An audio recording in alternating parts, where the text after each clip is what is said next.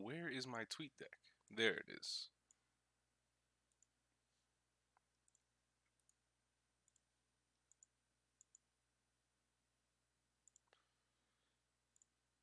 I should probably get a bot to start doing this, but at the same time, no.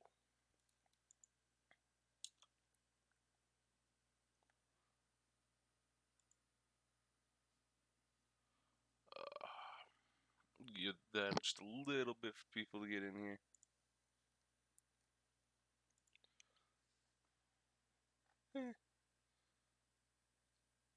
Well, that doesn't look half bad. Could look worse. Definitely could. But let me go ahead and move this over just a smidge. Oh, what? It's not really how I want. Fuck. Stop clicking to this other thing. I don't want you to line up with it. I just want to extend it here. What's up, Lamont?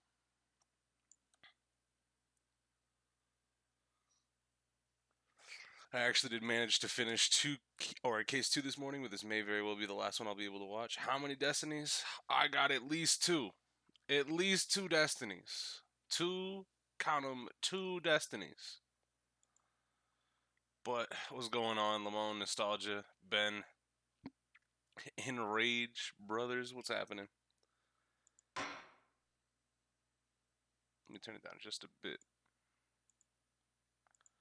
Alright, we're back at it in the turnabout countdown. Last we were here, Apollo fell asleep. Apollo literally just laid down in that open courtroom and just decided to go to bed. What an actual monster. What's up, SNR? Juve, what's going on? Who in here doing illegal shit? Not us. We're doing legal shit. This isn't exactly how I envisioned the second day of this trial to go. Or start, rather. But given how things ended yesterday... Yeah, Apollo was just asleep. Good morning. Hey, Athena. I had half of mine in the layout because I don't know if you guys know this. There is like 0 art that you can find on Google Images just for searching up Athena. I searched up Athena Sykes sprites and there was like nothing. The picture that I have on the layout right now, that's fan art, I think. It came from somebody's DeviantArt page.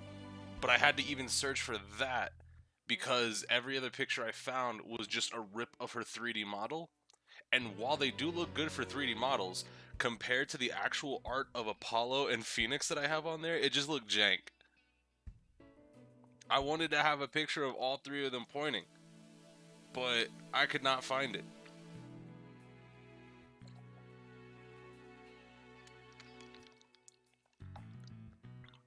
Maybe somebody's drawn that, but I could not find pictures of all of them just pointing by themselves. It was tragic. Mood sure is tense.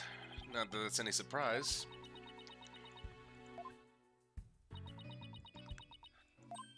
Oh, hey. Did you read the paper this morning, boss? Huh? The paper? That came out of left field. You didn't read it? Then you didn't know the big news. Somebody spotted an abominable snowman way up in the mountains. Thank you, Athena. Tell me you know the difference between a paper and a tabloid, Athena? It might show up in the forest where you live, Junie. So you'd better watch out, okay? Dog. Nobody wants to talk. Apollo in the hospital. You really should read the story for yourself. I couldn't even begin to do it justice. Don't say justice. No, you moron. Huh? Oh, poor Apollo. And it's all my fault. Tina. Oh, Junie, what was I thinking? I'm so sorry. Look at him just sleeping on the ground. What we found yesterday was not Apollo's dead body, thank goodness. He'd been assaulted by someone with a blow to his head and was lying unconscious. He was literally just taking a nap. he he was not knocked out. He was just sleeping in the courtroom. He went to go look for that stuffed animal. Damn, man, ground kind of comfy. Gone. We rushed him to the hospital right away, and it looks like he's gonna pull through. But it was still quite a shock to stumble upon a scene like that. I'm just saying, Phoenix wouldn't have been KO'd. Well, in Apollo's defense, Apollo took a bomb blast, got hit by rubble, and then went into that fucking blown up courtroom to look for a stuffed animal. He got snuck. Also, Phoenix got knocked out from falling into a little bit of water. Let's calm down. Let's just take it easy, okay? We're not gonna do that to Apollo justice. I managed to get her to stop crying. Now she's resting on that sofa over there. I guess she feels responsible for what happened to Apollo. Poor Junie. She believes that the reason Apollo was attacked is because he was helping her look for something in that courtroom. Oh? Guess I can see why she'd think that. By the way, how are you doing? I don't think he got knocked out from the fall. I bet he just passed out from the cold. Yeah, like, imagine passing out from being cold. Apollo Justice would never. Who, me? Yeah, you. I know you're concerned about Miss Woods, but are you alright? Me? I'm doing just fine, boss. I mean, yeah, it was a huge shock, but I'm alright. People who study analytical psychology are great at times like these. After all, they learn how to control their own emotions, too. Is that why your fucking necklace starts saying whatever you think? Somehow, I don't think it's easy as she makes it sound. But there's no denying she's a real trooper. Apollo doesn't remember a thing, does he? Yeah, he can't recall anything from the time right before he was assaulted. Nothing about what he was doing in the courtroom number 4 or who assaulted him. The doctor said it's probably due to that hit he took to the head.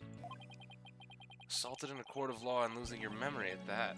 I don't know how that feels. Or I know how that feels, rather. Yeah, no. Nice little callback. I like it. But then who in the world would do such a thing, huh, Mr. Wright? Just wait till I get my hands on the coward who hurt our Apollo. Now, Athena. I thought you said you were in control of your emotions. Let's just focus on helping Miss Woods, okay? But I admit I'm just as upset as you. Phoenix got hit with a fire extinguisher in 2-1 and got full-on amnesia? That is correct. What's going on, Coquette? Okay, boss, you're right. Apollo's assailant can wait until after we clear Junie's name. That's the spirit of justice. Now let's see. I'd better check the court record one more time before the trial starts. What in specific?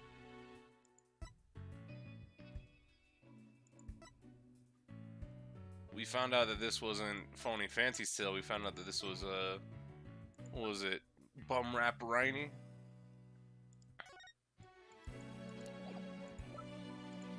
It's kind of weird moving to this game and what? Oh, okay. Weight 12 pounds. Okay, so the bomb weighs 12 pounds. It's not the stuffed animal included with that. Case is 5 by 16 inch alloy plating.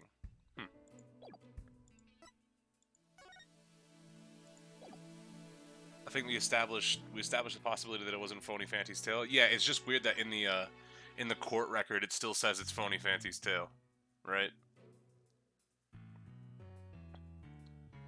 So it wasn't like 100% proven, but beyond reasonable doubt, you can say that this is the Rhino's tale. Because its existence was proven by what Juniper said, as well as Apollo going to look for it. I guess you can say for everybody it wasn't proven, but for at least the defense it seems proven, right? It seems like maybe this should be, like, the description of this piece of evidence should be updated. At least to say, like, yeah, it's a stuffed animal tale. Maybe not just directly a Phony Fancy Tale. Memory serves, when I have more than 6 pieces of evidence, I should be able to switch pages with the D-pad or the control stick. Earth to Mr. Wright, I'm ready whenever you are. Alright, let's get ready to rumble. You bet. With everything that happened with Apollo, I don't know if I didn't have time for a proper investigation. I can't let that stop me, though. What's up, Exalted? What's up, Mike? I have to get this right, for Miss Wood's sake, and Apollo's too.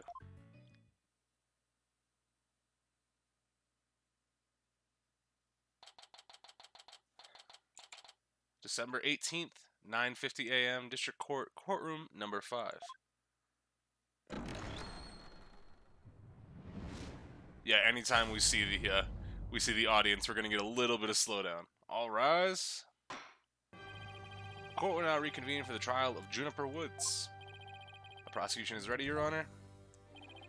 The defense is also ready, Your Honor. Now then, I believe I instructed the prosecution to further their investigation. Were you able to locate the remote switch in question? I'm afraid the remote switch is still missing, Your Honor. I must say I'm disappointed, Mr. Payne. Not angry, just disappointed. Damn. Fried. How old is the judge by this point? Judge got some age on him, man. Hold on. Trap, what's going on? I apologize, Your Honor. Aha. Looks like the prosecution is just as unprepared as I am. Judge is like 70 plus, but he's still as spry as ever. Let's define the word spry, because I don't think that means what you think it means. What's going on, Lee? There is a separate matter, however, that I would like to bring up during this trial. A separate matter, you say? And what might that be? I assume you are aware another incident occurred during yesterday's trial. I'm speaking, of course, of the assault on Mr. Justice in the ruins of courtroom number 4. So, one thing I want to know right now, or throughout the course of this game, is how did Apollo get the last name Justice? Was that his dad's name? Because, my god, that name is hard, but shouldn't his last name be whatever, like Grammary? It should be something like that. Definitely not a Nigmar, but what year did this come out? Excellent question. I think 2011, 12? Don't quote me on that. That was in fact his birth father's name. Yo, that's hard. I need to meet big Mr. Justice. I need to go see Apollo's father yesterday. 2013? Okay. Uh-oh. Why is he bringing that up? Not this game, you won't? May fuck! Yes, what a truly harrowing experience it must have been. Poor Mr. Justice. At the time of the attack, Mr. Justice was not alone. He was with the defendant, Miss Juniper Woods. He isn't going where I think he's going with this, is he? The prosecution wishes to indict Miss Woods on the charge of Mr. Justice's assault. Great. Could smell that one coming a mile away. We didn't get a lot of slowdown on that audience shot. Hopefully it stays that way. Order in the court. Mr. Payne, the incident under deliberation here is the courtroom bombing. The assault on Mr. Justice has nothing to do with this trial. Yeah, he's going there. Ah, but I believe there is a connection between this case and Mr. Justice's assault. Please take a moment to consider these facts. Both events occurred in courtroom number 4. This is the location in courtroom number 4 where the unconscious Mr. Justice was discovered. As you can see, it's quite close to where Detective Arm's body was found. Close, relatively. Alright, a diagram of the courtroom as it was when Apollo was discovered after the assault. The question is, why did the culprit feel the need to maliciously attack Mr. Justice? 'Cause they're a fucking asshole. Why indeed? What do you believe their motive to be, Mr. Payne? I believe Mr. Justice found something in that courtroom while Miss Woods was with him. Evidence that fingered her as the perpetrator of the bombing. You mean he found some incriminating evidence? Precisely. And so, I surmise that the defendant picked up a piece of rubble and hit Mr. Justice on the back of the head in order to silence him. Objection! Hit him, Athena. Junie would never do such a thing. I meant with facts, Athena. She was devastated when we found Apollo hurt like that. Miss Sykes, please control your outbursts. It is the prosecution's belief that by deliberating on Mr. Justice's assault, we will draw ever closer to the truth of the courtroom bombing itself. Who wouldn't hear violating the terms of social distancing?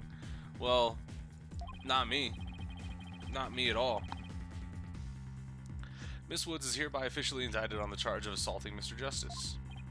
What? Why are you listening to Mr. Toupee over there? Although, considering our conversation yesterday... Apollo might have figured something out. Yep.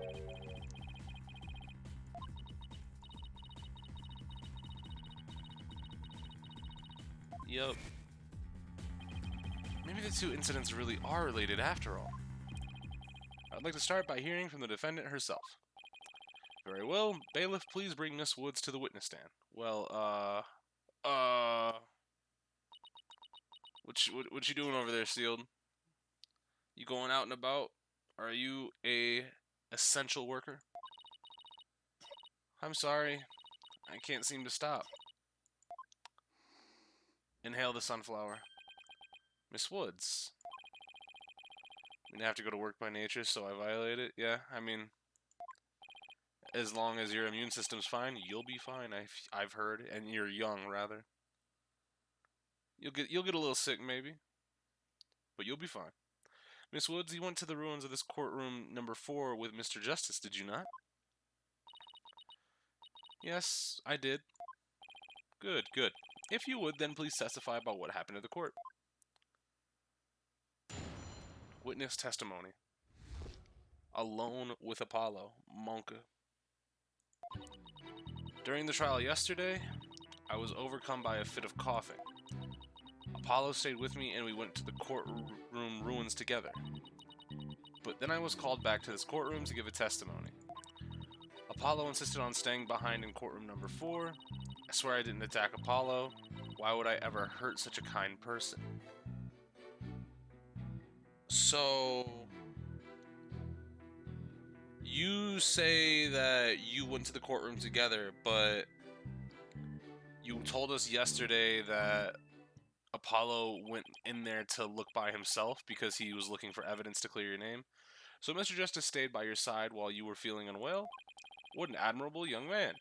I thought his loud voice was his only outstanding feature. He may look a little imp at times, but Apollo can be really nice too. I hope she didn't hurt her wrist backhanding that one out. But one has to wonder, why did Mr. Justice stay behind in the ruins? I think Apollo might have figured something out. Something? What kind of something? Something to do with the courtroom bombing kind of something, I think. Well, yeah, they might have went together, but at one point Apollo was alone. Like, at one point Apollo was not seen by Juniper, is the point. Oh, new evidence for the case, was it? That's a very big kind of something indeed. Yeah, we're getting minor slowdown on this now. That's good. I believe so. You mentioned looking for some evidence when I was called away. Objection! Pain. Just as I thought, there is a connection between the two incidents. But the defendant has told a very big lie, Your Honor. What lie is that? When she learned Mr. Justice would be looking for evidence, she attacked him. She attacked him to give herself the chance to destroy that evidence. No, I never... Objection. Pain. Miss Woods repaid Mr. Justice's kindness with violence. We found the proof of her foul deed there in the courtroom ruins. What? Yo, come on. Oh, we're doing this again? Again, right? How many times are we gonna do the writing? Also, he was knocked unconscious. How'd he write that? Do you see it? There in front of Mr. Justice's right hand? Witness the message he left us. Also, did we see that yesterday? I don't think we saw that when we saw Apollo sleeping on the ground. W-O-O-D-S?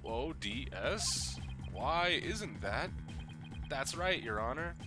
It says Woods in capital letters. What? I submit that Mr. Justice left us with the name of his attacker before he fainted. Apollo's assault photo added to the court record. At least the judge can read. Yeah, I mean, Apollo is shown collapsed on the floor. The bloody writing is also visible. No, that can't be true. Why would Apollo write my name? There was Maya in blood twice, Maggie, Now Woods. Like, come on. Mr. Wright, the nerve of him leaving that message. Why would he do this? Yo, calm down. You know it wasn't him. Hey, don't take it out on me. I don't understand any more than you do. We discovered Apollo yesterday.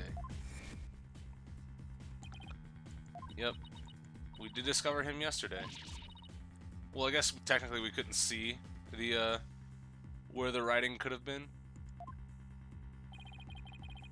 Yeah, Maggie was in sand, but, like, writing of the person, like, before they die is my point. Not necessarily in blood. Didn't even have a chance to rush over to him. As soon as security heard Athena scream, they ran in and cordoned off the area. After that, they were in courtroom number 4 with Apollo the whole time. We couldn't investigate anything ourselves, and we had to leave everything to the police. Still, I never thought they would find some bloody writing there. Shouldn't you have seen it? Emma in Rise from the Ashes? Yeah, that's true. On the vase. Now then, please begin your cross-examination, Mr. Wright.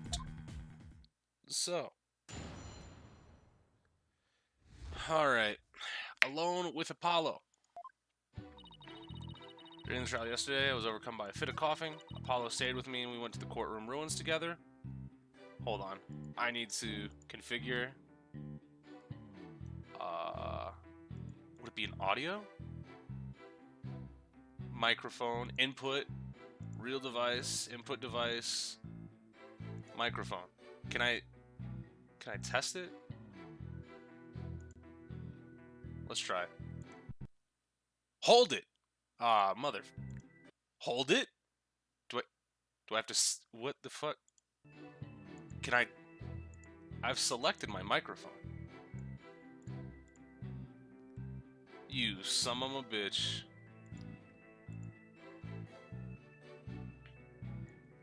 Why isn't it working?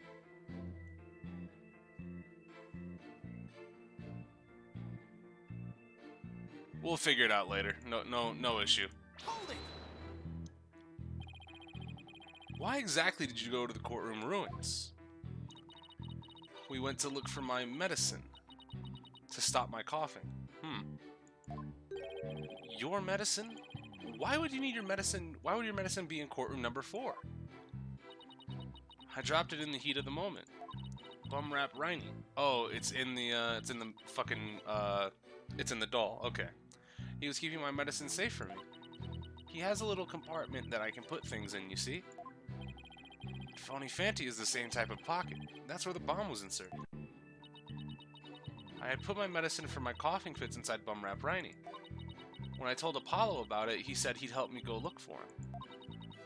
There was so much rubble in there, I was worried, but there was no rubble or anything in front of the witness stand. Yeah, there was. What are you talking about? Yeah, like, hold on. Look at all of this. There's no rubble or anything in front of the witness stand? Are you okay? Add that one to the fucking testimony. So when we got inside, Apollo went straight there and started looking for my Riney in that area. I think she's talking about where you would stand. Well, I mean, if you're saying in front of the witness stand, wouldn't that be on the side, on the opposite of the actual stand? Wouldn't where you could get to be called behind the witness stand? I was once, but not in blood. Yeah. It was so nice of him to do that for me in spite of all his injuries. Apollo is so strong and kind, just like the trees of the forest. The way she makes him sound, you think Apollo was some kind of ancient god. Get it? Clap. Oh, wait. Ah. My chest.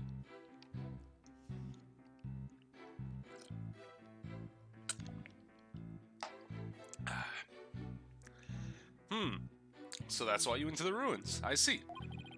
That seems to be quite an important fact. Please add it to your testimony, Miss Woods.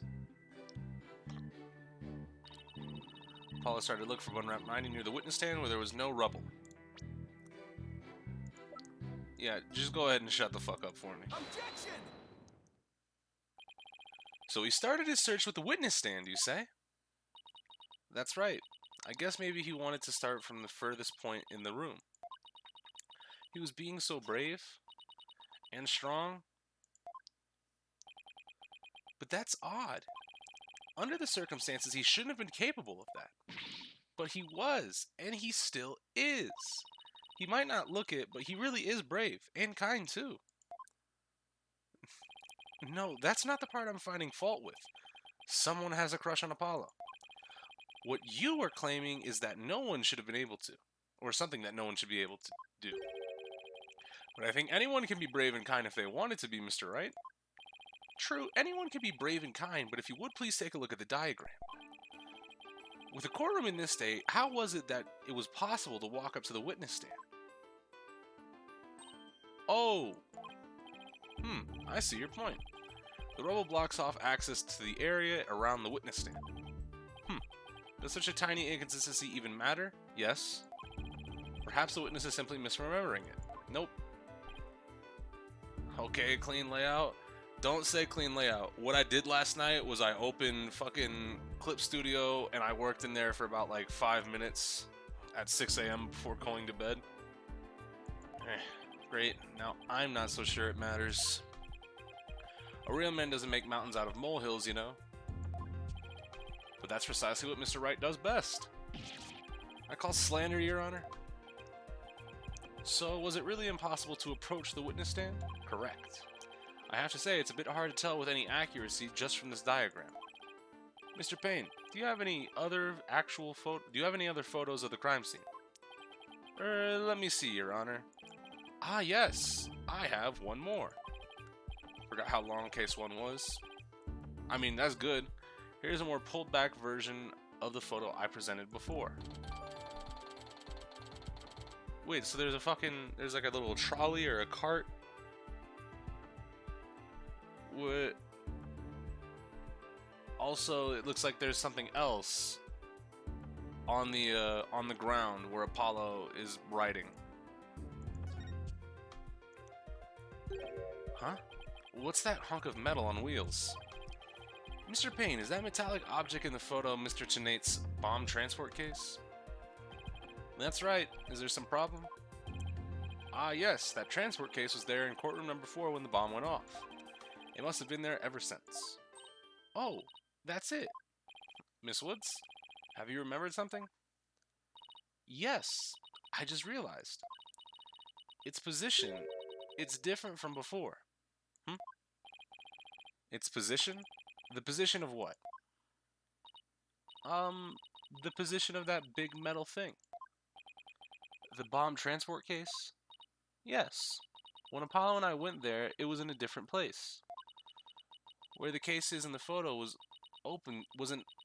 where the case is in the photo was open space, so it was easy to search the stand. Okay. I see. So where was the transport case when you and Mr. Justice saw it? As I recall, I think it was more to the right. To the right? And that means, in that case, the case was over there at the time of Apollo's attack? Who cares if the transport case was when? What difference does it make? It has nothing at all to do with what we were talking about. Objection! Shut him up. Yeah! For a quick job as a functional layout, Apollo looks a bit blurry in comparison. Yeah, couldn't find any like hyper high def pictures of Apollo. That's why I made him like more in the back, if that makes sense.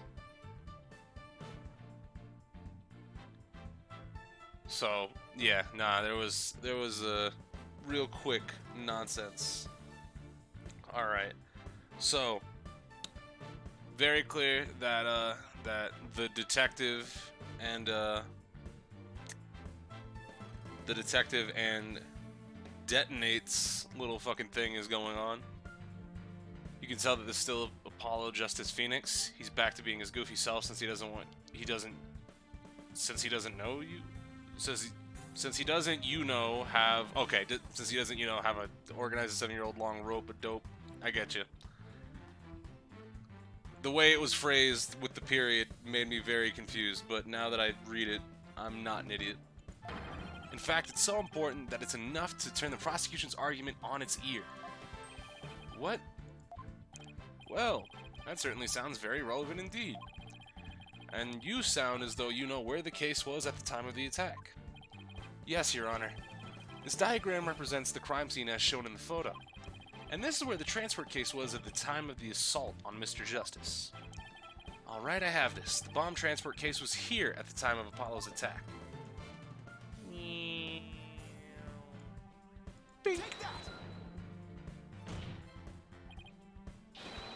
Your Honor, I assert that this is where the transport case was at the time of the assault. But that's...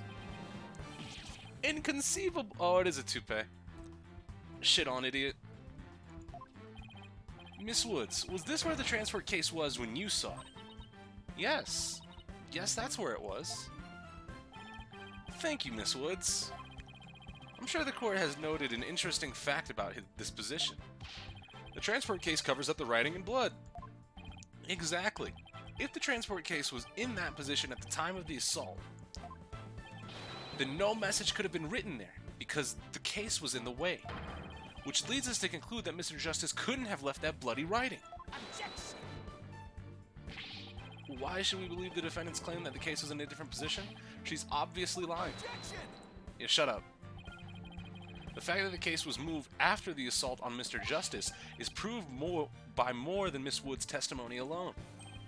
What and where is this proof you're talking about? It's right here in the crime photo. I'm keen to see this proof myself, Mr. Wright. When this photo indicates that the transport case was moved after the assault, I mean, there's... Are we...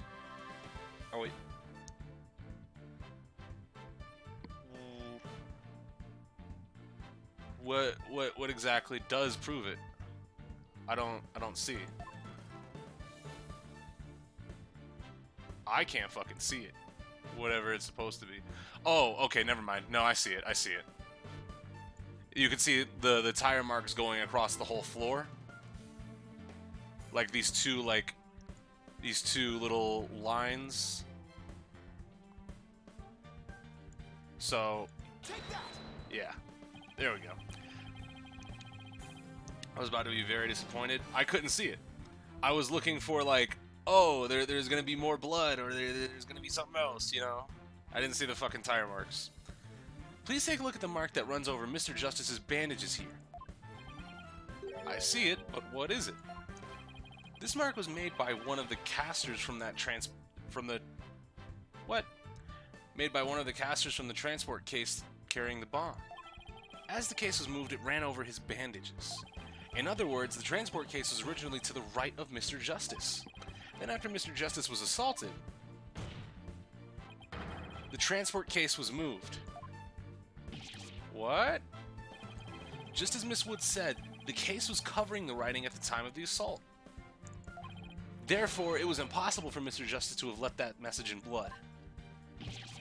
No. There's the slowdown. Yeah. You did it, boss. It was a real nail-biter, but you pulled it off. Yep, that should bring down the prosecution's claim like a house of cards. Order in the court. Mr. Wright, that was a very clever deduction. It was nothing, Your Honor. Nothing but pure genius. Take that. Boss, I'm sensing a definite smug and braggy vibe coming off of you.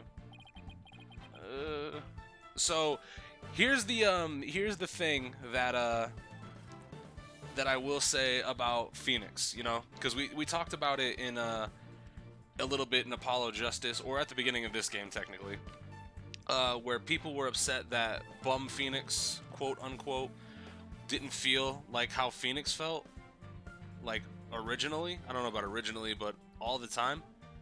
And there's a comparison that I'd like to talk to everybody about.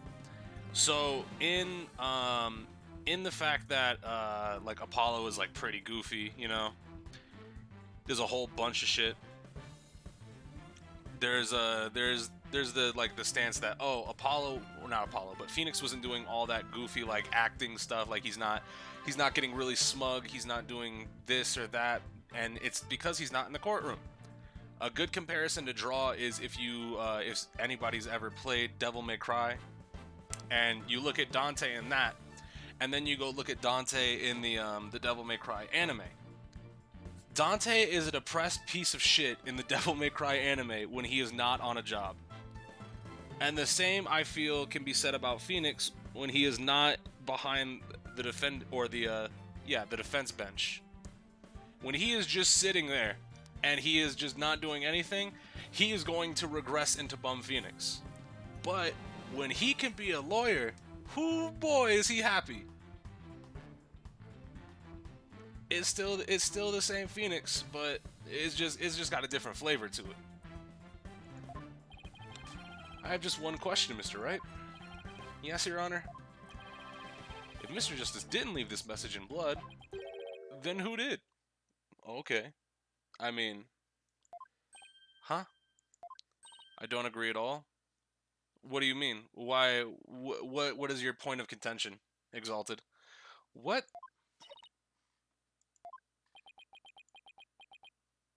Oh. Well,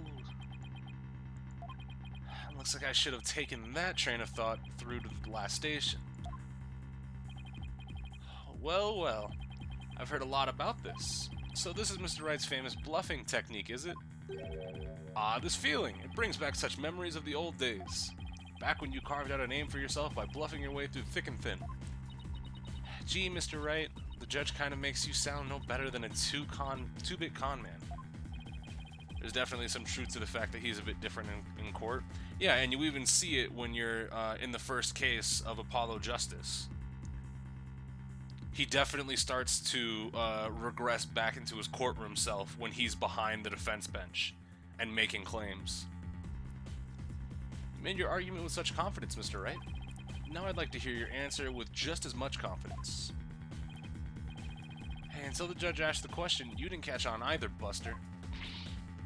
What now, boss? I hope you didn't bluff your way into a corner. Think, Phoenix, think. There must be a way through this. I have to dig my way to the truth somehow. Who could have written that message in blood? Well, someone else. Technically. My problem is that Bum Phoenix and the Phoenix doing investigations are still radically different.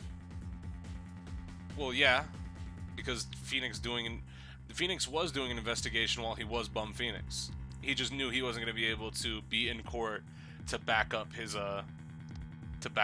investigation, right? So, definitely could have been someone else. Think. If it wasn't Apollo, then who could have left the bloody message? Yeah.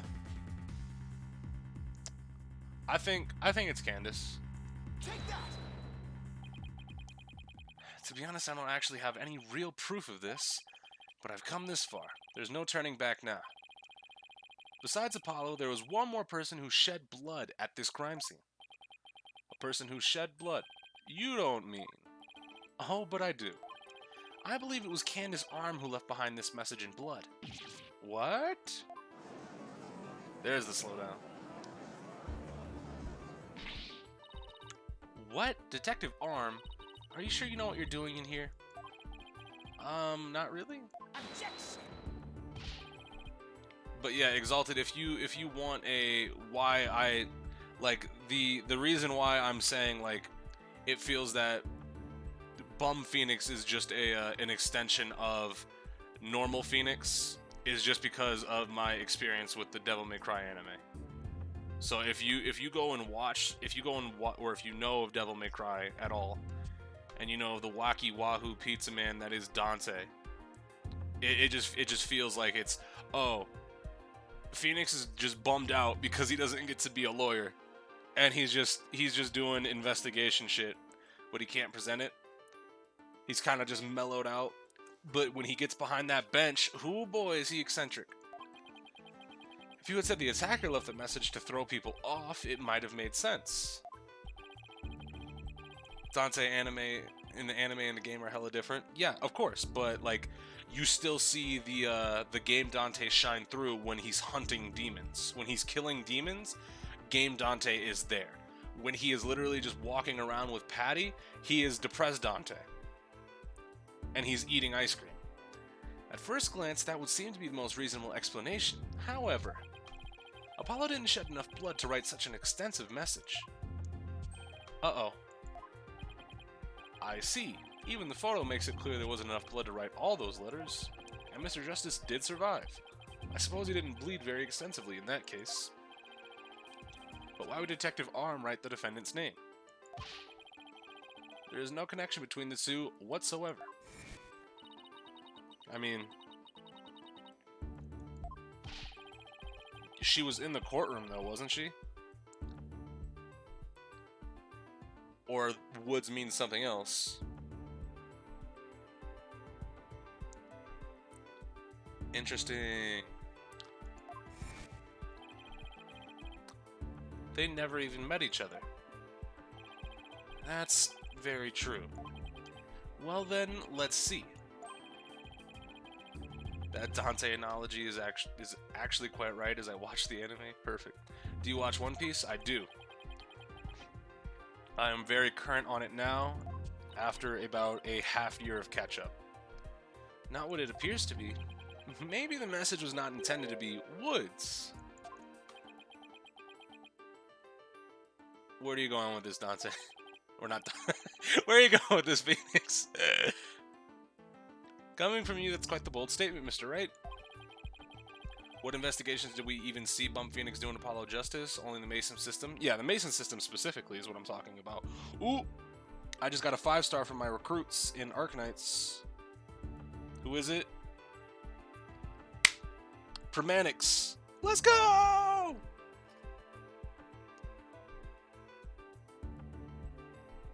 Let's fucking go! Yes, Your Honor. Got those sisters on Animal Crossing that sells clothes. Oh no. Oh, Toku tonight? I might miss it. For something I pulled out of a wormhole, it could turn out to be true, right? Objection! Shut up over there. It clearly says Woods, as anyone can plainly see. What other meaning could it possibly have? Objection! But Candace Arm was a detective. Maybe Woods only means something to the police. Like a police scanner code, for example. Oh, you play Arknights? Yeah, I love Arknights. Great game. I didn't think of that. Heh. You may have tricked his honor, but you'll never get the best of me. I have a thing for studying on the weekends, as you've already guessed. And there is no such radio code as Woods in this state, dear Mr. Wright. Is that a fact? Heh. Don't look at me. I know as much as you do about police codes. Enough of this. I was quite taken with the defense's new theory, but if they can't substantiate it with anything, then I must end things here. No, please wait, Your Honor.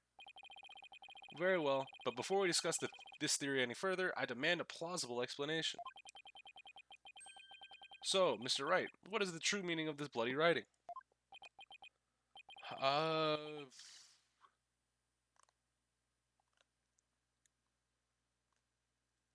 You could... What is it? Let's look at the...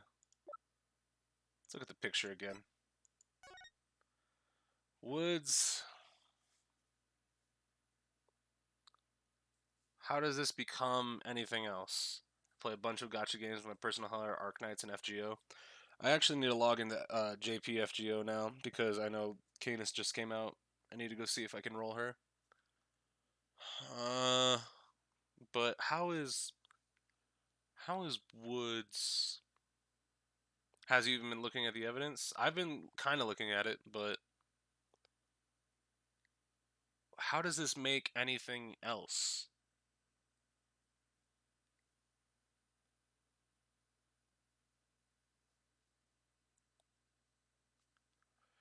I guess if you erase some lines, you can get you can get 10015. 10015.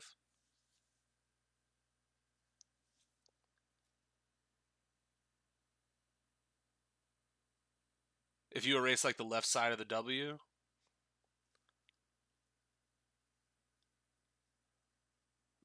Kind of, I guess.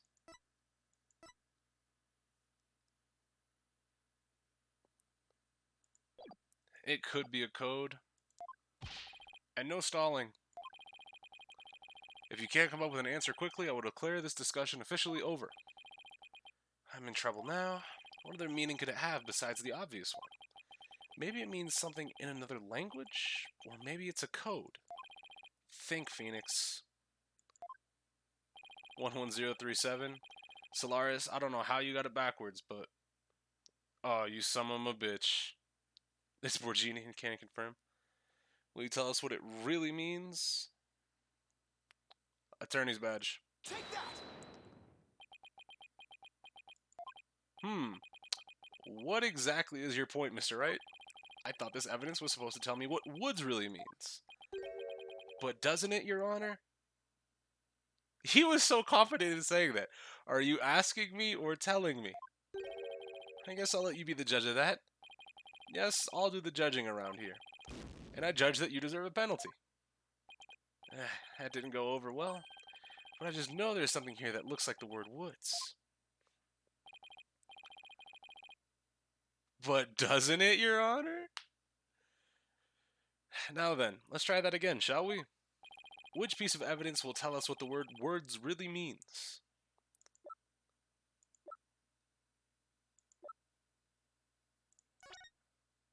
Oh, okay. Hey.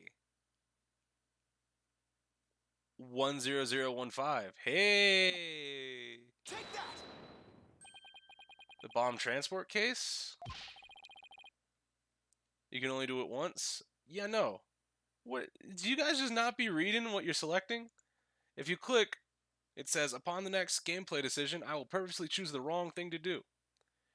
Now, maybe I should choose it to say once, but... yeah, I've also said it multiple times. I've had it about up to here with your shenanigans, Mr. Wright. Take a look at the numbers on this case, Your Honor.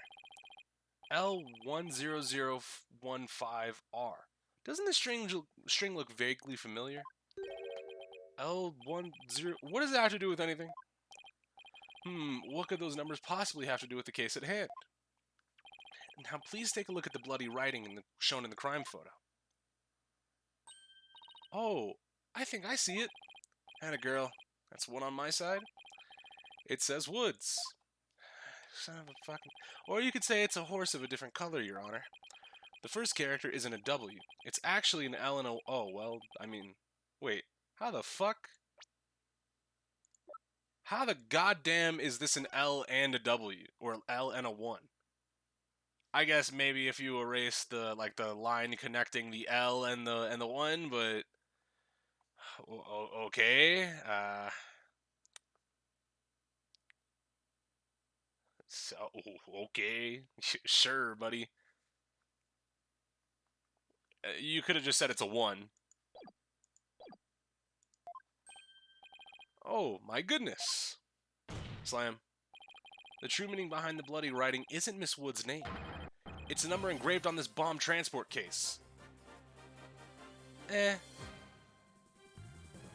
Alright, so, it's been a minute since we've had to do it, but I gotta go to the restroom. And you know what that means. It hasn't been changed. But, I will be right back.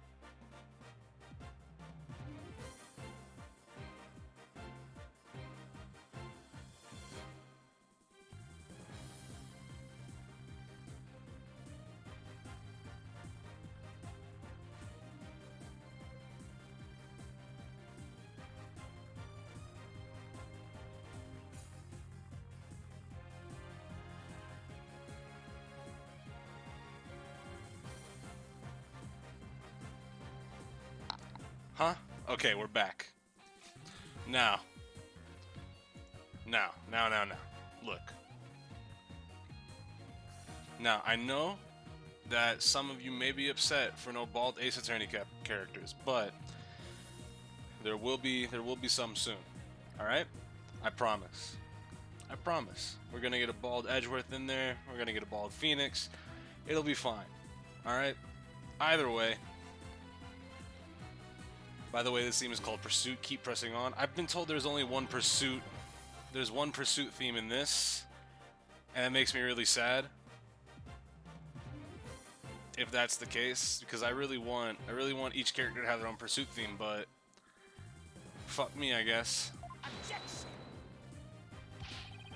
What are you talking about? The next part doesn't make any sense. Next number is a 1, but the bloody writing says D. Objection! But the number on that case and the bloody writing can be made to match up quite easily. This is how the number on the transport case can be made to match the bloody writing.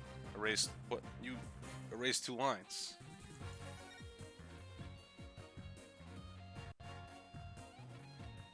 Each character has their own objection theme, but yeah, I wanted to hear Overtaken.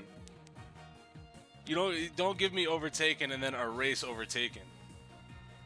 Please erase the 3rd downward stroke of the W and the curved part of the D. Yeah. Well, would you look at that? Lewis. No, Your Honor, it's not meant to be read as a word. It's the number L10015, which, if you take away the final R, is the exact same number that's on the bomb transport case. Erase 2 lines and they match up, you say? Well, I can change anything to anything else just by simply erasing 2 lines. What if we erase 2 lines from your name? Well, would you be happy as Mr. Wright? Well, would you, Mr. Wright? The only right spelling is right. Okay? I'm doing pretty well here, and I think I've drawn the right conclusion. Detective Arm's real message to us is the bomb transport case's number. Your Honor, the 2 lines were added by the real culprit to intentionally mislead people.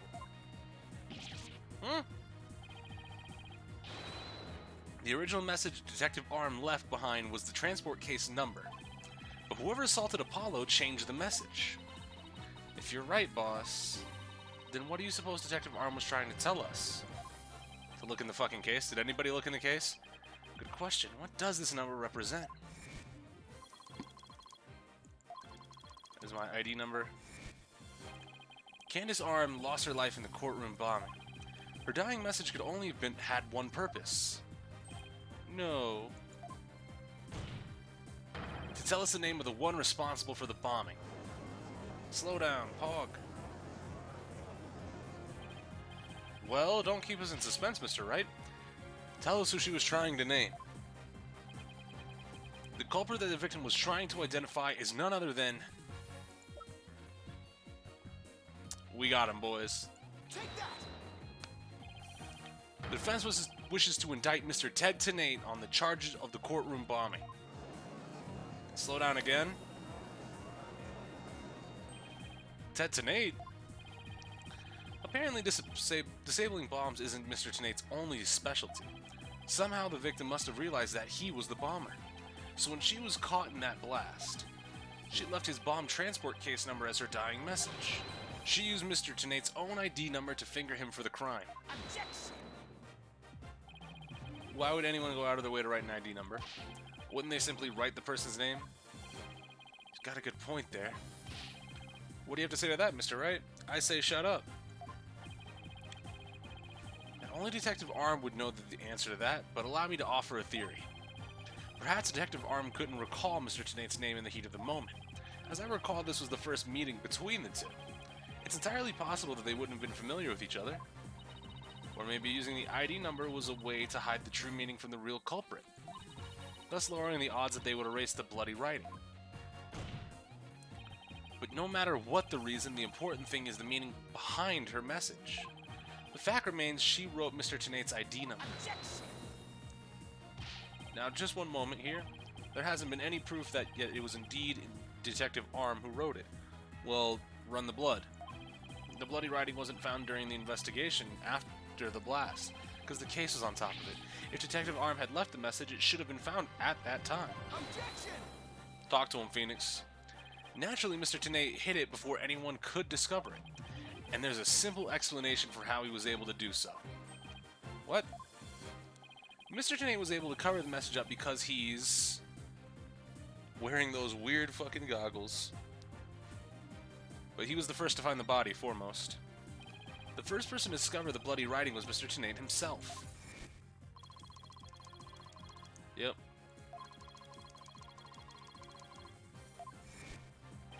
When Mr. Tenay saw the victim had written his ID number, he used the bomb transport case to cover up the bloody writing as a stopgap measure. So that's why the blood was under the transport case. There's got to be a new record for the amount of objections during a case? Maybe. I have actually no idea. Somebody's probably marked it down somewhere on the internet. If you didn't report the body right away, he would look suspicious. So those letters lived on to serve another function. But Mr. Tenay used them in another incident. Oh, the assault on Mr. Justice. Exactly. Mr. Tenay hit upon a plan to use the bloody writing for his own purpose. Did Chris take actual damage or was it bullshit? Nah, Exalted used the force me to throw and I clicked on something else. So he didn't clean it away. Instead, he made it look like Mr. Justice wrote it by adding 2 lines to the writing that Detective Arm left behind. He changed the meaning of the message. He made it look like Mr. Justice was accusing Miss Woods of the attack. So that means the only person who could have altered the bloody writing was the courtroom bomber, who was the same person that assaulted Mr. Justice. And that person is Ted Tenay. 2 pay damage. Slow down.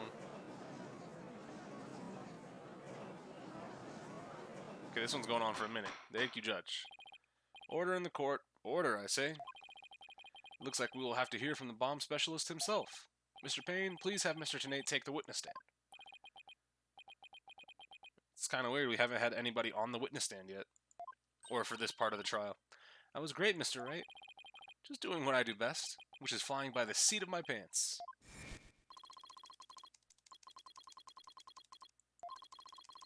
Yeah. I finally drawn Mr. Tenay back onto the witness stand. Looks like you'll get your wish, Goggle Man. Now, watch me take your lies apart.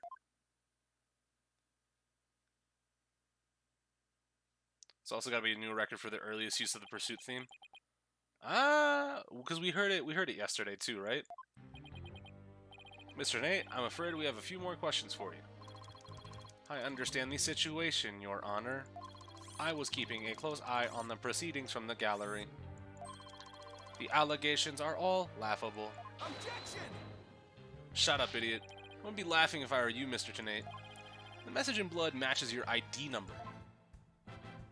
Oh, shit. We got animations.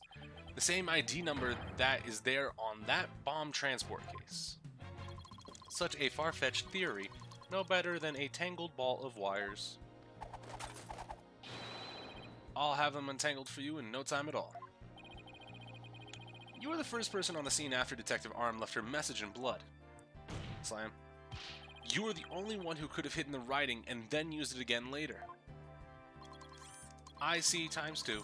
But then let me ask you, do you have any proof that Detective Arm wrote that message?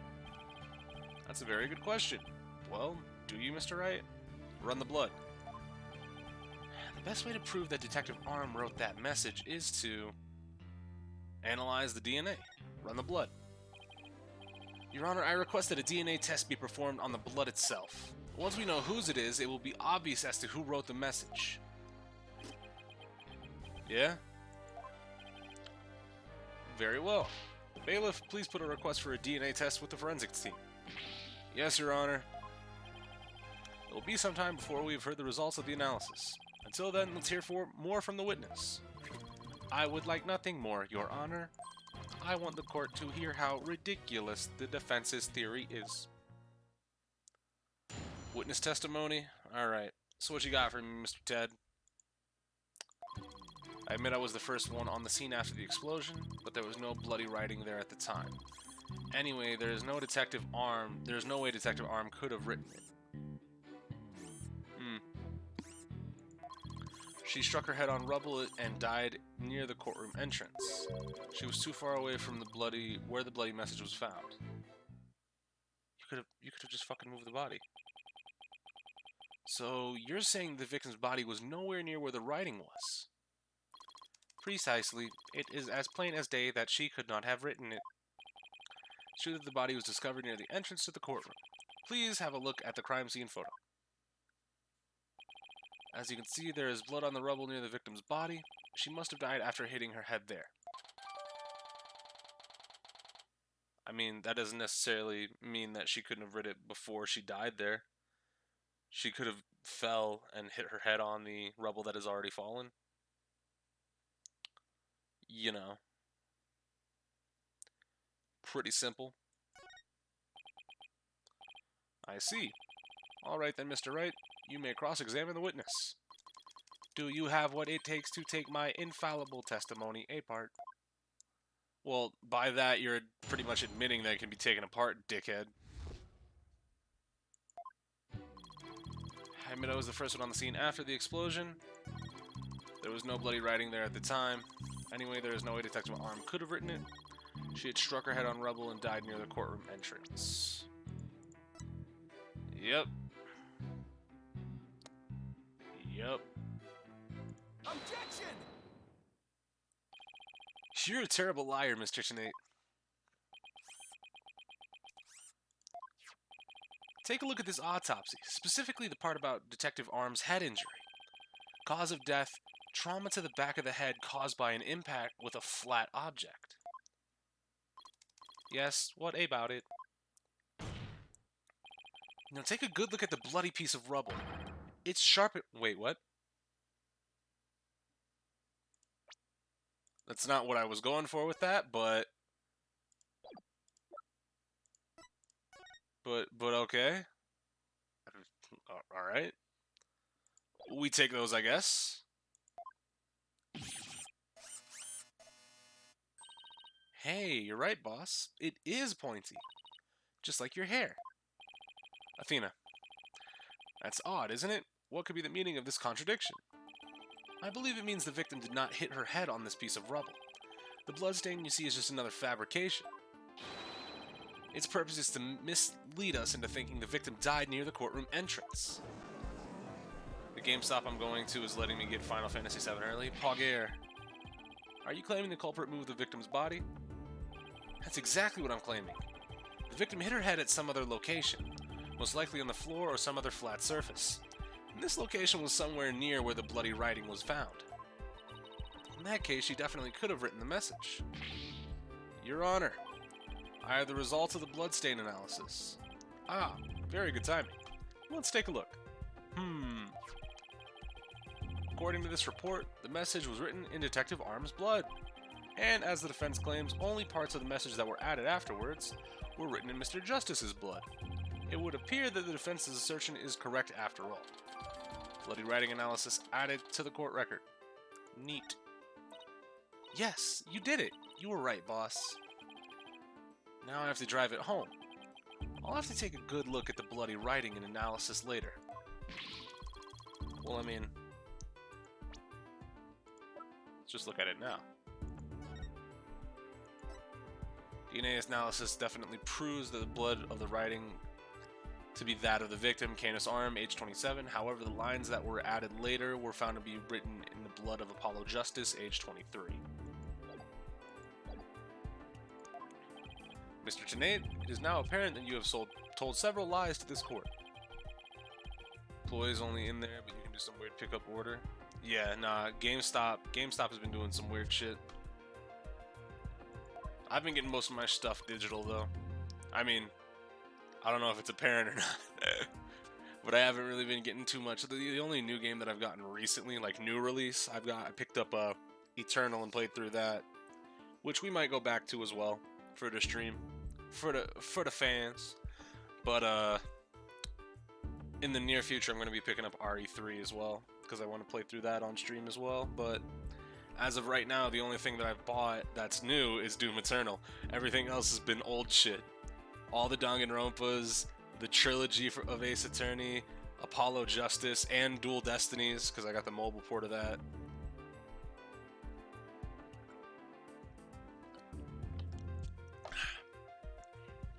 But yeah, no.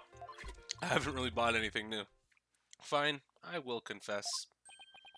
You will? But then why are you so calm?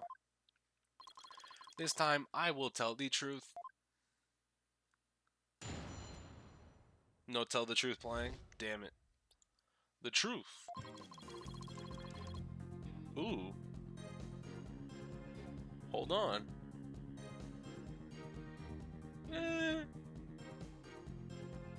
Are you planning on playing P5R? Probably not. I'm not a huge Persona guy, and playing through vanilla Persona for the little bit that I did, I was like, this is alright. This is definitely a video game. Somebody could definitely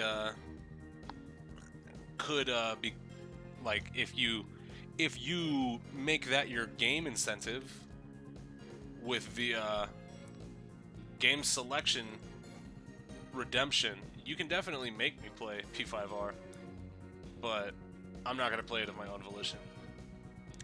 It is true that Detective Arm wrote my ID number. She very plainly wrote L10015R. I was shocked, but I did not detonate the bomb. Detective Arm must have mistaken me for the real bomber.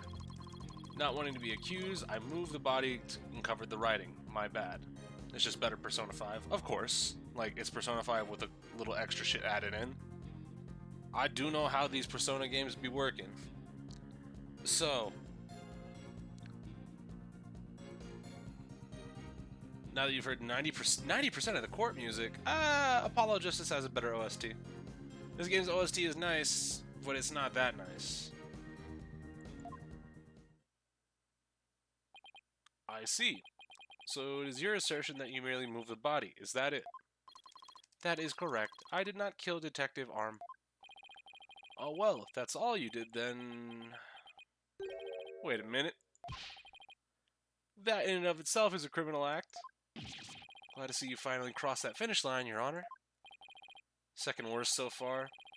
I'm not a big fan of, like, the OST is nice, but it just misses in spots, right?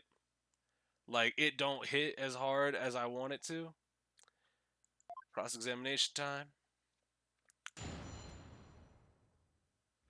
I also don't get why they're showing the prosecution's face for the cross-examination bottom screen, like they're going to be taking part in the cross-examination.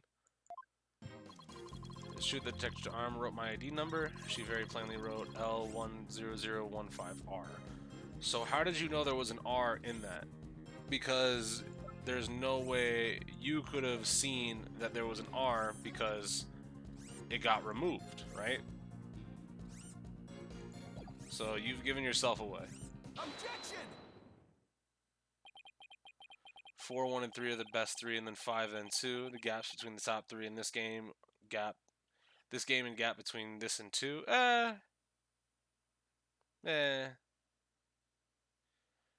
Like, this...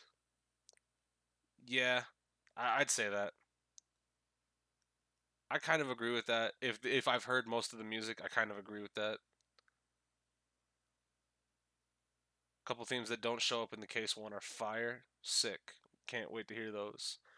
I just want to make doubly sure that L10015R is really what you saw written in blood. Yes, it very clearly said that. But that's odd, because that's not what I see. Objection! What on earth are you babbling about now? Wasn't it you who claimed the bloody writing was his ID number in the first place? Take a good look at the photo in the bloody writing analysis. Now tell me, does it really say L10015R? Judge, shut up. Oh, eep. Justice for All, and honestly, has a pretty good OST. It's just the pursuit theme and the logic theme is garbage. Like it's not bad, but I would say there's nothing that's really strong. Like, I'm not saying, damn, I want to hear that song from Justice for All again. I am saying, however, I want to hear Cornered again. I am saying I want to hear Overtaken again. I want to hear Tell the Truth again. I want to hear some of the tracks from Trials again, you know? But there's nothing from Justice for All that makes me, like, personally, me, want to go back and listen to anything from that soundtrack. That doesn't get done better in other games to me. Something is missing, isn't it? And that something is the final R. What is the meaning of this, Mr. Tennate? Oh, right. Now I remember. There was no R on the end. It was just a slip of the finger. My bad. Come back, my beautiful contradiction. Mr. Wright, I'm not so sure it was just a simple slip of the finger. You have something for me, Athena? I sense that he's extremely agitated, almost panicked. Wow. Good job, fucking expert psychoanalysis person. I don't know how we could have gotten that he was a little bit agitated. Damn, Athena, real good work. Well, Mr. Wright, it appears it was nothing more than a mistake. I don't know. Did he really just make a typo? What about that R? Did Mr. Tennate really see it? No, he definitely could have seen an R. Maybe Mr. Tennate really did see the R. There's no R anywhere in the bloody writing. What's going on here? What? Phoenix, come on, buddy. I know you see that little bit of blood. I know you see it. Huh? Now that I take another good look at the photo, I think maybe that's it. What is it now, Mr. Wright? Are you trying to imitate Apollo and his cords of steel? I've got it. So that's what happened. A slip of the finger. Is that really all it was? Because I don't think so. I propose that Mr. Tennate really did see that letter R. But the photo clearly shows that there is no R. No, Your Honor. Actually, it is just the opposite. Just the opposite is true. The photo shows that Mr. Tennate actually could have seen the R. If you're going to make that claim, then you better be able to point out what you mean. What part of the photo shows that Mr. Tennate could have seen the R? Are you... Why is everybody stupid? You see it, I clearly see it, you definitely have to see it. Take that! Please look here, to the right of the 5. Do you see a little bit of red? Oh, I see it. Just on the edge where the floor is broken up. That's the R that Mr. Tennate saw. Objection! Shut up, Payne. It is true that the witness wears some very, very odd goggles, but that doesn't mean his eyesight is bad, nor his brain power.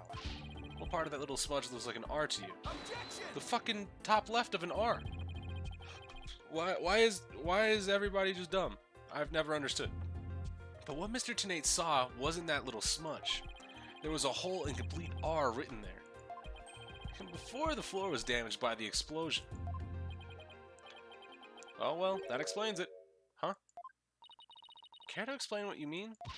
Because you just proposed that everything happened in the exact opposite order. Yep, because that's the way it really went down. Timing of when the R was written turns everything about this case around. Now then, if the floor was damaged by the explosion, when was the message written? Before the explosion? With the bloody message running off the edge of the damaged floor like that, we can only conclude that it was written before the explosion.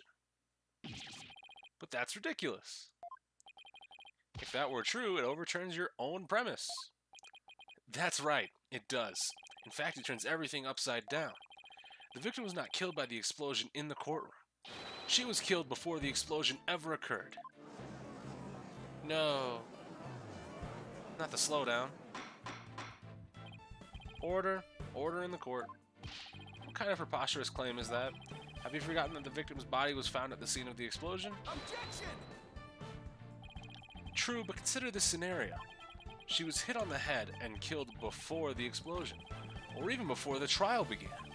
Her body was subsequently placed in the courtroom ruins after the bombing occurred. That way, it could be made to look like she was a victim of the blast. What? Sounds like we had better look into what the victim was doing before the trial. Mr. Payne, did anyone see Detective Arm before the trial?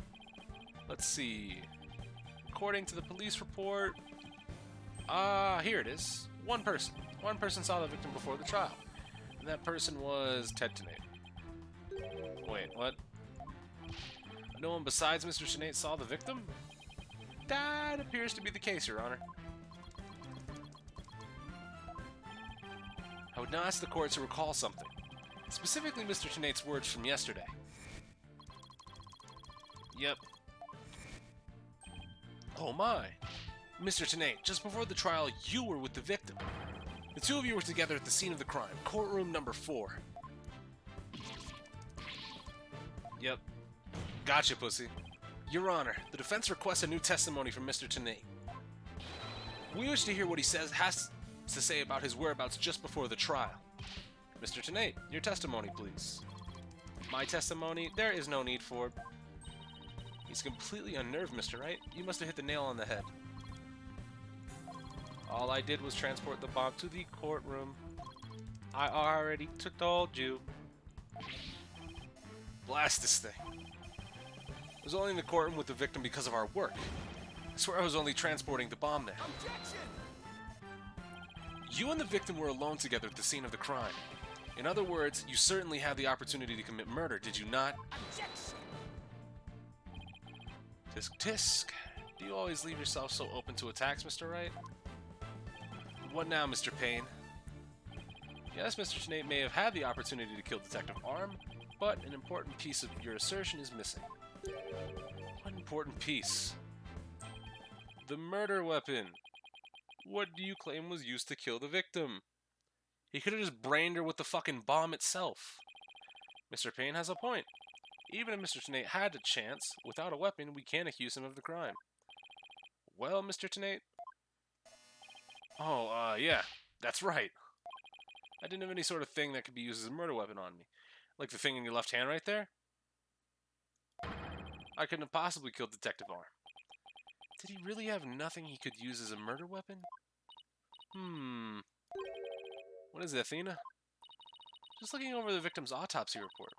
I'm hoping there's something in here that can point us in the right direction. Flat object.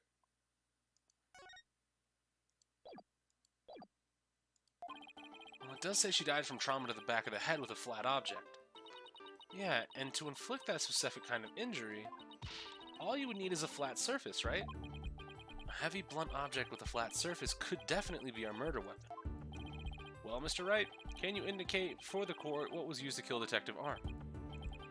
I believe I can. Believe being the key word here. You can. Then please do so now. What did Mr. Tenate have that could be used as the murder weapon? The whole bomb. Take that! He's actually a whole villain with that smile. It's not a great look for him. Mr. Tenate, you say you didn't have anything that could be used as a weapon. But in fact, you had the perfect thing. What? What the devil are you talking about? You had this. That's the bomb. I thought you were trying to prove that the victim wasn't killed by the bomb blast. Exactly. The bomb blast, no, but I believe Candace Arm was killed with this bomb. Because this is the blunt object that delivered the fatal blow to her head. Please recall the description of Detective Arm's head wound. Trauma to the back of head caused by impact with a flat object. We assume this injury was sustained when her head hit the floor. But a blow from any flat side of this bomb would produce the exact same wound pattern. Gotcha.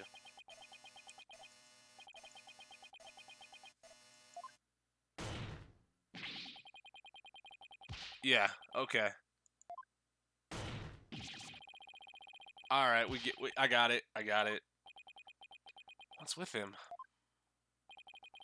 Then show me some proof. Where's this evidence that I hit the victim with the bomb?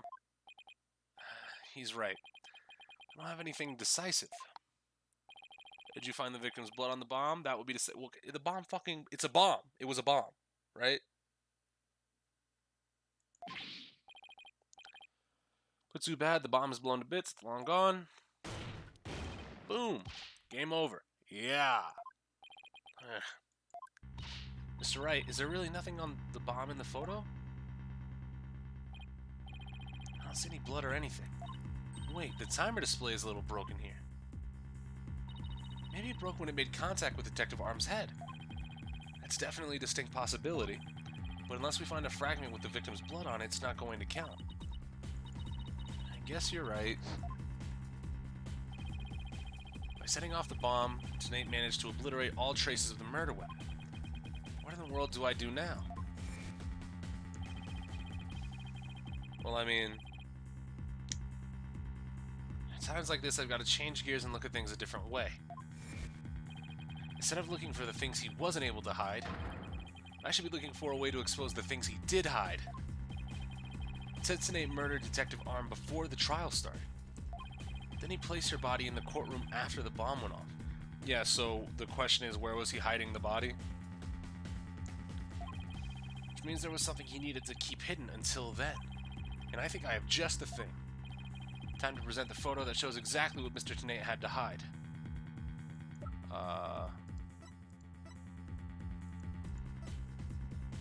Yep, had to hide the body. Phoenix's sweating sprite is actually disgusting. Yeah, it don't look great. Your Honor, there's something we've all been overlooking. The murder took place before the trial, then Mr. Nate would have had to hide the body somewhere during the trial. Hey, you're right, and if we can figure out where that hiding place was... Exactly. We might be able to find some evidence we can pin him down with. So where could Mr. Nate have hidden the body during the trial? The bomb transport case can be the only thing that I can think of. Take that! Wait. A box big enough for a body, a box that was in the courtroom the whole time, a box nobody would touch if they thought there was a bomb in it. Mr. Nate. What is it? Do you finally have some decisive evidence to show me? No, you're the one who's going to show it to me. Come again. You heard me. Now show me what's inside that bomb transport case. What? Why? No, there's no need. I've got him now. Just before the trial, you killed the victim with a blunt object, and then you placed her body in the ruins of the courtroom after the bomb went off. Clearly, you were trying to make it look like she died in the explosion. But where was the body hidden during the trial? Oh, I hadn't thought of that. Slam. The answer is right here. Inside of a box made of thick alloy plating that can withstand any impact. No, that's completely false. If it's false, you should have no objection to showing us your transport case. So, let's open it up and take a look inside, shall we? No. Hold it.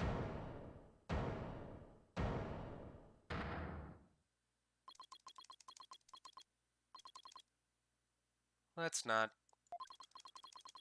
Did I miss the thought root section? I think you might be talking about future events. Ooh. Spoilers. Not if you value your life. What's he up to now? Remain calm and listen carefully. This bomb will detonate in 5 minutes. What? Huh? I repeat, this HH-3000 will detonate in 5 minutes. What's going on? Your Honor, I recommend you adjourn this trial before this bomb goes off. Well, damn. If there's ever a way to make yourself look guilty as fuck.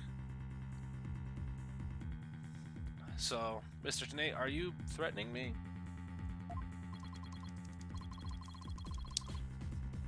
I am the only one who can disable this bomb. If you do not want to die, your only option is to listen to me. But Mr. Nate, didn't you say that's just a training model? A fake to practice on? I did, but I also lied. This is the real deal. This is the HH-3000. But the HH-3000 used to blow up the courtroom number 4, wasn't it? How do you know it was the real HH-3000 that blew up courtroom number 4? Huh? The bomb that blew up courtroom was a different one. One that I made. What?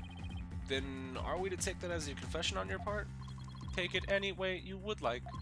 Just before the trial, I took the HH-3000 out of the stuffed animal and put my own bomb into it.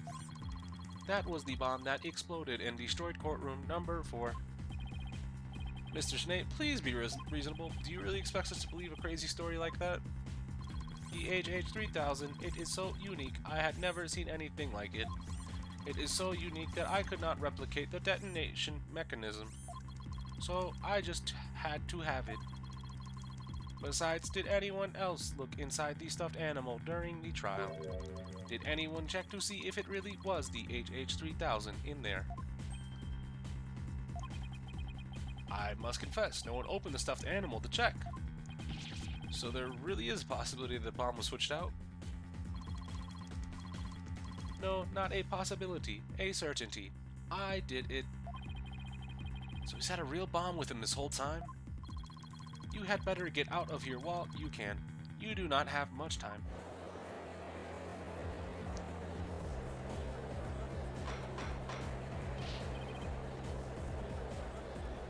Alright, so I'm out of here. Everybody leave.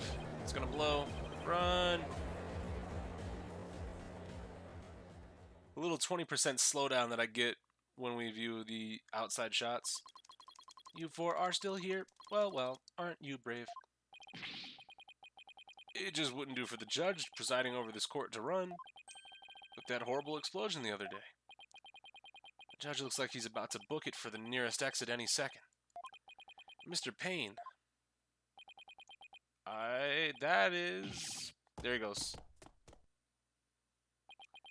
And he's off. Mr. Wright, what do we even do? It'd be pretty pathetic to run now, wouldn't it? But the bomb might really go off. Only 3 more minutes, folks. Is that bomb really the HH-3000? What should I do? Run like a yellow-bellied chicken? I ain't never ran from nothing but the police. I can't run now. Well, it's been fun, but I will be going now. With my dear HH-3000, naturally. Oh, and by the way, I would advise against having me followed. Even with no remote switch, this bomb can still be triggered manually. If I think I'm being followed, I will detonate it on the spot. Farewell. Imagine Apollo just busts into the courtroom and beats his ass. You're not going anywhere, Ted Tenate. Oh. Your Honor, there's no reason to be afraid. That bomb is a fake. Are you sure, Mr. Wright? More of your famous bluffing. Even at the risk of your own life? Mr. Wright, none of your bluffing, not at a time like this. Lives are on the line here. Line? Not live? I'm not bluffing, and I have proof. You do? Yes, of course, Your Honor. It's right here in the photo of the bomb, as clear as day. Proof that Mr. Tenate's bomb is not the real HH-3000. Really? Out with it then. Where is the proof that what Mr. Tenate is holding is not the real HH-3000? The cracked timer? Take that! The display for the timer on the bomb in the photo is broken. Most likely, it broke when Mr. Tenate used the bomb to attack Detective Arm. But the display on the bomb is in front of us is not broken. Oh, you're right. Therefore, this is not the real HH-3000. Mr. Tenate was clearly lying when he said he switched out the bomb in the stuffed animal. The real HH-3000 blew up in courtroom number 4. This bomb is nothing more than a fake, a model used for training purposes. Got him. Fear not, Your Honor. I will examine the inside of this bomb transport case myself. Yes, please do that, Mr. Wright. No, stop! Gotcha, pussy. What is that? Is that a blood stain? Just as I expected. Your lies have all been blown to bits, Mr. Tenate. I'm confident DNA analysis on this bloodstain will confirm that it's Detective Arm's blood, and that those results will conclusively prove that you murdered Detective Arm. Got him. How about it, Mr. Tenate? think you can dismantle this decisive evidence? If Phoenix was caught in an explosion, he would probably only have light bruises on his finger. Yup, dismantle it. Ha! You're too late. You missed your chance to run, so now you're out of time. This is HH-3000 is about to explode. Don't try to threaten us, Mr. Tenate. I've already proved that your bomb is a fake. It's real. This bomb is the real thing, I tell you. It's real. Laugh. Mad Bomber, party of one. There's no time left. It's going to blow. I have to disarm it. I have to take it apart. I can dismantle anything. I can take apart evidence. I can take apart bombs. Give us your evil laugh. Why would I do that? Dismantle, dismantle, dismantle, dismantle, dismantle, dismantle, dismantle. I'm not gonna make it. Only thing left to do.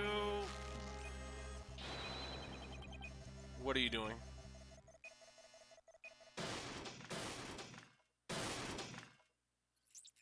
Dog.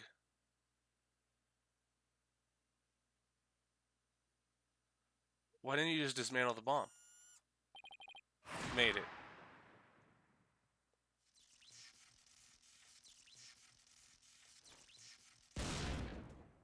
Deserved.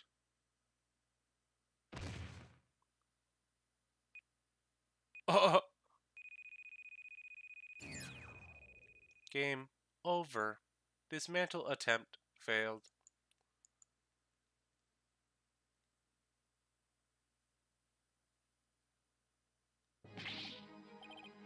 It's all over. My life has been blown to pieces.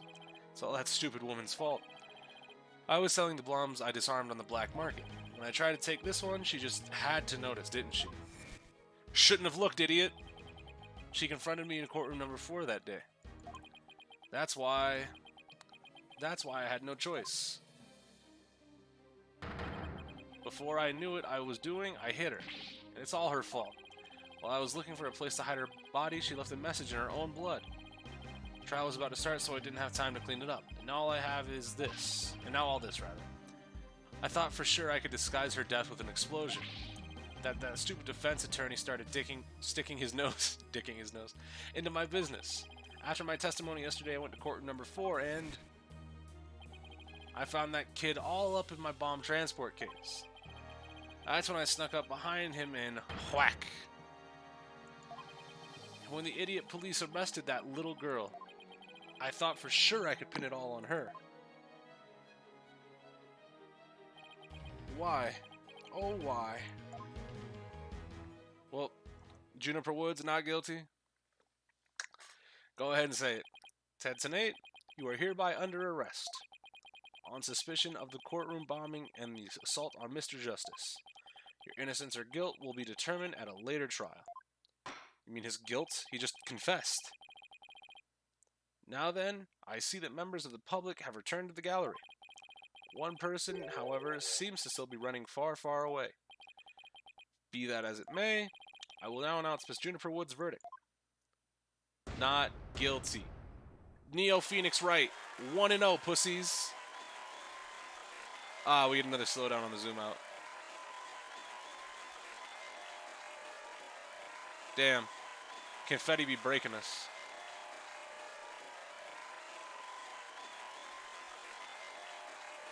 Okay, come on. I don't need this many reaction shots. Let me get out of here. Court is adjourned. Our confession is technically admissible if it's not your trial or you haven't been arrested. Genuinely asking. So confessions, because if you're under court, if you're under oath, technically the confession has to be accepted. Either that or you're committing perjury, which is another crime, right? So it's acceptable in a court of law if you confess on the stand. You did it, boss. Yeah, I guess we managed to pull it off somehow. So many mysteries cleared up all at once. It was amazing. Just sort of worked out that way, didn't it? That's not the kind of thing that usually just works out. You made it happen. And the way that mean old prosecutor hightailed it out of here, that was great. Mr. Wright, Fina, thank you for everything you did for me. I'm so happy for you, Junie. Now you can go back home to the forest in peace. Go visit Apollo in the fucking hospital, though. Or maybe, is Apollo gonna come back here? I hope both of you will come and visit me sometime there. That would be nice. Thank you for the invitation. I don't know, Mr. Wright. I'm not so sure you can make it all the way up to Junie's house. How high up do you live again, Junie? Around 3,000 feet, I think. Child's play. What? That's no forest, that's a mountain. But you know, boss, there's something that still bothers me about the case. One little mystery we never got around to solving. Oh, that? Yeah, I was wondering about that too. Is this the unsolved mystery you're talking about? The fucking remote never being found? Take that! The remote switch, right? Yeah, I wonder where it disappeared to. Maybe Mr. Sinead just got rid of it somewhere. Yeah, it is a pretty big thing to leave unsolved, though. Well, let's leave it up to the police to find. For now, we should be celebrating our not guilty verdict. I guess you're right. Hey, I know. Junie, shall we go report the good news? You know, to that certain someone. Okay. Huh? Our grandmother? No, silly, to Apollo? Oh, right. Well, why don't we all go to the hospital together and see him? Great idea. I bet he's bored out of his mind. Okay. And so, the courtroom bombing case came to a close. But the next trial was just over the horizon. There's never a dull moment with so many lawyers in the office. That's for sure. Apollo Justice, Athena Sykes, and me, Phoenix Wright. Between the three of us, there's no case we can't solve. With our powers combined, we are Captain Planet. We're an unstoppable team. At least, that's what I believed. Damn, who's about to pop up? Leslie Edgeworth. But all of that changed with what Apollo said to us that day. Fuck, you had me look. It was something that would put my faith in us to the ultimate test. Date, question mark. Time, question mark. Wright anything agency. So is this before it became the Wright & Co. law offices again? What up, Apollo? Sorry, but I'll be taking a leave of absence. Wait, What? what do you mean by a leave? Can you at least give me a reason why? I can only say that this is something I must settle on my own. Trucy! You gonna leave your sister behind, huh? Gross.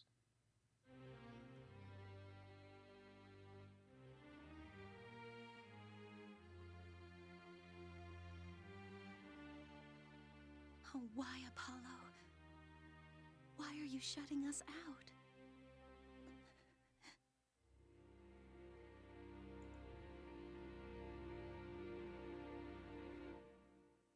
Neat. He sounds way different than I thought he would. Yeah, man, he sounds bass heavy. What happened to you, Apollo? Ever since you put that jacket on, you've changed.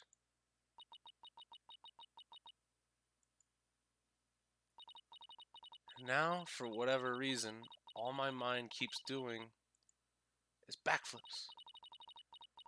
Is returning to the day I first met you. Flashback? We had tackled our first case together, he and I, this past spring. And as we did, I came to know who he is and how he thinks.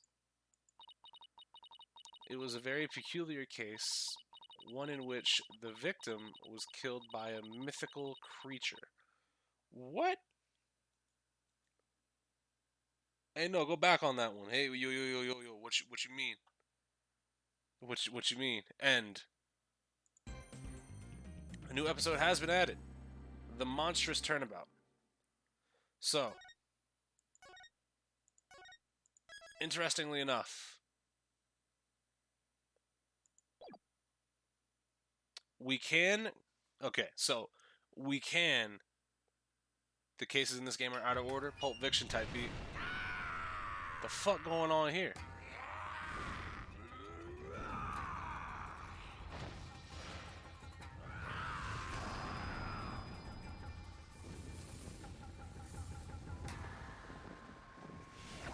What is this anime bullshit?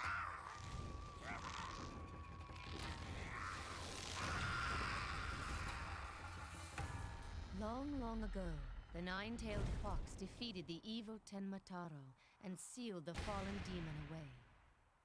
To this day, it is said that he slumbers even still within the forbidden chamber. These niggas do not care. Night, night, Alderman. Sweet dreams.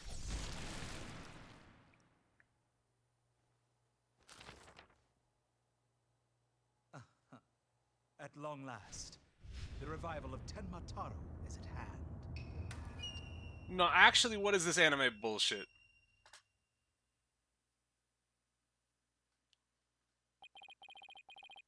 Dog, look at that minimalist screen back there with Apollo. That's pretty cool.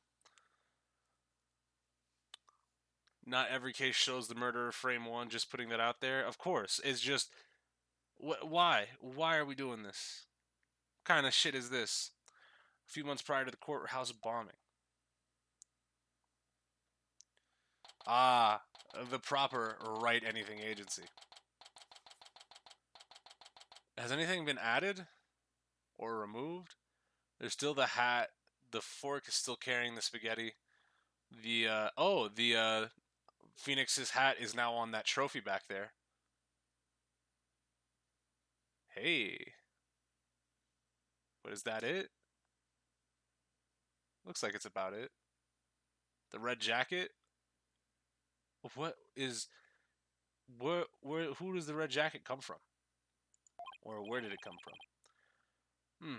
Guess I'm a little early. Hey, Trucy. Oh, hey, Apollo. Getting an early start today? Yeah, this is the first job I've had in a while, after all. Well, aren't we all fired up? Well, it's not every day I get a call from Mr. Wright. What kind of work is it anyway? Mr. Wright didn't mention any details. Work? Is that how we put it? Don't tell me he just wants me to clean the toilet again. You've really become a fixture around here, Apollo. We still got the bounce. Perfect. Come to think of it, it's almost been a year since I was hired. A lot's happened since then, but I've settled in nicely despite a few bumps in the road. My name is Apollo Justice. I've been practicing law for about a year, but I still have a lot to learn. This is the Wright Anything Agency, and this is where I work. Don't let the name fool you, it's definitely a law agency. Don't forget that this place is a talent agency too, Polly. It's the law agency part of this office that's usually forgotten. This is Trucy Wright, a budding magician, an adopted daughter of the agency's owner, Phoenix Wright. She sometimes makes me help her with her magic tricks. And what's wrong with that? You're one of the agency's talents as well. I was under the impression that I was a lawyer. Oh, we'd better hurry. Doesn't look Daddy's gonna make, doesn't look like he's gonna make it. Is that a typo? So let's get going. Huh? Where are we going? What about the job you mentioned? This is the job, Polly. You're supposed to keep me company today. Now come on. Another day of not being a lawyer. Should have seen this coming. Well, this is the Wright Anything Agency, you know. And there's no law-related work at the moment, so... Tell me again why I chose to work here. Where is Mr. Wright, anyway? Daddy said something about going to meet an acquaintance. Every time they say Phoenix is going to meet an acquaintance, I need that sweet, sweet Edgeworth pop. Well, let's go. We don't have all day. Wait a second. Another day of anything goes begins the Wright Anything Agency.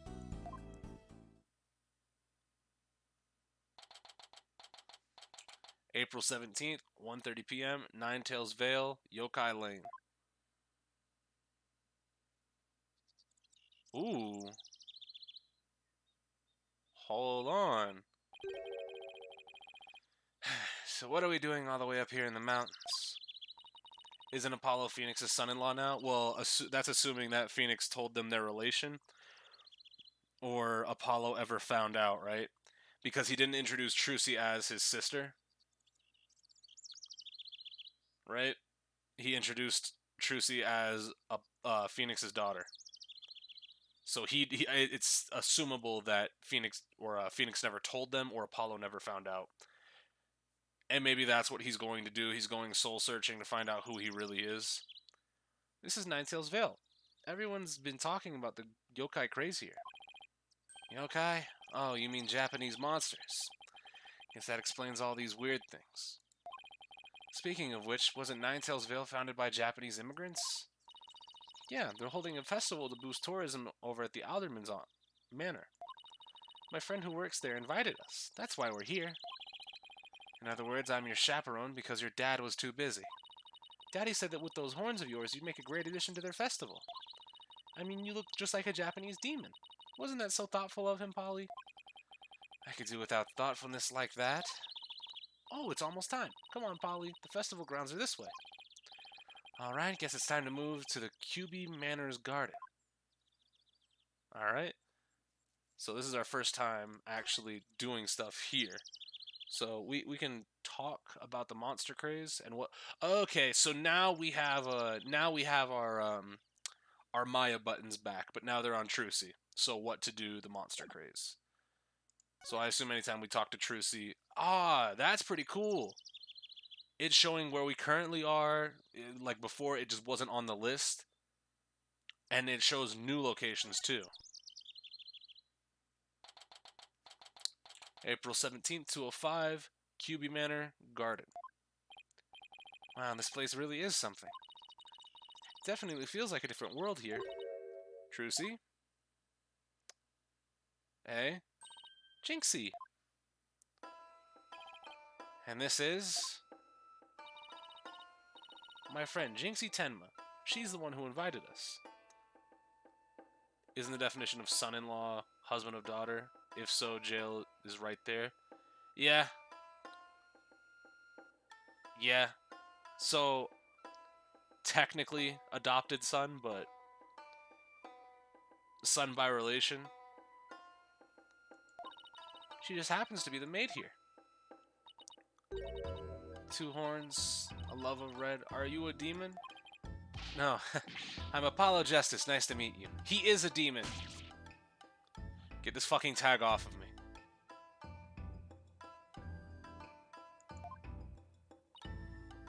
Be gone, foul beast. You look great, Polly. Fills in some of that space on your forehead. His forehead is not that big! What is this thing? It's a warding charm. Jinxie puts them on all the monsters she finds. But I'm not a monster.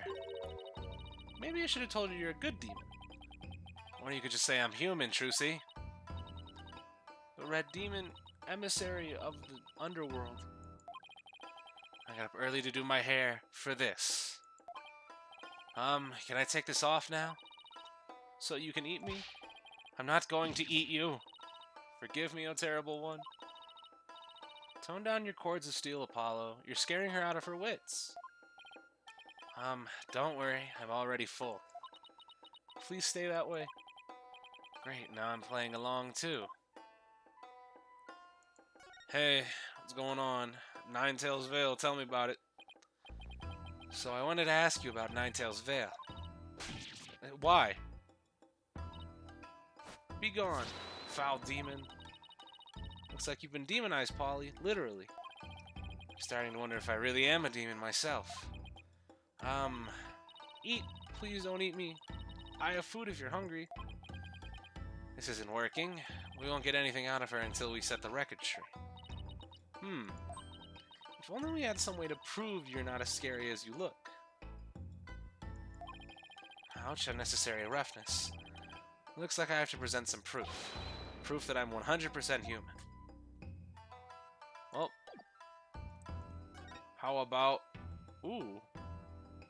How about my attorney's badge? Presenting it. I wanted to show you this. What is it? It's my attorney's badge, you see? I'm not a demon, I'm a lawyer. Pretty much the same thing, though. Really? You're a lawyer? Maybe now she'll stop calling me a demon. Does it protect you from Enmadaio's judgment? Who's Enmadaio?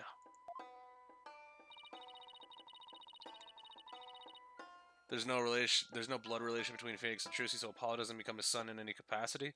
Well, if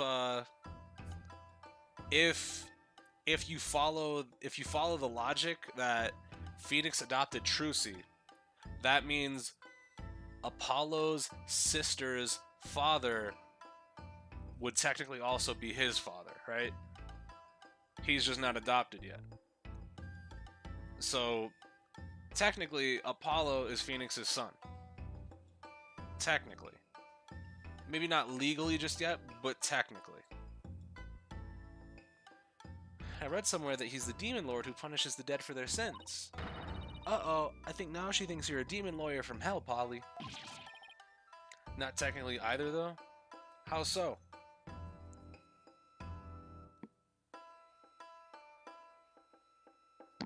I think by technicality that counts. Phoenix is the father of his sister. He's Trucy's caretaker. I guess it makes it hyper ambiguous because Apollo doesn't know, but whatever.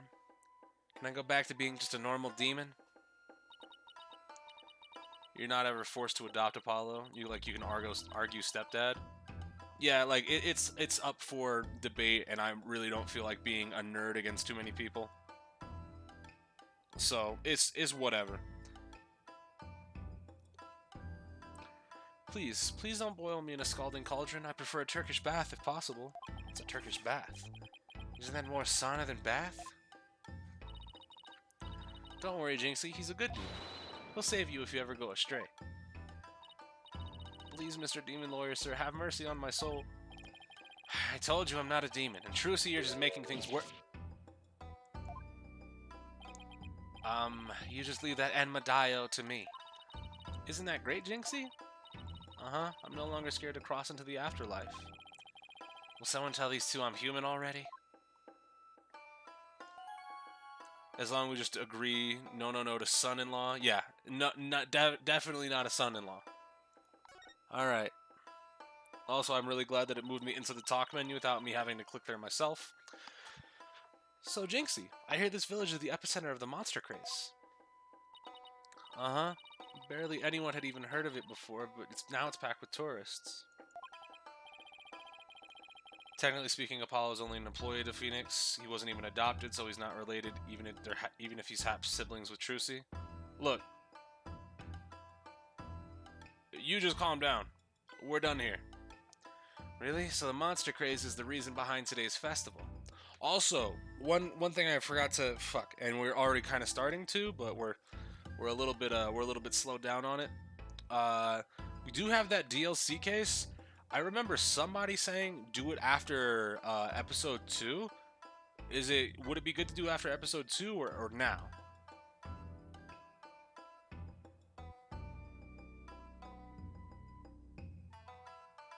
Because I honestly have no idea. SNR said that. I remember somebody saying it, I just couldn't remember who. Do it after 2.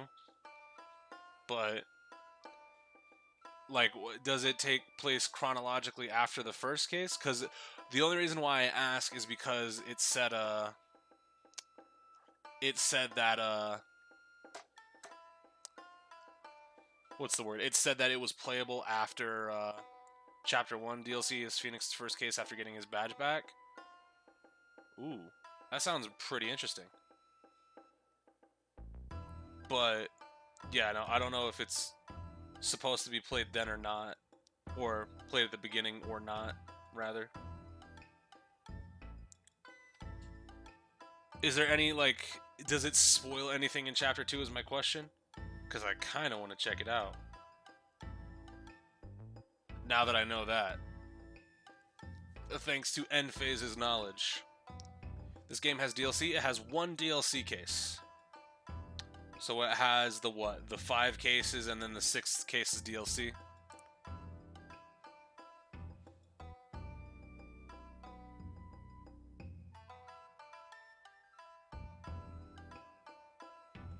joys of 3DS.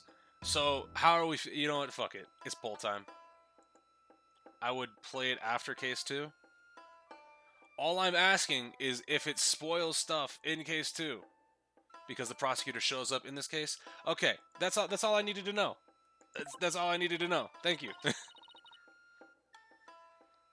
was the alderman's idea, but I'd be careful if I were you.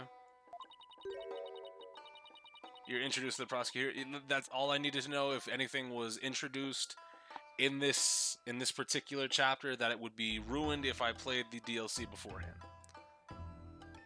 Because all I was told from SNR was hey, it might be good to play it after 2, and I was like, what's going on here? There are lots and lots of yokai prowling about Ninetales Vale. The game has been unboxed and enjoying my goodies. Now back to focusing on the stream. No matter in rage. If you're looking to get into your final fantasy, go ahead. Prowling about? You mean like wild animals or something? Uh-huh. And they're hungry too. Man-eating monsters, and they're all over the place. Uh-huh. In fact, there was one at the manor yesterday. I heard the doorbell ring, but when I opened the door, nobody was there. It was the Ding-Dong Demon. How else could you explain it? Well, when I was a kid, my friends used to play this prank called Ding-Dong Ditch. Well, it doesn't prove yokai aren't real. There's even one here at the manor. Don't say me. The demon Tenmataro. He's imprisoned in the Forbidden Chamber. Tenmatara. The Forbidden Chamber? I would, but it's my younger brother's turn, so gotta wait my turn. Damn. Fair enough. About that yokai you said was imprisoned here at the manor. Is that true? Ding Dong Demon sounds dangerous. Most definitely. He's a super evil demon named Tenmataro. Here, take a look at this scroll. Tenmataro is the dark demon you see here. He's super evil and super scary. So that's the yokai imprisoned in the Forbidden Chamber. He was defeated by the village guardian yokai, the nine-tailed fox, and locked away forever. So you're saying Tenmataro is still trapped inside the Forbidden Chamber? But he's just biding his time until he can escape. Still, we should be perfectly safe. Because there's a really powerful sealing charm on the door keeping it shut tight. What a charming security system. Excellent joke, Apollo. Even if you didn't say it out loud. Yeah, that's so a Naruto reference. It's not even a Naruto reference. It's just a fucking... It's just a, Japanese... Excuse me, mythology reference. You can keep the scroll if you want. The Alderman gave me this, but just holding it gives me the chills, so... thanks, Jinxie. Maybe I'll give this to Mr. Wright. Yokai Legend Scroll added, depicting the demon Tenmataro and the nine-tailed fox. So, I was wondering, are those things on your forehead also warding charms, Jinx? Yes, they're to prevent evil things from getting inside me. Spicy oil. Phrasing. Also, never mind, if she's friends with Trucy, that just might be jail. Papa told me to wear them. Evil things. Apollo, don't you dare take those charms off her forehead. They have to stay there. Forever. Got it? I wonder what would happen if I did take them off. It's time for me to get back to work. Thanks for inviting us, Jinxie. You're welcome. Oh, and before I forget... Good Slipknot song. There's going to be a surprise event today. Oh no. A body has been discovered. Even I don't know what to expect, but it's sure to be fun. Better not be a yokai parade. She'd probably drop dead from fright. Eek. Ah, demon. Oh wait, it's just someone in a suit, right? Tenmataro. Tenmataro? That demon from the Forbidden Chamber. Please don't hurt me. Be gone, be gone, be gone. Hiss, better watch out, little girl, or I'll snatch you away. Charm, where's that die and go to heaven charm? Oh, she put it on her own forehead this time. She sure gives up quick. Huh? Why is everyone hiding their faces? Hey, you there, you mustn't stare at Tenmataro like that. Lower your eyes. How are you liking the yokai villages thus far? There's definitely Japan. What's up, Backzack? He'll steal your soul if you're not careful. Steal my soul? Seriously? Your devilry stops here and now, Tenmataro. Now what? Look, Apollo. There's someone up on the roof. Damn. That booming laugh. Could it be? My 9 golden tails are proof of my unassailable righteousness. With my band of 100 minions, I vanquish evil from the land. I am the wrestler of the righteousness. Yo! Nah, this is sick.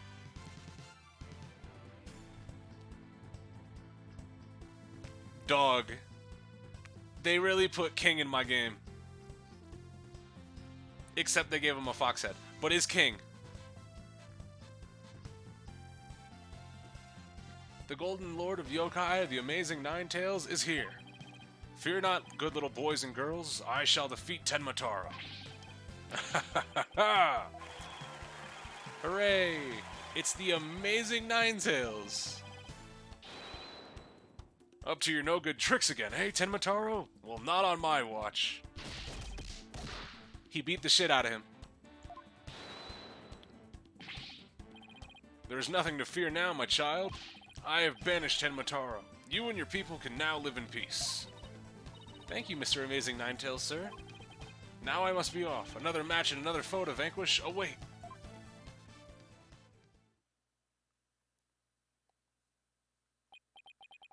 What was that all about? Did that wrestler just chase off a yokai? Looked like he came out of the Alderman's Manor. That was the Amazing Ninetales. He's a pro wrestler from right here in Ninetales Vale, but no one knows his true identity. Jinxie Sir seems chipper all of a sudden. What was all that about him banishing Tenmataro? That was a yokai exorcism. It's an annual ritual where Tenmataro is released to remind us of his wickedness. In the end, the Nine-Tailed Fox drives Tenmataro out and purifies our village. But the Amazing Ninetales did the honors this year. So that was the big surprise, huh? That nigga got the world belt. No, nobody. If he dies, there's no way he's dying, right? I don't remember who was sitting in the chairs when that evil blonde bastard was stabbing somebody with that fucking spear, but I don't think I remember. Because it didn't look like anybody was hyperbolic, you know? Who's pinging me on Discord? Toon Talk. Fuck. Off on Sunday again and we move. Move for what isn't jump postponed. Tux do have a point. Interesting.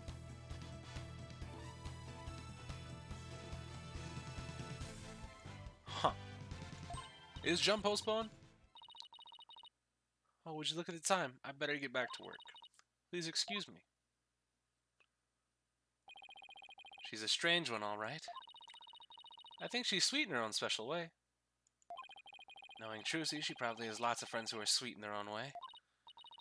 Well, we still have some time to kill. Might as well see the rest of Ninetales Vale while we're here. The fun never stops, does it? Crowds. No crowd.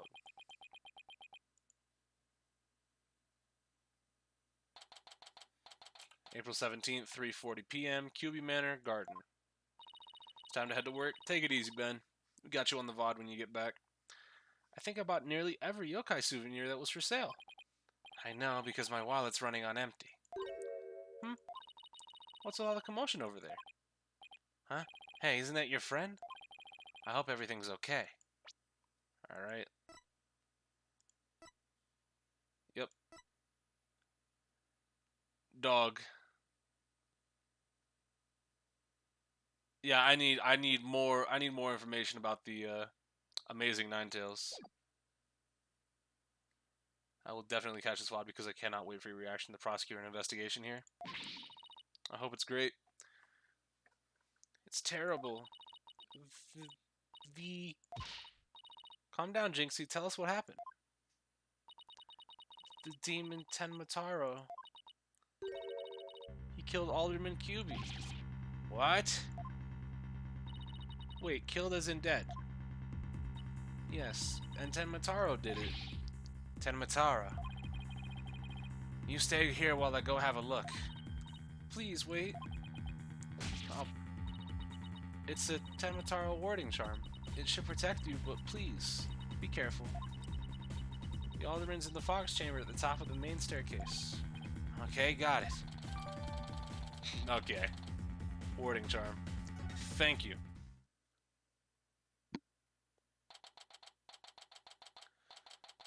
April 17th, QB Manor, Fox Chamber.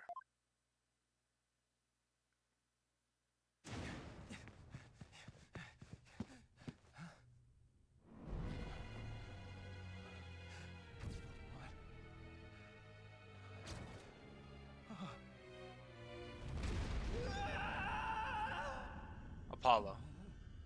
Oh, he's still with us. Are you all right?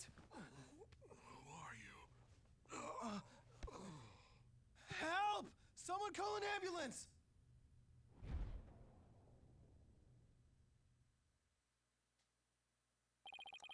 The police arrived soon after that, at which point I returned to the festival grounds. Apparently the man impaled by the spear was already dead, but there was one other person there and he was immediately rushed to the hospital. He has some bass in his voice. Yeah, he do. You could tell that from his objection cut-ins. He has bass in his voice. I just don't do it because I've already given him a voice. Thank goodness the other man's going to be fine. Sounds like he'd only been unconscious. You think Jinxie's going to be okay? I'm sure she'll be back to her old self in no time. At least she's calm enough for the police to question her now. I'd sure love to know what crazy animal left those feathers in tracks. What's going on, Paladin? Oh, look, here comes Jinxie. Here comes Jinxie. Hi, Trucy. Hi, Mr. Demon Lawyer. Hey, feeling any better? I was wondering if you're up to filling us in on what happened. So, about what happened. So, the man with the spear in his chest was already dead. Whoops, clicked off. It was Alderman QB. When I found him, he was already dead. Dog, come on. Because now...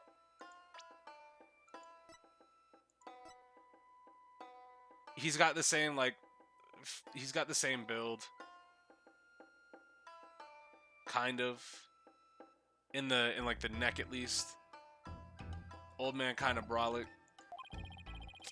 Fuck. So the victim was the village alderman. And the one who was found alive, who was he? Damien Tenma. He's the mayor of a neighboring city, Tenma Town. They arrested him. So, he's the killer? Yes or no? Papa didn't kill anyone? Okay. That's your dad. Papa, as in your father. That's right, Jinxie's dad is the mayor of Tenma Town.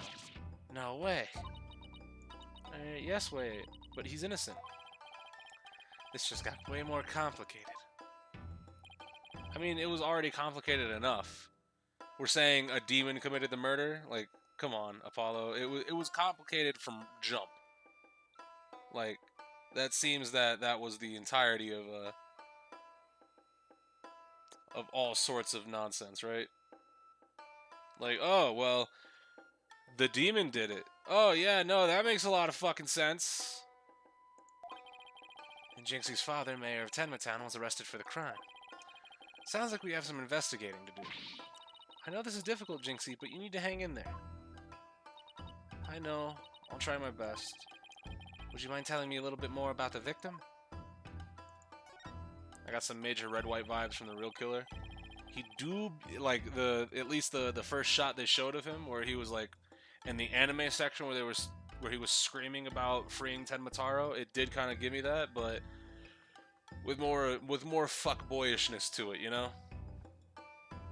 So the victim was the village alderman. What can you tell me about him? His name was Rex QB. They say his family has ties to the legendary nine-tailed fox. Damn it, man! Don't tell me they killed the wrestler. No. That's not too far-fetched. This game does got spirit channeling and ghosts. Look, the day a demon comes in and murders some niggas in a Phoenix Wright game, I'm out of here. He was really kind and always looked out for me. He was a former pro... No! Damn it, man! Former pro wrestler, huh? That's something to keep in mind. With your father being mayor and all, I guess you're originally from Tenma Town, huh? So then why did you come to work here? It was to overcome your fears, right, Jinxie? Uh-huh. Plus, Mama was from Ninetails Vale, though she's no longer with us. She loved these flowers. I always wanted to live where Ninetails flowers grew. Wow, what beautiful flower. And with exactly 9 petals, too. Just looking at them gives me courage, even when I'm scared of yokai. About to successfully prosecute a demon? Well, Beelzebub, it says here that your testimony doesn't match up. Jinxie, when you first told us what happened, you said the killer was a demon. Uh-huh. The warding charm on the Forbidden Chamber's door, it's been removed. The Forbidden Chamber's door? That big door that was barred shut.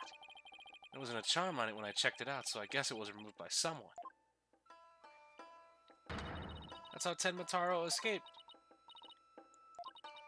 But when I try and remember what happened, it all goes fuzzy.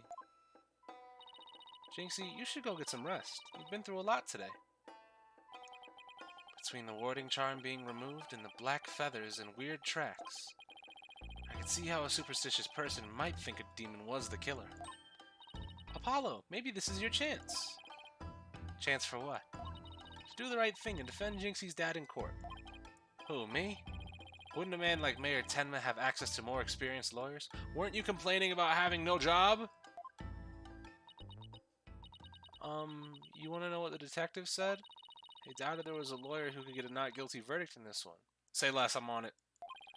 Sounds like they're expecting an open and shut case. Don't worry, Jinxie. If anyone can prove your dad's innocence, it's Polly. What? You'll accept the case, won't you, Polly? He was only complaining about no job when there was no job. Yeah, I'm kind of bored. There ain't shit to do. Hey, Apollo, we found something for you to do. Hey, man, I'd rather just do nothing and complain about it. It's literally that picture of the dog where it's like no take, only throw. No defend, only complain about no defend. I'll be all alone for the rest of my life. Alright, Jinxie already lost her mother. Alright. Jinxie, leave your father's defense to me. Attaboy, Polly. You're going to help Papa, Mr. Demon Lawyer? Yep, because that's what lawyers do. Plus no toilet cleaning for a while. I'll do whatever it takes to make sure your father walks away a free man. Thank you, Mr. Demon Lawyer. I can tell you're one of the good ones. Red demons are usually so mean. It's been a while, but I'll be fine. Ready or not, here comes justice. Guess I ought to go and meet my new client. But before I forget, better jot this down in my notebook. Hey, Apollo, what's the notebook for? Oh, I just thought I should jot down some stuff about the case. So I don't misplace them, I'm putting my notes in the court record. Okay. So I guess I have a checklist now? I guess what you would call a to-do list. Oh, sounds handy.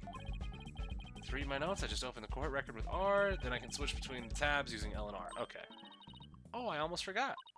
So about Jinxie's father. No matter how scary he seems, promise me you'll resist the urge to run away. Wait, what? His angry glare can paralyze you with fear. And some claim he can even shoot laser beams from his eyes. Well, maybe Papa really isn't that scary. A paralyzing stare, laser beams from his eyes. He sounds like some kind of monster. I think it's about time I see Jinxie off. I'll head back to the office after I'm done. Okay, thanks. Alright. What we got in the court record. Exalted, what happened? Why'd you hope twice? Go meet my client. We get a case briefing? Alright. Notes, the victim suffered a fatal abdominal spear thrust. Abdominal, excuse me, not abdominable. Black feathers and tracks were found at the scene. Alright. Move, nigga. Detention center. First time we've been here this game. April 17th, detention center, visitors room. Visiting hours, perfect timing. Hope he's not as scary as he sounds. What's up, Damien? Who are you? Yikes, so you're Damien Tenma, right? I'm Apollo Justice, attorney at law. I'm here to help. Ah, let me out of here. Sorry, I get a little loud sometimes.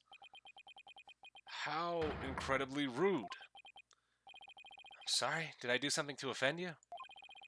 A visitor went all there to shun me like a common criminal, and here I am with nothing to offer. I am the epitome of rude. Wait, so he wasn't mad at me? Unworthy as I am, I, Damien Tenma, shall breach these walls, so that I may treat my benefactors to some tea, and maybe some cookies too. He's a nice guy. Who the fuck was saying this guy's a monster? He wants to offer me tea and cookies, and he's upset that he can't offer me tea and cookies? Nah, this the homie right there. No, wait, we can do tea and cookies after we prove your innocence.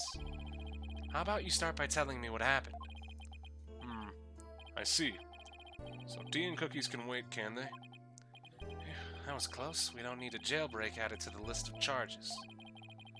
Seems like a good guy, but with a face like that, I can see why he's misunderstood. Alright, buddy. Should I present the attorney's badge? I don't know if that's... Let's just talk and see what we can get. Mayor Tenma, do you mind if I ask why you were arrested? Stop. Whoa. Sorry, guess some things are better left unsaid. Excuse me? I think a public paragon such as I could be treated like this. This arrest should never have happened. Go on. I fear the ill effects it will have on our youth.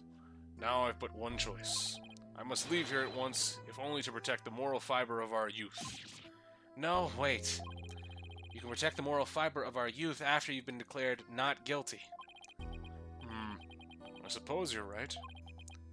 Phew, our youth just came this close to quite a scare. My fingerprints were on the spear that killed Alderman Cuby. That's why I was arrested. Your prints were on the murder weapon. That's never good. Any idea how they got there? None. For I hardly remember a thing, you see. I was fast asleep at the time, someone must have slipped me a sleeping pill or something. What's worse, somebody clobbered me on the head. I see. A drug-induced slumber and a blow to the head. No wonder you hardly remember a thing. It's a wonder he's alive, actually. Ho! Huh? Was that some kind of strange laugh? Well, I think we can safely assume your prints were planted while you were unconscious. Alright, you don't have a motive. We're doing this for no reason. What do the police have on you as far as a motive is concerned? Truth be told, there's been a bit of trouble between the alderman and I as of late. Oh, was it personal in nature? Nothing like that. It's a long story. But suffice to say, I've been pushing to merge Ninetail Vale with Tenma Town. Okay.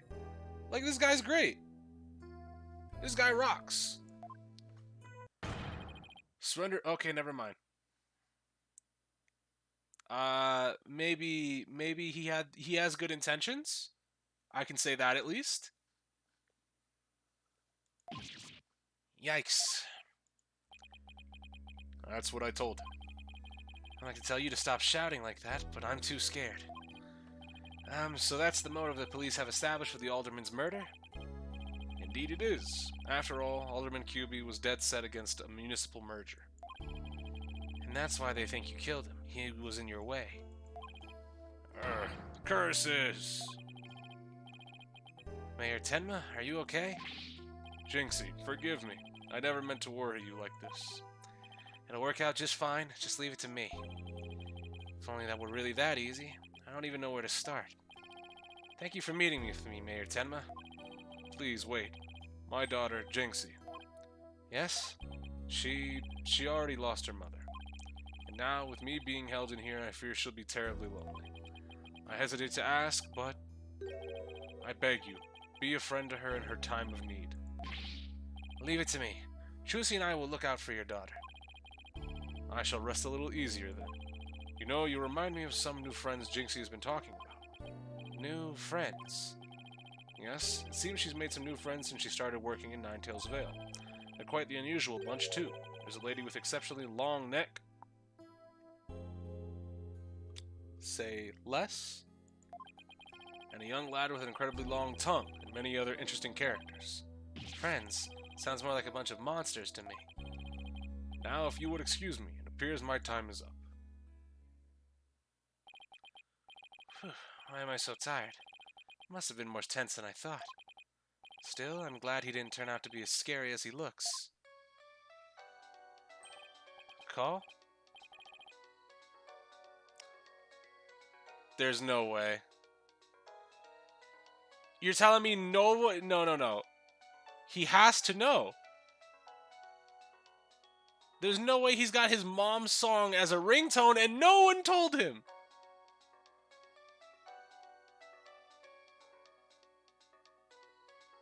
Bro, someone just explain to the boy. Call? Oh, it's Mr. Wright. Justice here. That's a fire pickup.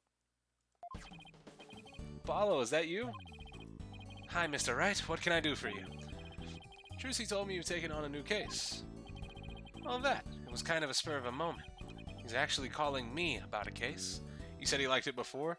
Yeah, I know he liked the song. He said it sounded nice, but he made it his ringtone? That's crazy. That's fine. Big yawn. Ah. But I have a favor to ask. Sure, what is it? I'm at the airport right now. There was someone I had to meet. A new addition to the agency, actually. Her name's Athena Sykes, and she just passed the bar. That's right, I remember hearing about her coming to join us. Guess that was today. Godot having his own theme as a ringtone is still great. Yeah. Well, no. It, like, obviously, Phoenix had the Steel Samurai ringtone doesn't mean Will Powers is Phoenix's dad, and Godot's not his own father. Of course, right? That's not what I'm saying. What I'm saying is, because of the fact that Lammeror is Apollo's mom, and he just has that ringtone ready and is just actively using it, it's kind of just like a little bit of a slap in the face, like, hey, do you remember? Do you fucking remember? Why does he not know? Why was he not told? Come on, just tell him. She took off as soon as I told her you needed help with the case. It was like there was no stopping her. Wait, what? Where is she now? Probably somewhere in Ninetails Vale by now. That's where that favor I mentioned comes in. I need you to go find her. I've never even met her before. What does she look like? She'll be the girl in the yellow suit sporting an attorney's badge. Okay, I'll find her. A new addition to the agency. Well, I better get back to Ninetails Vale quick. Move, nigga. April 17th, Ninetails Vale, Yokai Lane. I already told you I'm a lawyer assigned to the case. I need to study the crime scene, so if you would please tell me where QB Manor is. You can't fool me. You're just some delinquent high school student playing hooky. You stupid pig-headed. This attorney's badge isn't just for show, you know. Looks like I just found Miss Athena Sykes. Why won't you believe me? Don't expect me to defend you in court if you ever get arrested. Well, I'm the one who usually does the arresting, so... Say, shouldn't you be getting back to school? I already told you I'm a lawyer, not a student. That's it, enough of your lies. You're coming with me. Ah! Get your hands off me. Phoenix blue, Apollo red, Athena yellow. Whoa! Hip tossed. What the? Damn then. Brown rice. Eh. Think you can watch out for the bystanders next time? Whoops. Are you okay? I think so, but that police officer's out cold. I am so sorry. I do that when people suddenly grab me. It's like a reflex or something. Reflex sounds more like a felony. You're Athena Sykes, I take it. That would be me. And you are? I'm Apollo Justice. I work at the Wright Anything Agency. The Wright Anything Agency? What a fishy-sounding name. Athena. It's a long story, but it is a law office among other things. Didn't Mr. Wright explain it to you? Oh, right. That Wright. So then you must be... Where have you been? I've been looking all over for you. I could say the same thing to you. Well, here I am. Now, how about telling me a little about yourself? Mr. Wright didn't tell me anything much, as always. Ah, of course. Feel free to ask away. So, about yourself. So, Athena, I hear you just passed the bar. That's right, and here's my shiny new badge to prove it. Isn't it beautiful? Oh, so you must be a bit younger than me. Bit more than you might think, in fact. I'm only 18. 18? How in the world did you become a lawyer at that age? I skipped a few grades when I was an exchange student. Why is Europe so strong? What about the world of Ace Attorney Europe?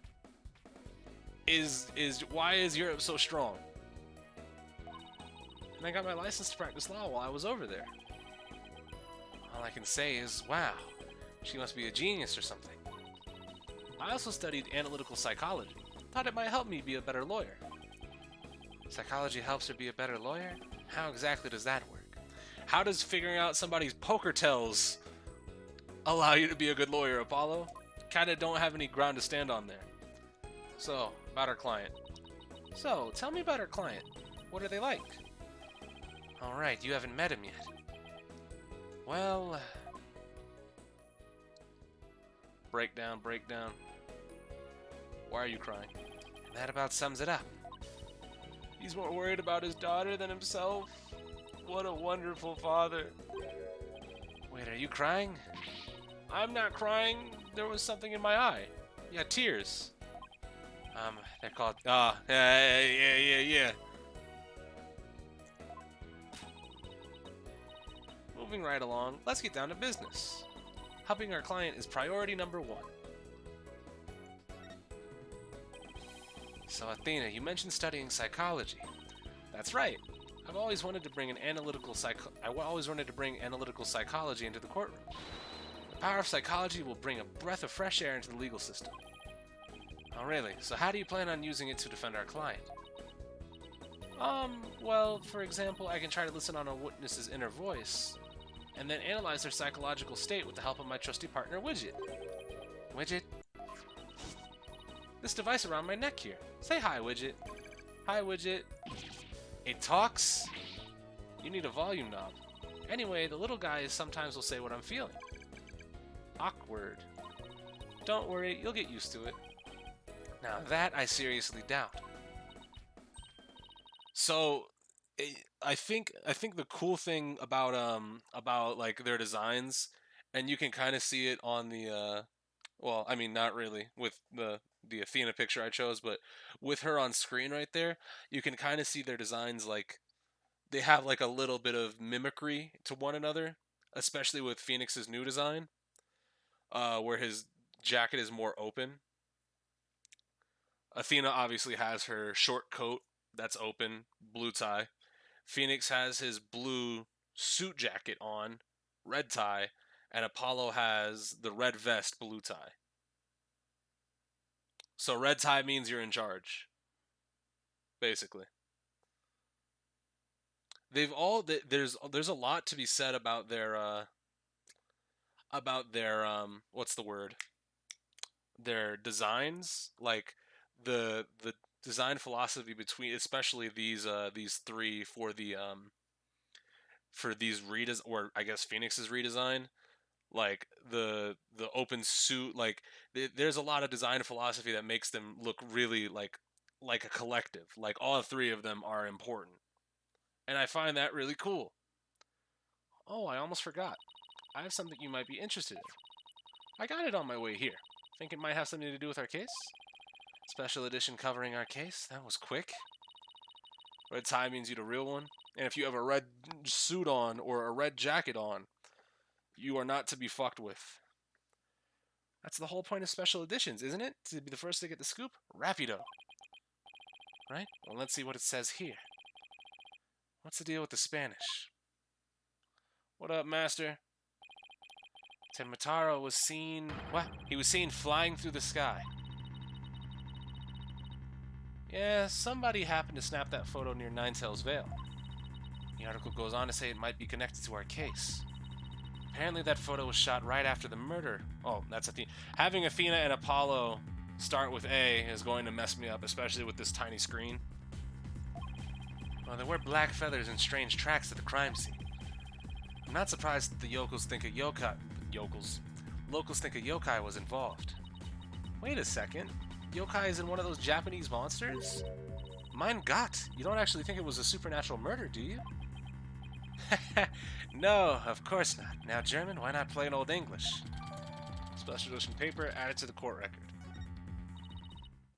Andale, Apollo. Let's get cracking on the crime scene already. Alright, well, I guess we can go to the manor. Or not? Okay. Go to the foyer. April 17th, QB Manor foyer. Do you hear that? It sounds like a TV or something. Oh, look! There's a TV in that little room in the corner. In other news, the mysterious masked wrestler of the Amazing Ninetails has been confirmed missing. Man, fuck! It appears he disappeared sometimes after the special event held in Ninetails Vale today. He also failed to appear at a match today where he was scheduled to defend his title. Local villagers say his disappearance may be connected with the Tenmataro's recent escape. So, that wrestler's gone missing. Who the fuck is this?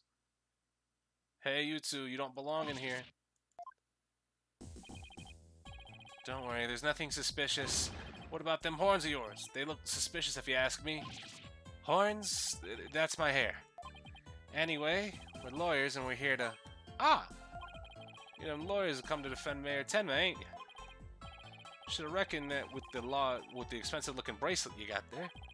Name's Phineas Filch. I'm the caretaker here. Pleased to meet you. Same here. I'll talk about a real quick change of heart. So, tell me, demon lawyer. Bet you use them demonic horns of yours to scare the bejeebers out of witnesses, huh? Come here, you little horn demon, you! These horns are... I mean, my hair isn't meant to... Did he take my bracelet, by the way? Cause, like... You can't take my bracelet off. It's fitted to my wrist, nigga. Like, back up. They ain't. Seems a mighty big waste of perfectly good horns, if you ask me. And again, ain't none of my business, so... That was fast. Guess he's done with me. Well, I best get back to work. Hold it! Halt. Stop right there. Huh? Me? Wait, is he wearing my bracelet? How the fuck he get that? Apollo, your bracelet's gone. Ah. Don't you worry, Mr. Lawyer, sir. I'll check the lost and found later. I see it. Somehow I don't think that will be necessary. Just check your wrist right now. The cat's out of the bag. It was barely in the bag in the first place. Give me my fucking bracelet. Were you serious? That was a pretty pathetic attempt. Sorry, I'm so sorry. Just couldn't control myself. Please forgive me. I'm begging you. Sheesh, I almost feel sorry for him now. What should we do about him, Apollo? Well, I got my bracelet back, and he seems sorry enough, so... I knew you'd understand, Mr. Lawyer, sir. You got a big heart. big as the wad of cash in your wallet, I hope. You leave my wallet out of this. Oh ho! Hey, didn't you just finish apologizing for stealing from us? Run away, head for the hills! Get back here, you! Talk about a quick escape. Looks like you dropped a few things. Looks like a pair of diagrams. There's one of the crime scene, and here's one of the foyer. He left his shoes behind, too.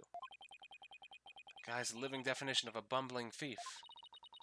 Let's hang on to his shoes. We can give them back the next time we see him. As for the diagrams, I say we keep them. Good call. Free diagrams. Free diagrams. They look like something the police might draw. Wonder where the caretaker got them. Didn't even notice Widget turned red and angry when she was mad. Yeah, the emotions that you can detect with Widget, I guess, they show up when Athena's feeling the same way. I've seen it turn green, red, blue. It definitely be changing colors though. All right, for your diagram, add to the court record. Now then, as I recall, the Fox chamber should be at the top of those stairs. Not gonna lie, I want to see Von Karma. You and me both, buddy. You and me both. QB Manor, Fox chamber. Whoa! Where'd all these black feathers and weird tracks come from? The popular opinion seems to be that they're from Ten Matara. You mean the great evil has returned? Even if he did, I'd be laughed out of the courthouse trying to indict him. Hey, who are you and what are you doing here? This is a crime scene. You look like a loser. And who are you? Are you with the police? I ask first, who are you and what are you doing here? On second thought, I'm placing you under arrest for disturbing a crime scene. Under arrest? But save it for the boys back at HQ. Now come quietly or else. I don't want to be late for lunch. Please wait, we're Mayor Tenma's lawyers. Well, why didn't you say so? Meet the detective of this game? This guy sucks! Off design alone. It's just his hair, honestly. His hair sucked. Also, you brought Emma back for 0.5 seconds for what? For what? So you're the lawyers I heard about. I almost took you two in. You two sure were suspicious, though. I don't know how many more times I can take being called suspicious in one day. Sorry, we didn't catch your name. My name? I'm Bobby Fulbright. The heroic detective who defends our good citizens from evil. The champion of justice who comes running whenever you're in need. And my catchphrase? It's in justice we trust. Oh boy, this guy's a story and a half. In justice we trust? Funny about that. Also, Bobby with the tool. So, what can I do for you? Well, first of all, you fucking loser, I want to investigate the crime scene. So, would it be okay if we had a look around?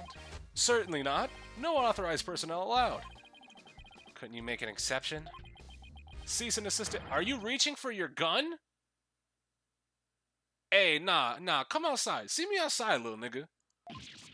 Yikes, is he reaching for his...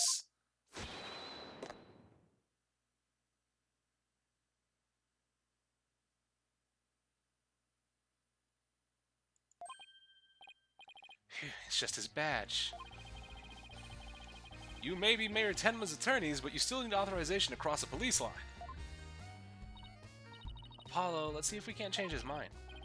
Good luck, let me know how it goes. But he's as dense as heroes come. This is a nice theme, though. You're wasting your time and mine. Nobody's crossing this line without authorization. I'm a wall of justice keeping injustice, that would be you, at bay. I knew it. Look, there's just us and you here, right? Oh, whoop. Click the save button. Justice and me, you say? That's right. Are you trying to say that Justice and I aren't enough to keep you out? What? No, silly, we're saying that you're an inspiration in our quest for justice. No, it can't be! You have him on the ropes now, Athena. If we were on the side of justice, would you let us through? But guarding the crime scene is a part of justice too! Sure, but only a bad guy would stand in the way of justice, right? Mixed. Whose justice is the most just here? Well, we can't have a fair and just trial without thorough investigation, so... Oh, Lady Justice, what would you have me do? I think we really got to him. Yeah, he seems pretty neurotic as far as champions of justice go. Our pleas for justice must have made a huge impact. It's tying him up in knots. Now's our chance to start looking around. After all that about authorized personnel only, this was surprisingly easy. Should I stop them or let them through? Whose justice is more just? Well, let's get to work. We're supposed to be finding clues related to the crime, right? Right. A search of the crime scene should turn up some evidence we can use at the trial. Let's try viewing the crime scene from different angles. You never know what's hiding just around the corner, right? Wait, but how do we go about changing our perspective? Touching the arrows on the bottom screen, of course, Athena, duh! If there's a particular spot you want to examine, just give it a tap. Okay, let's leave no stone unturned. French? I don't know how to say that.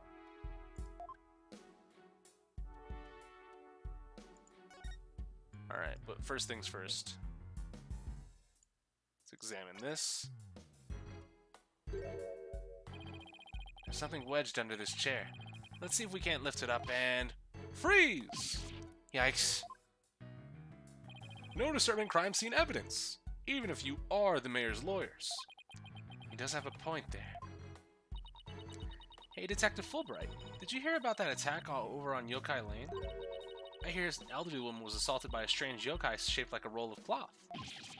And you waited till now to tell me? I better get over there at once. In justice we trust. That was surprisingly easy. Okay, Apollo, now's our chance to look around some more. I think this game has the check marks to make examining easier. Perfect. The one thing I request. The more I get to know her, the scarier she gets. Hope she never finds my weakness. Alright. Fuck. What do I... Let me see what my circle button thing is, because using the touchpad is kind of annoying. Controls...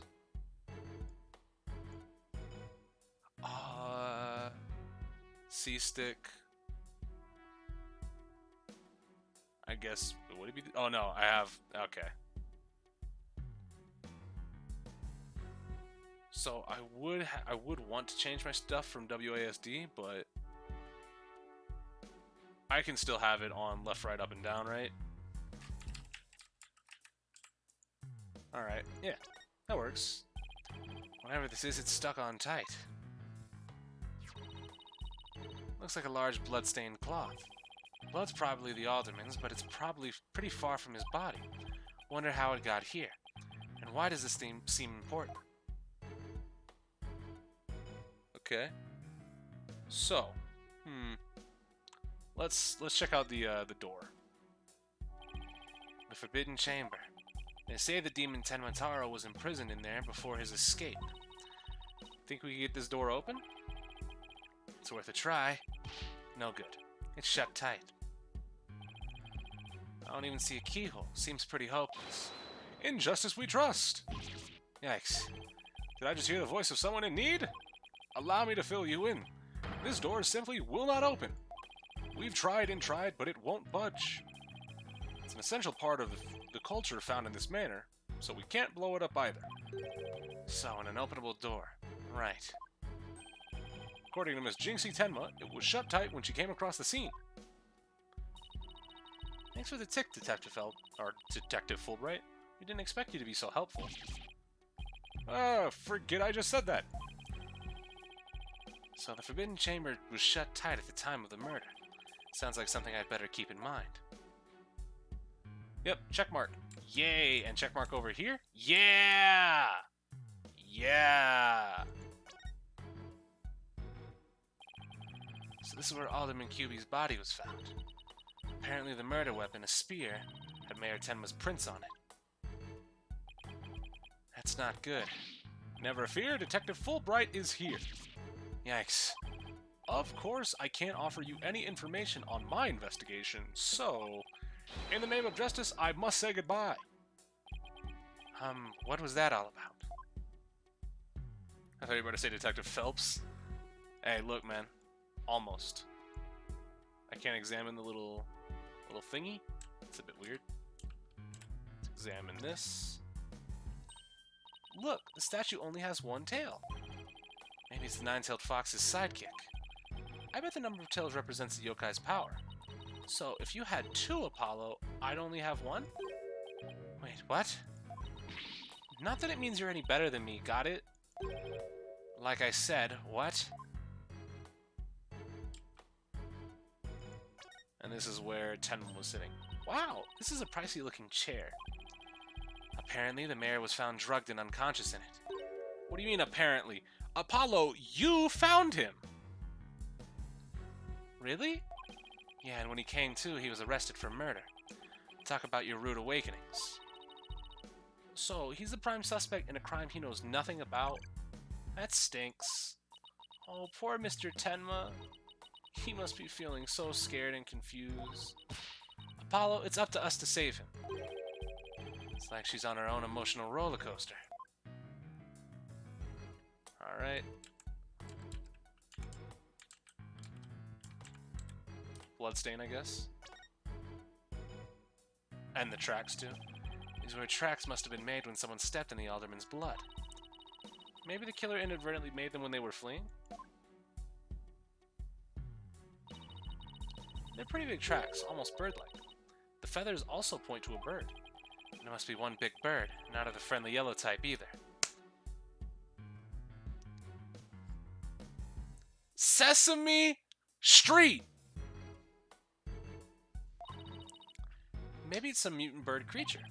So your theory is a giant mutant bird murdered Alderman QB with a spear. It's more plausible than saying a monster or a yokai did it. Sorry to burst your bubble, but a giant spear-wielding bird is by definition a monster. Alright, and we can... Ooh. Examine it from the... Oh, ooh, what's this? What's this? What do we have here? Looks like a statue of a nine-tailed fox and Tenma Taro battling it out. Eat careful, Apollo, it's got blood on it. Really? Hey, you're right. Wonder if it's the alderman's blood. How can you remain so calm after seeing all this blood? You're pretty calm too, Athena. Well, this isn't the first time I've seen something like this, so... You're no fun at all. At least act surprised or grossed out or something on my first case. I'm already a lawyer, you want me to be an actor too? Fox and demon statue added to the court record. Depicts them locked in battle. Alright. So we got some stuff on the wall here. Look, a cat with two tails. No such thing. And this lady has a really long neck. How funny is that? There's no way a creature like that could ever exist. She'd have a tough time swallowing. Spicy oil. Apollo, I bet you were one of those kids who didn't believe in Santa Claus. What's that got to do with anything? You trying to fucking flame, Athena? For what purpose? Look, trophies. Ooh, this one was awarded to Alderman QB. The Amazing Ninetales Yokai Division winner and Tenma Town Pro Wrestling Tournament. Damn it. Yokai Division? I didn't know you could have a division of one. Apollo, you should enter the tournament next time. And I have the perfect name for you. The Mysterious Firebrand. Ah! Marvel vs. Capcom, niggas. A mild-mannered masked lawyer by day, demonic masked wrestler by night. No one's gonna hire a masked lawyer, Athena. I kind of miss Trucy. I like her more than Athena. I miss Trucy too, but, you know, what can you do? Alright, window. Hey, this window opens. outside, we have ourselves a steep cliff. The window only opens about 6 inches, not wide enough for anyone to get in or out. Look, Apollo, there's something caught in the window frame. It looks like gold fur. What a pretty color. It must be some kind of animal. Wonder what it's doing here. Did Alderman QB have a pet fox? In this universe, a wrestling lawyer would probably end up in the courtroom. I'd be all for it. Yeah. Athena seems more like Maya. Yeah. In some of her mannerisms, yeah. I don't know if they were meaning for her to replace Maya, but I guess that about wraps it up. Now, if only we could get that detective to tell us what he knows. Hey, Apollo? Do you hear something? I don't hear anything. Oh, right. Your hearing must be not as sensitive as mine. What are you talking about? A whooshing sound, like wind rushing through a narrow strait. And the echo of someone's voice. In justice we trust! Ah! Ha ha ha! Someone's got a sharp set of ears. That was the sound of my righteous voice reverberating through the air duct. I heard it through the air ducts? Yeah, check it out. But why would she hear you through there? Why don't we go to the diagram? As you can see, that vent is connected to an air duct that leads out into the hallway. The wind must have rushed in through there and carried my monologue with it straight to your ears. And what a unique monologue it was. Unique, huh? I was just thinking, maybe the killer made their escape through that air duct or something. A cute theory, but I don't think so. The air duct in the hallway is low enough to climb into, and that much is true. But as you can see, the vent in the ceiling is very high. 9 feet high, in fact. I highly doubt that there's any way to get up there without a ladder or something. And I don't see anything of the sort in this room, do you? I guess you're right. Speaking of things in this room... Oh, speaking of things in this room... Yeah. Can you tell us what you guys turned up, Detective Fulbright? Not on my watch, buddy. In the name of justice, I cannot reveal facts pertaining to the prosecution's case. Come on, throw us a bone here. Excuse me, Detective Fulbright, but I recall you saying earlier that you would come running whenever we were in need. Taken advantage of. I suppose I did say that. Helping those in need is what justice is all about, but keeping information out of enemy hands is also a form of justice. Which justice is the most just? Why is this always so hard? Well, how about this? Let's do a little give and take. I mean, serving the public is part of justice too, right? You know, like the police motto, to serve and protect? I doubt leaking information to the defense team would fall under that motto. Yes, of course. I must serve as well as protect. Okay, I will share some information. In the name of justice. We did it, Apollo. Yeah, we did it, all right. But I'm not sure that was entirely ethical. Alright. So, buddy, what you got for me? Because is he even going to reveal anything hyper good for me? The details of the case. Was it Miss Jinxie Tenma who first discovered the crime scene? That's right. And this photo shows what she saw when she opened the door. What? How?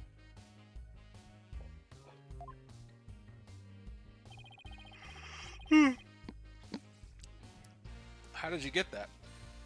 Miss Tenma had a key, allowing her immediate access. A key, so then the Fox chamber was locked. Yes, and Miss Tenma had the only key to its door. Really? So Alderman QB didn't have a key to the Fox chamber. Actually, he had a master key for most of the doors in the manor, but it disappeared after his murder. Disappeared? You think the killer took it? It could very well be connected to the murder. We're looking into the possibility now. But it's the timing of Miss Tenma's discovery that I think is most important. Of course, I'm not going to share that information with you! Ha ha ha! You think you're some kind of champion in justice, but you're just plain old mean. I won't fall for that, you shameless rascal. I'll only help good little boys and girls. Shameless rascal? Who even says that? Well, I wouldn't exactly call you a good little girl either. Crime scene photo added to the court record, or just crime photo. Photo of the fox chamber, their bloody footprints and black feathers scattered on top of the blood.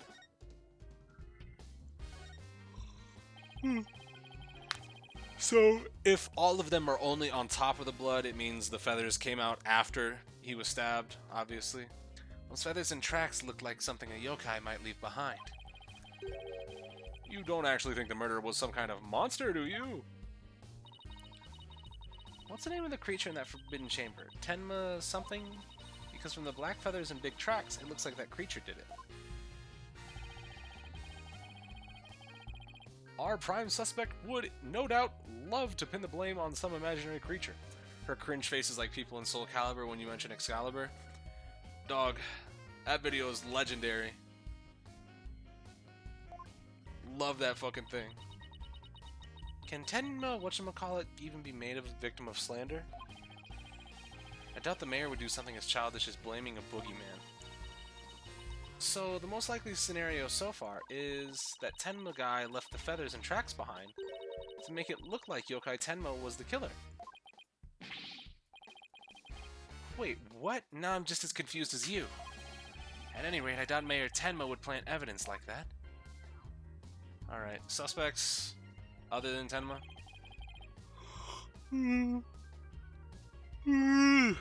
Excuse me. So, Mayor Tenma is your only suspect. That's right, even his name, Damien Tenma, makes him sound like a villain. And he's really scary looking, too. Wait, are you telling me that's why he was arrested? Ha ha ha! Don't be ridiculous! He was the only one without an alibi. Oh, is that so? Yup. Other than the victim, the suspect, and Miss Tenma, the only others around were Mr. Filch and Mayor Tenma's aide, and the two of them were together at the time. Filch, that guy who tried to steal my bracelet. Just living up to his name, I guess. We should go talk to him again when we get a chance. What about Jinxie? She's not being suspected at all? She may have no alibi whatsoever, but she also has no motive. It's unfathomable that she would murder the alderman and pin the crime on her father. Besides, do you really think a little girl could lift up this huge spear? True enough, that spear looks even bigger than her. That's about all I can reveal at this time. Well, you must admit Damien Tenma appears to be the most likely suspect. I'll admit it looks bad, but I'm still not buying it. Oh, and one more thing. I must warn you about the prosecutor. The prosecutor assigned to Mayor Tenma's trial?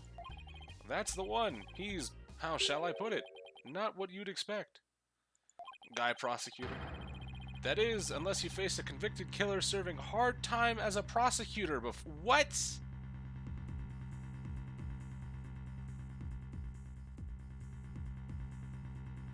What? What the? Is this some kind of joke? So, tell me about this nigga. Can I ask why a man in prison for murder is serving as a prosecutor? Because he's mastered the use of psychology in courtroom battles. Everyone's talking about how this murder was the work of some strange creature. But yokai are nothing more than a figment of the imagination. They're baloney! Who better to prove this than a master of psychology? He's the best man for the job. But he's a convicted murderer. No matter how you look at it, that's just insane. Well, the chief prosecutor personally assigned him, so none of us are in a position to question this matter. Ha ha ha! This really is the dark age of the law. This prosecutor, he wouldn't happen to go by the name Black Quill, would he? Black Quill. If he looks like a bird, I'm out of here. Bingo! Simon Black Quill. So you have heard of him. You could say that. Oh no. Is he the one that killed Athena's parents? Or whoever it was in that flashback? What's that supposed to mean? Well, I bet you don't know his unofficial title. Ever hear of the Twisted Samurai? That's Prosecutor Blackwell. The Twisted Samurai? Is that because he's a criminal? Well, yes and no. You could say it also has to do with the effect his crime had on things. Simon is such a beta name, correct. How so? His conviction is what twisted and warped the legal world of this into this dark age of the law? What? And he of all people is going to stand in court tomorrow. Ha ha ha! Never fear. I myself will be there to protect you. I feel so safe now. That's reassuring, I guess. Well, you kids knock yourself out. Can't wait to see how you do tomorrow. Prosecutor in prison for murder. You have no idea how much that doesn't narrow it down. Oh, wait, Detective Fulbright. I've been meaning to ask you something. Why are you barefoot? He hasn't been wearing shoes? Nah. Nah, I hate this one. No. This one go to jail. Absolutely not. You're walking around a crime scene barefoot? Yeah. Hell no. Absolutely fucking not. This doesn't look like the sort of place where you need to take your shoes off. Ah! I hadn't even noticed. Why am I barefoot? You honestly hadn't noticed until just now. Wait a second. Those shoes we found earlier. Excuse me, Detective Fulbright? These wouldn't happen to be your shoes, would they? Yes they are. He stole your shoes, and you ain't noticed? You suck. You are awful, good sir. Thank you for bringing them to me. You must truly be on the side of justice. Don't tell me Mr. Filch actually stole from a detective? Stealing shoes right off of someone's feet. That's pretty amazing. I find it more amazing that Detective Filch, or Detective Fulbright, didn't notice.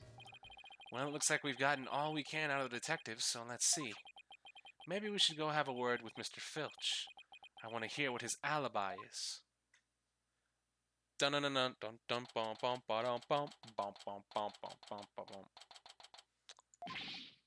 This is just awful. Terrible, I say.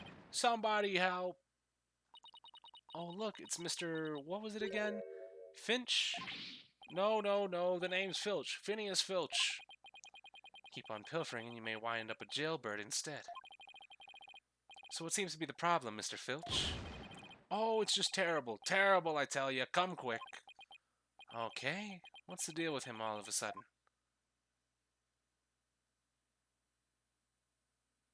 No. Looks like some kind of mask. It's the Amazing Ninetales mask. The Amazing Ninetales? Oh, right, the wrestler who appeared during the festival's special event. What's his mask doing here? He'd never take off his mask like this. Someone must have killed him. What? Who would do such a thing? Let's go talk over there in private. Look. There's some white hair caught up inside this mask. Damn, I wonder who it could have been. Does anybody have any idea who this man could have been?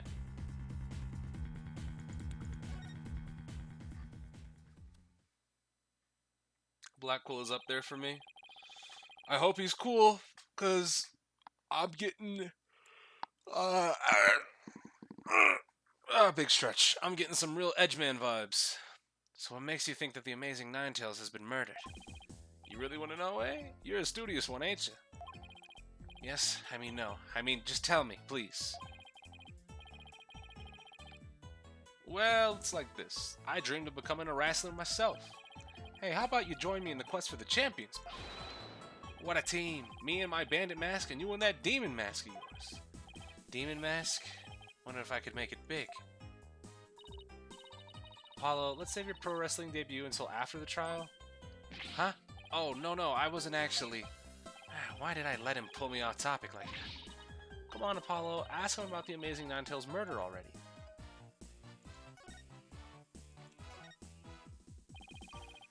The Amazing Ninetales is our village savior. Don't you forget it.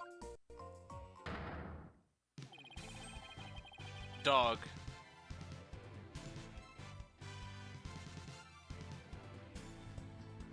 He's performing super kicks. It looks like he's about to do a fucking poison run on that guy. Look at this guy. This guy was sick. He whirls through the ring, smacking down Tenma Town wrestlers left and right. He sparked the monster craze, revitalizing Ninetales Vale in the blink of an eye. Yep, saved our village from becoming a ghost town. Now it's a yokai town. Huh, the amazing Ninetales really does sound, well, amazing. It's just fucking Tiger Mask, quite literally. Yeah, pretty amazing, huh? That's why he's worshipped like a hero around here. I'm proud to be from the same village as him. Come to think of it, you look kind of monster-like yourself, Mr. Filch. Guess it makes sense that you're from the same village as the amazing Ninetales. I know, a lot of people have told me I look like a yokai. Since when was that a compliment? Ouch, what's the big idea? Check your pocket. Hey, how'd you do that? Keep it. I got lots more. So we got a glossy photo. Jesus. So, one thing I just noticed right now is that a whole ass security camera right there in the top right. So you keep saying the amazing Ninetales was killed. What's the story behind that? Are you saying he was murdered because his mask washed up along the river outside? That's only a part of it. The main reason is no one's seen him since the special event. The word around Ninetales Vale is he was killed by Tenma Taro. You villagers really are superstitious, aren't you? That we are. We love conspiracy theories, too. Like the mayor's diabolical plot. The mayor of Tenma Town? What is he plotting? Rumor has it he's planning on releasing Tenma Taro. That's why he wants the merger. He'll open up the Forbidden Chamber once he's in control. When Filch looks to the side, it reminds me of Gumshoe. Don't say that. Put more respect on Dick Gumshoe's name. That's quite a tale. Ain't finished yet. There was only one person who could stop the man. Our hero, the amazing Ninetales. He vowed to battle the mayor of Tenma Town and stop the municipal merger. I couldn't make this stuff up if I tried. Apollo, we still have to ask him about the alderman's murder, remember? Alright. Mr. Filch, would you mind telling us about what you were doing at the time of the murder? I was in the caretaker's office, guarding the entrance like Mr. Kilby said I should, and I made double sure no one came in. I have a clear view of the foyer from where I work. You must be talking about the small room in the upper right. Yeah, so that is a security camera. Definitely looks like you can keep track of the comings and goings from there. You have an alibi to back up your statement, Mr. Filch. I do indeed. I was with Mayor Tenma's aide, Florent LaBelle. And because they didn't show me the face, I'm gonna assume that's the killer. So, the two of you were together. That's a pretty sound alibi, alright? And nobody came in or out of the manor around the time of the murder. Kept watching here the whole time. Didn't see a soul pass by. If anybody did, that there security camera would have spotted him. So no one came in or out around the time of the murder. That means we're dealing with someone who was already inside when it happened. So, do you think this mask is the real deal?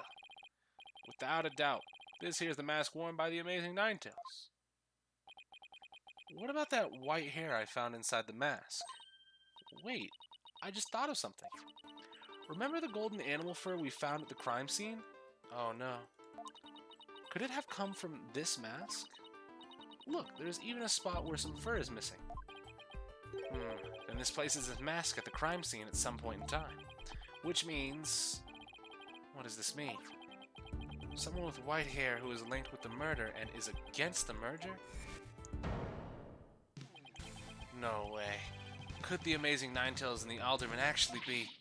Something wrong, Apollo? You should see the look on your face. Oh no, it's nothing. Maybe Jinxie could tell us something, since she works here. Golden fur reattached to the amazing Ninetales mask. Move, nigga. She'd be in Yokai Lane though, right? April 17th, Ninetales Vale, Yokai Lane. Oh look, there's Jinxie. Milk, cheese, yogurt, ice cream, and... Sounds like she's out grocery shopping. Must really like dairy products. Trying to make a better milkshake and another to cure my lactose intolerance. Maybe she should just stick to soy milk. Also, I didn't notice it before, but look at that fucking spider up there on the right. Jesus Christ. Jinxie, hey, it's me. Eek, it's the demon lawyer. Not another warding charm. Apollo, who is she? Oh, right, this is your first time meeting each other. This is Jinxie, Maya Tenma's daughter. She was the first to discover the crime scene. Oh, so she's the one who... hello, my name's Athena Sykes. I'll be helping Apollo defend your father at this trial. Pleased to meet you. Pleased to meet you, too. Where's Trucy? She went back to the office ahead of us. Don't worry, Athena and I are on the case. Wait, how do I know you didn't gobble her up alive? Relax, I didn't eat her up, and I wouldn't do such a thing in the first place. Oh, poor little Trucy. I'm about ready for some tears of frustration myself. She's quite an interesting character, huh, Apollo? I mean, you didn't have to say it while she's right there, but okay. So, the incident. Jinxie, do you remember any more of what happened? Not much. At least not yet. But do you think Tenmataro was the killer, right? But you do think Tenmataro was the killer, excuse me. And yokai we saw at the festival. I don't know anything about that. Huh? But you said Tenmataro murdered the alderman. It's okay, Jinxie. You can tell me... What was that for? People see things when they don't get enough sleep. There's no such thing as monsters. Huh? What's gotten into her? So if there are no monsters, you'll admit I'm human? No, you're still a demon. Kind of fucking... Oh, I give up. It seems like Jinxie doesn't want to talk about Tenmataro for some reason. But that's precisely what we need to know more about. Besides, she definitely thought there was a yokai there in the Fox Chamber. Jinxie, about this charm. Ah, that's...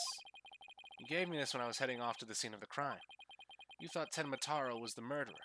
That's why you gave this to me, right? That's true, but...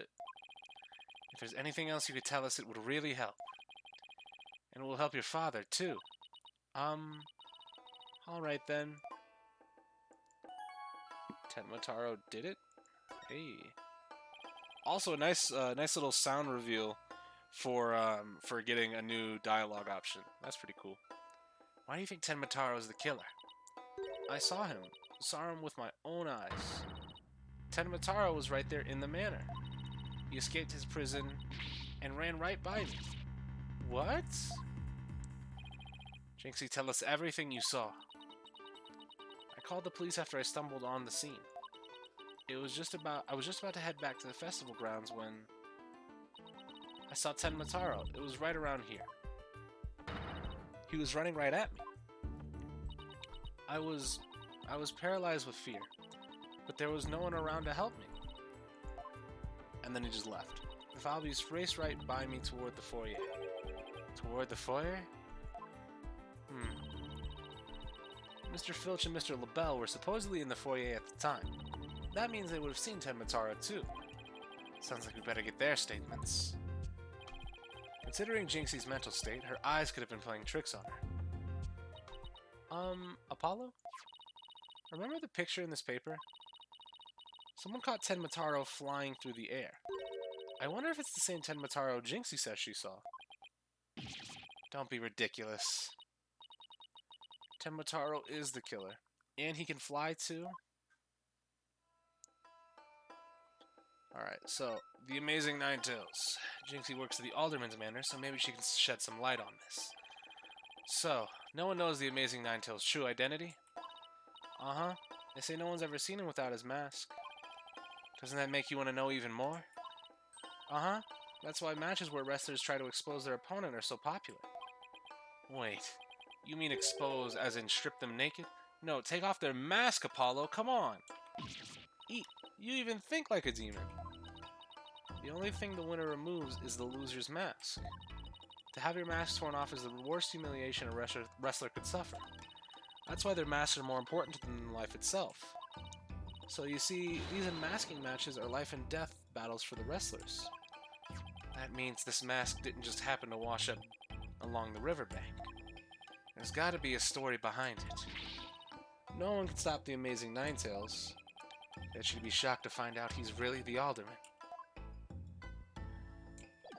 Oh. Click the wrong button.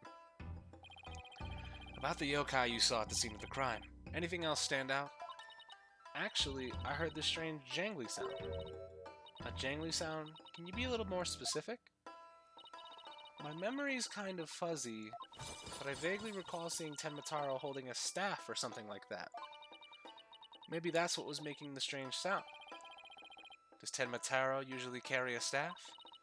Good question. I've never heard about anything like that, and it's not shown on the scroll. How about in other documents? Any of them show Tenmataro with a staff? This is the only known document depicting Tenmataro. After all, those who needless depict the demon are forever cursed. And what's the deal with the Tenmataro you saw, Jinxie?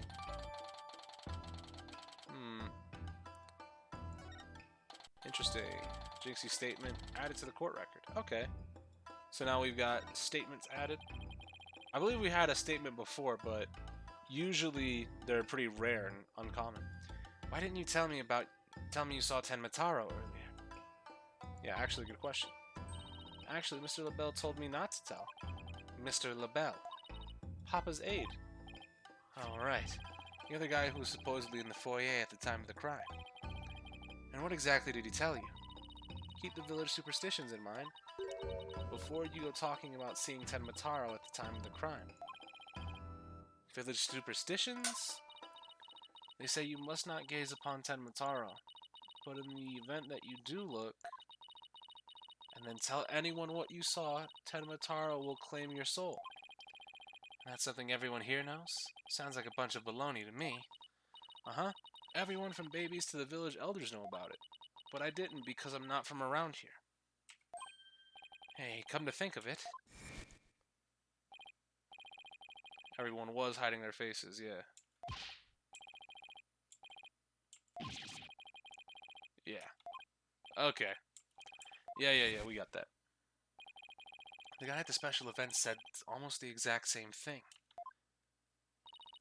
Apollo, do you think this LaBelle guy actually believes in Tenmataro? I seriously doubt it. He's not even from Ninetales Vale. Then why would he try to keep Jinxie from talking?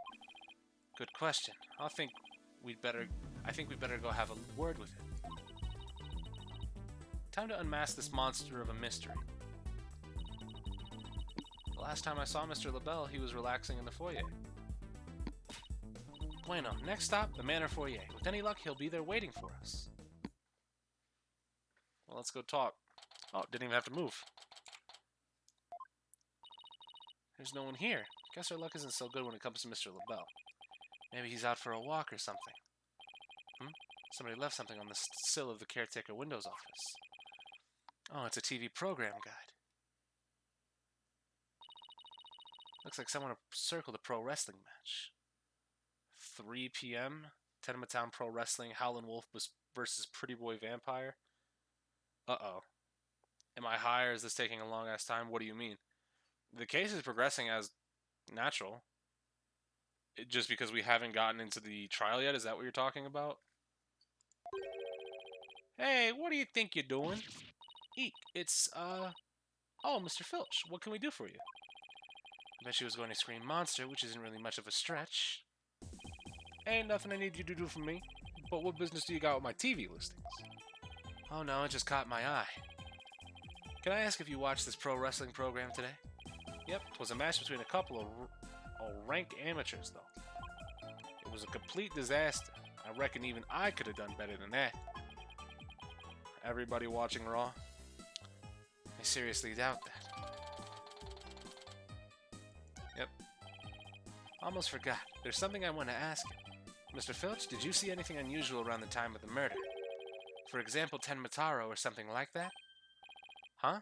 Tenmataro? So, you did see him. My, how shiny and clean your forehead is again, Mr. Lawyer, sir. Bet you shine it every day, real purty like. The ladies must love it. Don't change the subject, and FYI, it was a seriously bad attempt at flattery. Jinxie said she saw Tenmataro flee towards the foyer, so you must have seen him too if you were here. Yipes. IFC. Wow, I really pushed a button there. Well, did you see anything or not? Hold it.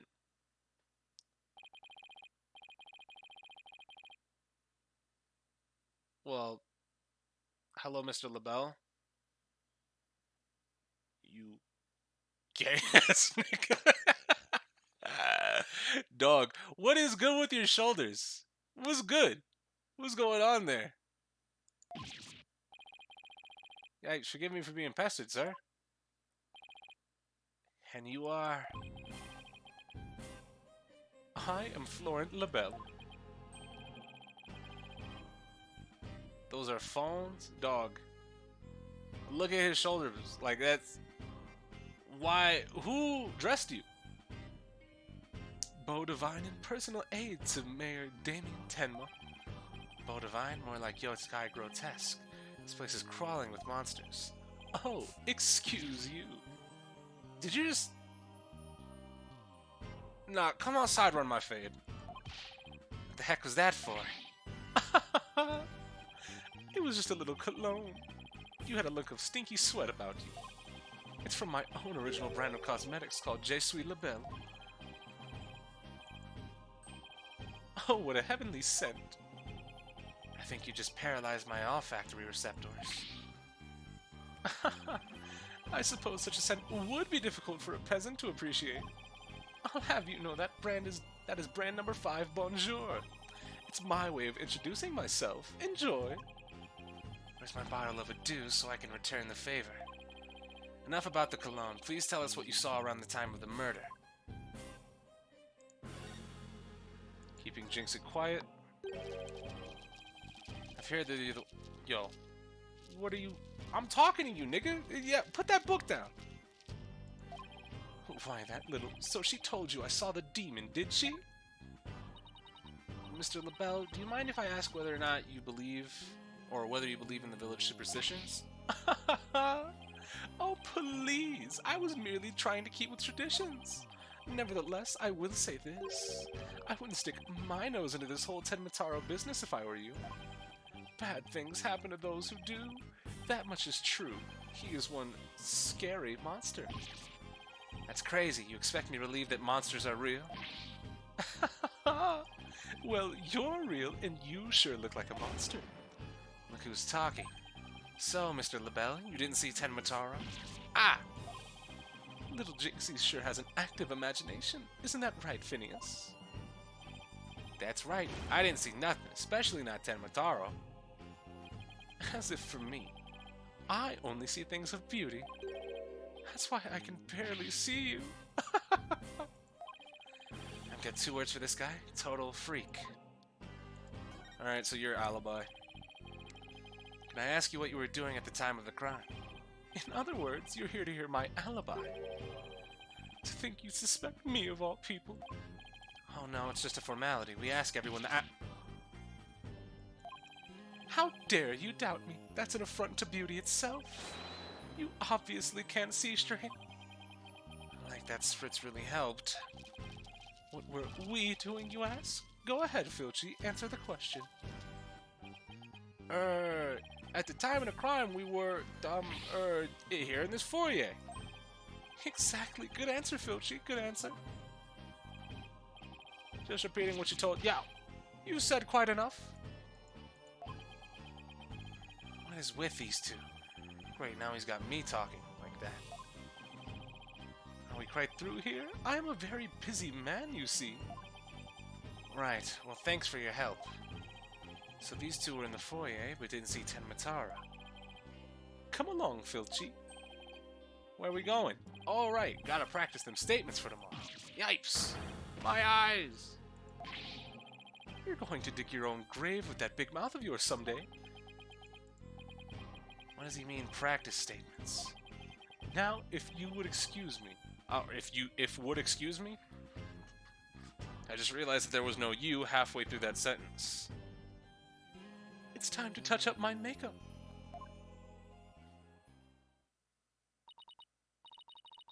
Apollo, I know this sounds strange, but Mr. LaBelle seems unusually preoccupied with Tenmataro. Really? How can you tell? Well, it's kind of hard to explain. You see, I can read people's emotions from the tone of their voice. You mean you have good ears? Something like that. People's emotions are expressed in the tone of their voice, and my ears can pick up on even the subtlest of tones for some reason. That's an interesting skill, but what do you mean he's preoccupied with Tenmataro? I'm not exactly sure, but it was like he was obsessed with the thought of Tenmataro. That's what I picked up from his voice, anyway. Everywhere we turn, it's Tenmataro this, Tenmataro that. We should go talk to the mayor, too. Sounds like a plan. We need to get to the bottom of that rumor about him wanting to release Tenmataro. Alright, straight to the detention center. Neat. Visitor's room. Something wrong, Apollo? Where did your enthusiasm go? What am I doing asking the mayor if he has ever thought about releasing Tenmataro? At best, he'll think I'm an idiot. At worst... Oh, he's here. Hey, Damien. It's so nice to finally meet you. I'm Mr. Justice's partner, Athena Sykes. I'm looking forward to working with you, Mr. Tenma. Taro. Athena. Athena, just calm the fuck down over there. Oh yes. I look forward to working with you, too. I'm glad he didn't mind Athena calling him by a completely wrong name. Apollo, he's just as kind and gentle looking as I'd imagine. Lucky for you after that blunder you just made. There was something I wanted to talk to you about. There are rumors going around about how you want to or did set Tenmataro free. What utter nonsense. Yikes. They always assume the worst of me because of the way I look. I get it, buddy. I truly do. But those rumors don't have a shred of truth, I tell you. A little touchy about his appearance, isn't he? What he really needs to work on are his people skills. Alright, buddy, what you got for me? Tenmataro's revival. So rumor has it that you want to push the merger through, in order to release Tenmataro. Of course, that's a bunch of baloney, isn't it? Sorry if I offended you. That's the talk around town, is it? I can see how that would make you angry. What if Jinxie's schoolmates start teasing her about this? Huh? I must break out of here at once. Her tormentors must be taught a lesson. No, wait, first we have to get you a not guilty verdict. Don't try and stop me, this is about a father's duty to his darling daughter. Hold tight, sweet Jinxie, Daddy's coming to save you. Relax, we'll look out for your daughter until we can get you free. Is that so? You don't need me to go straighten things out myself? Oh boy, they'd probably call in the SWAT team if you showed up at her school. Alright, I ought to ask about the reason behind the merger. Yeah, so why the merger? I'll tell you one better. How is the merger? It seems like you were rather forceful in pushing for the municipal merger. Do you really want Ninetales Vale that badly? Yes, well, it's quite an attractive prize in terms of tourism. Oh! Perception time! Wait. Am I feeling what I think I'm feeling?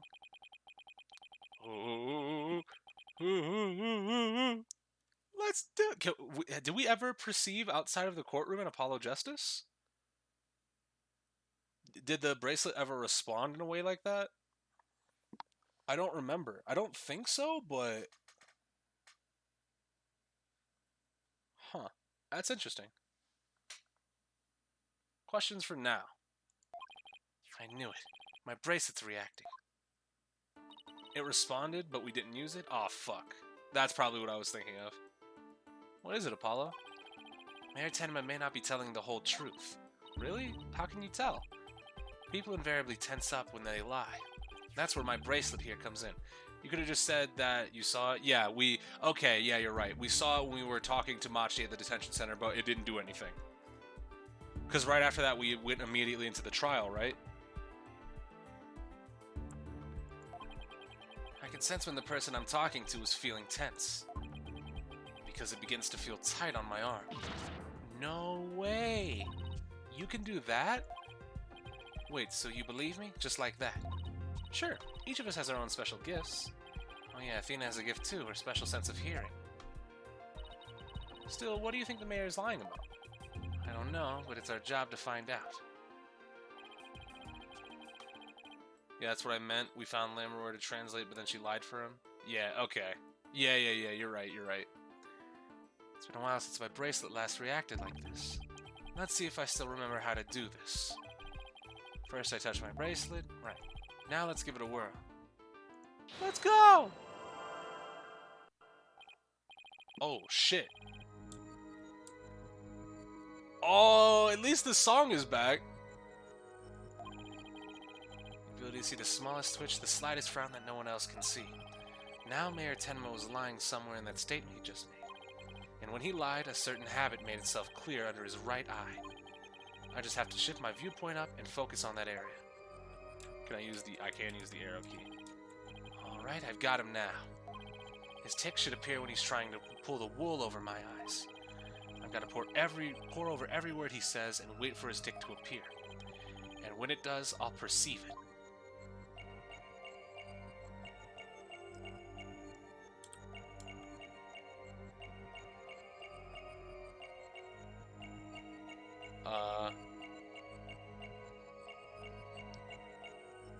There we go. Gotcha! The Apollo OST isn't completely gone. But Overtaken is not in because Singular Pursuit theme. You might have well just removed it all. Mr. Mayor, please, you can trust us with the truth. The truth? I don't understand. When you mentioned tourism, the bottom of your right eye started twitching. What nonsense is this? So what if it did? Please tell us more about your merger bid. What more is there to tell? Why are you really seeking to merge with the Ninetales Vale? I already told you. Tourism. The monster craze really revitalized the village, making it quite the prize. Or is it because your daughter really liked it or some shit?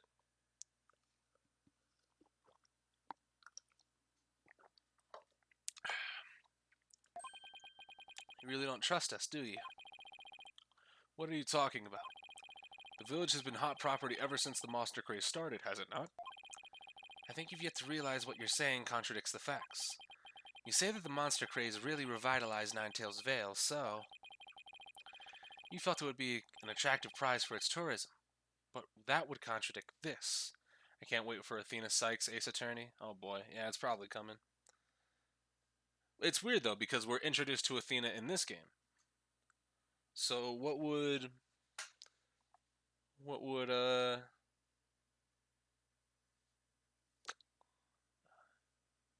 it not be for tourism? Would it be because the wrestler? Yeah. Yeah. It seems right. Take that! The monster craze in Ninetales Vale is a very recent phenomenon. It was sparked when the amazing Ninetales rose up against the municipal merger. The village was practically a ghost town before then. Right, okay. So that I completely missed. I'm gonna say that I got lucky there. So if you want to call me out for that, that's completely fine. So you see, you couldn't have possibly seen it as an attractive prize for its tourism. What's the real reason behind your push to merge Tenma Town with Ninetales Vale, huh? Well,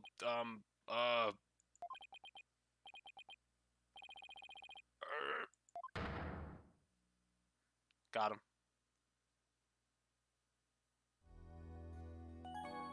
Why the merger? Are you ready to tell me the truth now? Honestly, I never wanted to pursue the merger in the first place. But I had no choice if I wanted to protect my darling little Jinxie. Okay, yeah. Of course, because of your daughter. Protect her from what? I received a threat. It said either I go through with the merger or my Jinxie dies. Okay. So it's not because your daughter was fond of the city, it's because you were being blackmailed. It do be making sense. Alright. What? How awful. Who would do such a thing? I don't know. But whoever blackmailed me must be connected to the murder. Wait, so you think the blackmailer and the killer could be one and the same? Alderman QB was immensely popular, so you have to ask, who would want him dead? The blackmailer who wanted the merger at all costs had all the motive in the world. Excuse me. But why go from blackmail to murder? The merger protest won't disappear just because the alderman was killed. Could it be? What if there was another reason for the murder? Like what? Maybe the blackmailer discovered Alderman QB's secret identity. And a secret identity was a threat to the blackmailer's merger scheme. What do secret identities have to do with anything, Apollo? I have evidence revealing the alderman's secret identity. Maybe it's time to use it. So, let's go ahead and present the mask. Mayor Tenma, please take a look at this if you would. That's the amazing Nine-Tails mask. What is the meaning of this? This mask was almost definitely at the crime scene. And there was some white hair inside. White hair, you say? There was but one person with white hair in the manor that day. What are you saying?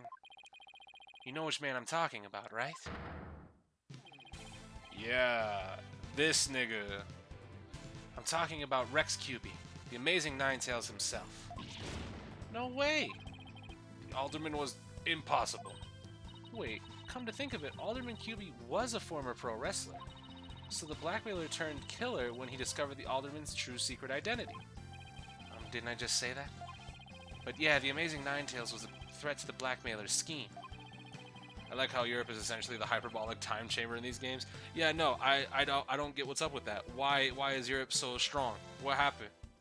What are y'all niggas in Europe doing?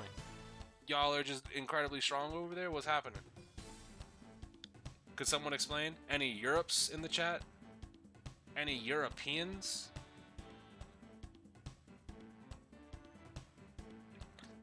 Europe just got better. He opposed the merger and as a result single-handedly sparked the monster craze. Even so, what was the mask doing at the crime scene? There had been an event at the manor. And maybe Alderman QB had taken part in it, if you get my drift. This is absurd. Mr. Mayor, do you have proof of the threat was made against you? Yes, a blackmail letter. Unfortunately, it disappeared after the murder. I've been carrying it around in my briefcase, but now it's suddenly vanished. That's not suspicious at all.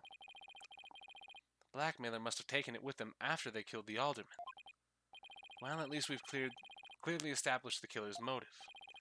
Mayor Tenma, visiting hours are over. It would appear that this meeting is adjourned. Neat.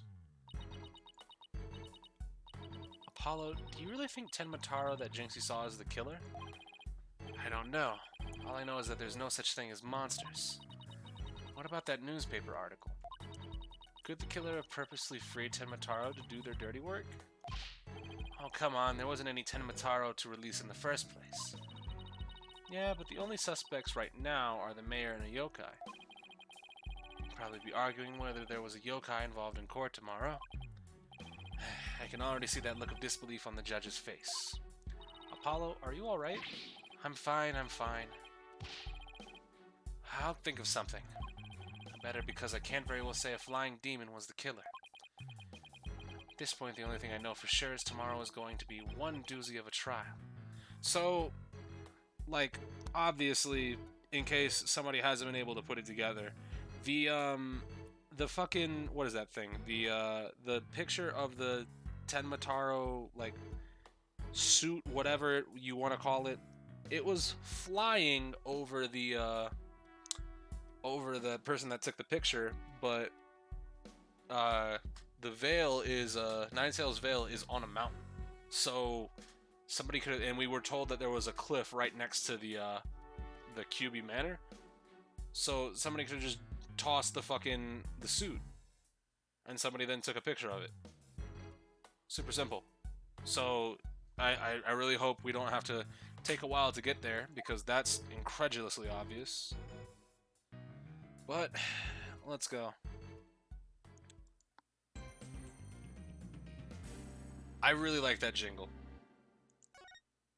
Was in Game 1 2001. Came out in 2001, although the plot is set in 2016. Oh my. Yeah. So this is what, 2026? April 18th, 9:15 a.m. District Court, Defendant Lobby number 3.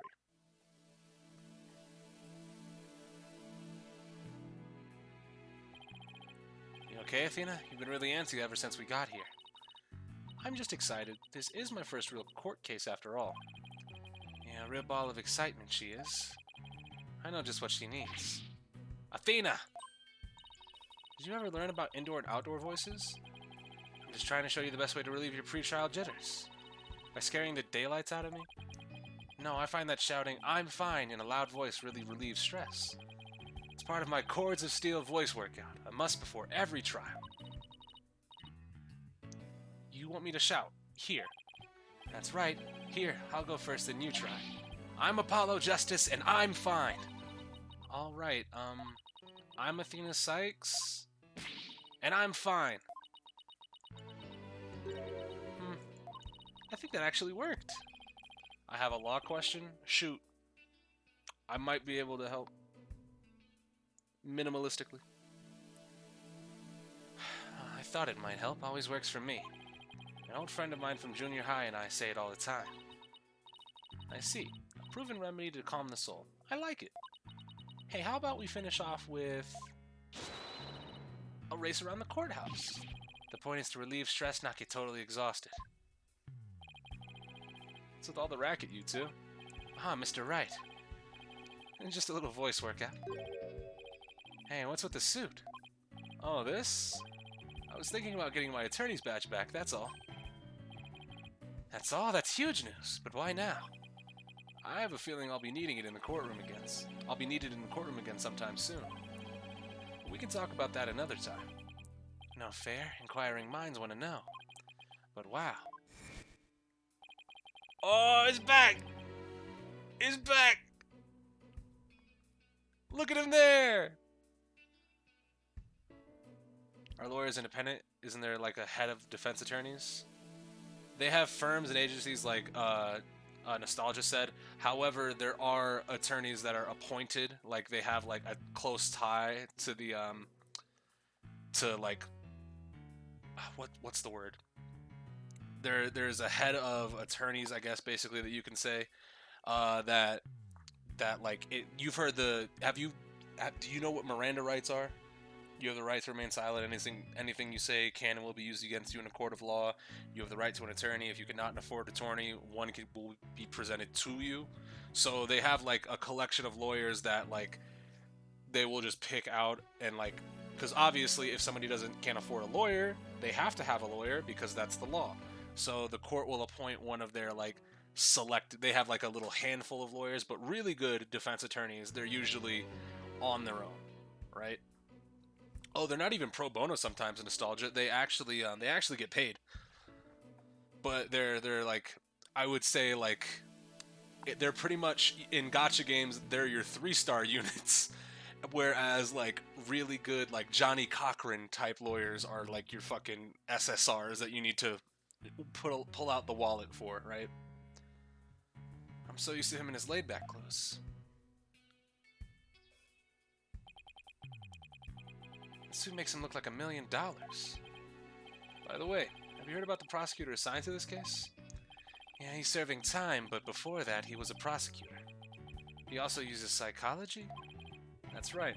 I've heard the rumors about how he was back before his conviction. Using the power of suggestion, he could make the most stalwart defendants confess.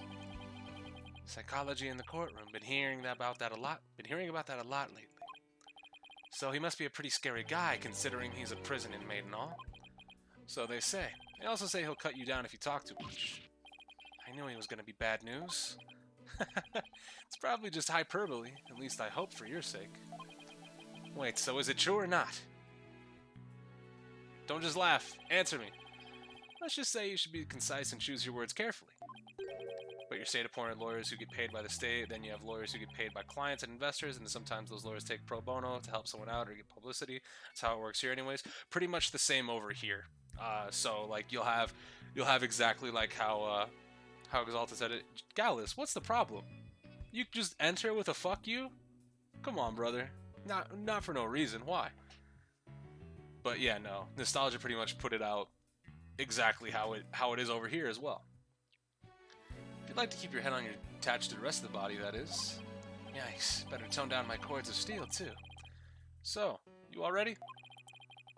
Might be a good idea to check the court record again before stepping into the ring. Right, Mr. Wright, but I'm fine. I'll be watching from the gallery. Good luck. Thanks. Okay, let's do this. The odds of pulling this off are ridiculously low, but that's nothing new. Is it because he said thanks, Chris and Chad? I've been lurking for a while. What? Gallus. Brother, why? Why would you lurk? They did bring back Bum Phoenix, though. They didn't erase him. Yeah, we saw him on screen. Believe in our clients, seek the truth. That's all we can do. Hang in there, Mayor Tenma. Here comes justice.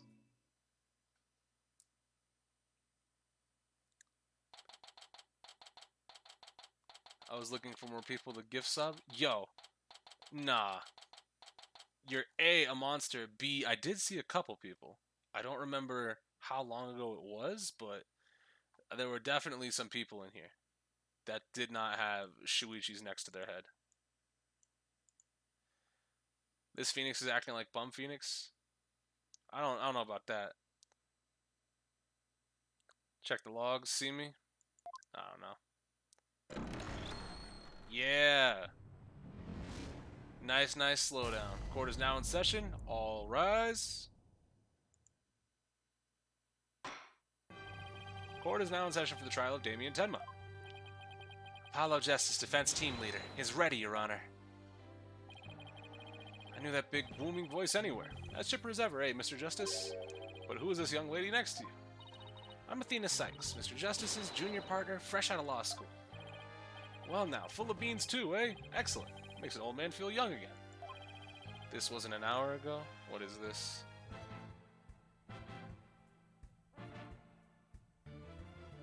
Oh. Got a point. He did present the evidence.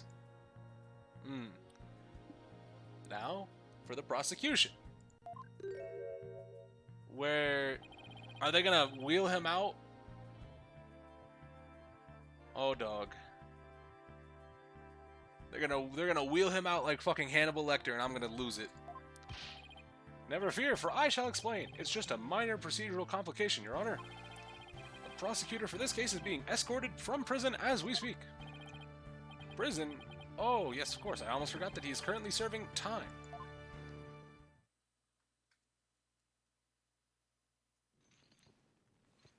Dog. Yup, Prosecutor Blackwell's an inmate.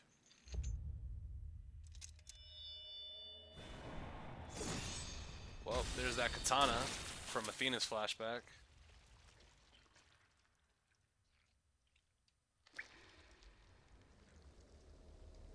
Dog. I'm gonna cut myself on this edge. But even a convicted murderer still got a job to do and duties to perform. You let him in prison dressed like that, by the way?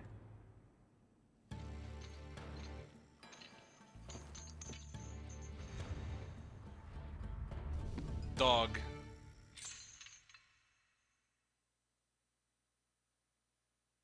Hey. Look at me when I'm beating you in the courtroom. Who's that with his back to us over there? That's him, I'm sure of it. Prosecutor Blackwell.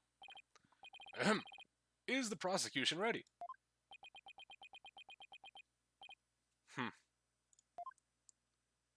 What do you have? Oh, is that a feather in your mouth? You suck. Enough jabbering. Get on with it already. Of course, forgive me. Good job on the layout, Chris. I was thinking about any ways to make it better. Better one for fun, but I couldn't think of any. Yeah, no, I couldn't think of anything else to do. I was gonna, like, potentially in the bottom left corner, just put, like, a little Edgeworth head. But, like, have him peeking over the fucking bottom of it, but I didn't know. Why are all people related to this case so scary? Very well, Prosecutor Blackwell, your opening statement, if you please. Huh. Why you got chains on in the courtroom? I get it, you're a prisoner, but okay, why not just let you be free in the courtroom? Like, if you murder somebody in here, like, somebody's got a gun in here, they will stop you. What's the matter? Must we continue to fritter away time like this? It's all right there in the indictment. An opening statement would be pointless. Pointless? Oh, well... Looks like the cat, or in this case, the prosecutor, has the judge's tongue. But we need an opening statement as an overview of the case at hand.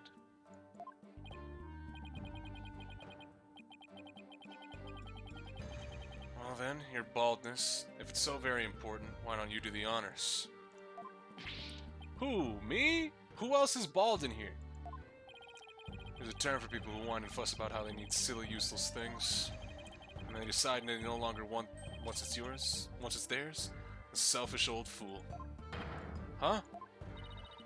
Wait, was that the prosecution's opening statement?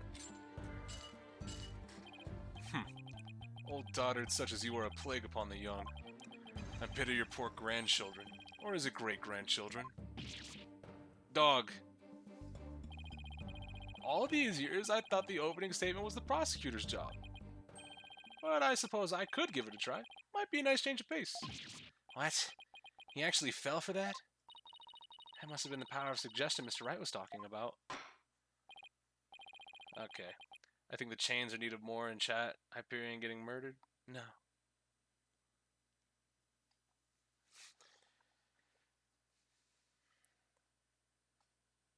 Look, Hyperion, you've just done it to yourself at this point.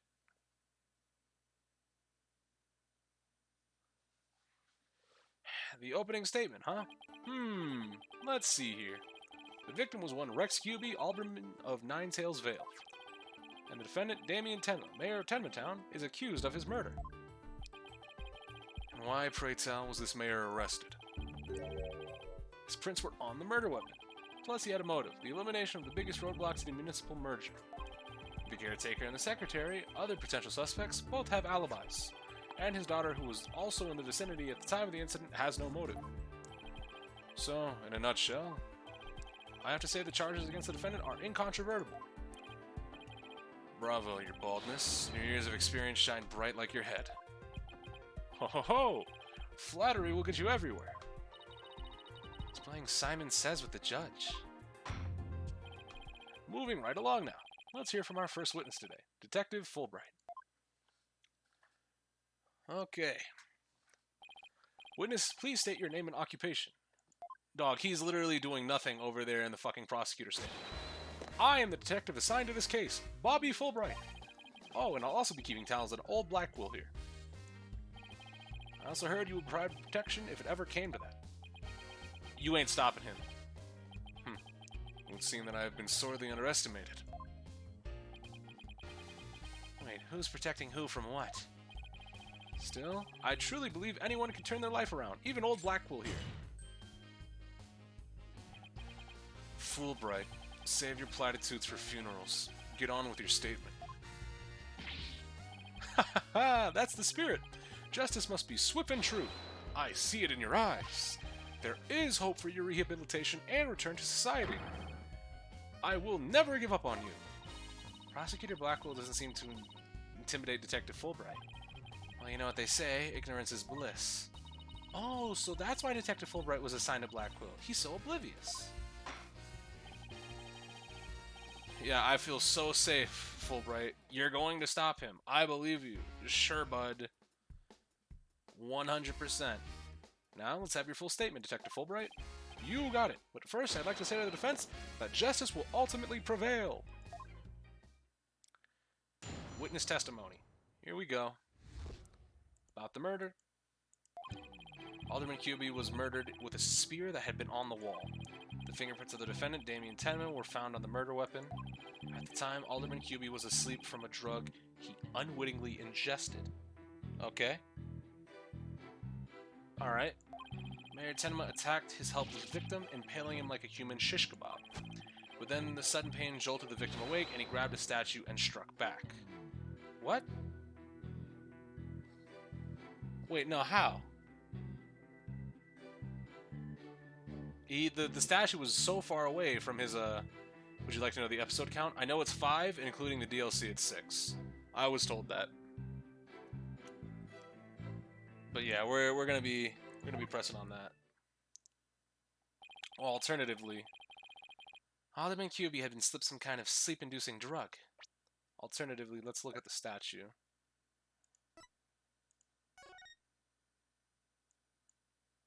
Alright. Okay. That's right. The accused was scared because Alderman was a former pro wrestler. So he slipped him a drug to make sure he'd be out cold and defenseless. Here's the autopsy report to prove it. Alright. Estimated time of death around 3:20 p.m. That's super concise. The victim had been in drug-induced slumber. Maybe I'm an old head, but the models aren't doing it for me. No, I definitely prefer the sprites as well, but I don't know what it is. Why is it that the human brain prefers sprites to models? Like, even with, big stretchy. Even with, like, Pokemon. Like, models, there's something about sprites that's always going to be better. I don't know what it is. Maybe I'm crazy, but maybe I'm crazy. That sounds almost superhuman. Is it even possible? Well, he was a former pro wrestler, after all. That spear was probably nothing more than a mosquito bite to him. Objection! Oh. Not so fast. Don't try to brush it all off by saying the Alderman had been a pro wrestler. Do you really expect us to believe he could fight back after being skewered by a spear? Never heard of the incredible feats which a man is capable of in a pinch, have you? Oh god. Well, for Pokemon, the models are all well done, but the animations need work. I would say even with good animations, like, you look at something like Hitmontop, right? Hitmontop's got a pretty cool idle animation, but I prefer the sprite. Probably saw them as 2D first. I don't even know if it's that. Like, I think a model has to be really well done and well designed. Like, cause what would be a good example? Like, there are certain games where models actually, like, if the game stays with models, as the models get better, they look good. But I think it might be the progressive jump to models over sprites that my brain says, oh, this is the first time we're getting models, so they're not as good as they can be. Like, don't get me wrong, I think these models are pretty good, like, for what it's worth, but I think they're gonna get better. The crystal sprite where it spins around on its head, or the fucking 5th gen sprite where it bounces. The Hitmontop sprites are sick. But there's something about it. I don't even know if it's just saw them as 2D first, because there's certain games where like you see the models first, and then like the character portraits are like sprites or 2D, and those are fine. Like perfect example. The recent game that came out that I noticed it in was Bloodstained. Ritual of the Night. I love that game. It's a great game. But the character models, like, it's all in engine, so cutscenes are 3D models, characters talking to each other are 3D models, and then I saw somebody pulled up like the concept art and like the original art that was taken as a base and turned into models, and I was like, oh no, I kind of wish they just went with sprites then, because the art that they have is really good. Fighting games are also a good example. Yeah, no, most definitely. Like, I don't get me wrong, I really like Street Fighter 4, and I'm okay on Street Fighter 5, but the Third Strike sprites, they just have a lot of I don't want to say emotion, but they're better animated to me. I don't know what it is. Maybe it's just something about sprite work that you can get a lot more maybe it's that my brain sees sprites and my mind says there's a lot more work that went into them, so they usually end up looking a little bit better to me. I don't know. Somebody's probably done a better breakdown on it, and I have to go look at that now. I used to talk about it with the former wrestler I met in the clink. I don't know. Still sounds a little far-fetched. Does it now? Then perhaps we should test the theory on you with the edge of my blade. Okay, so this guy is just fucking edgelord. I didn't sign up for this.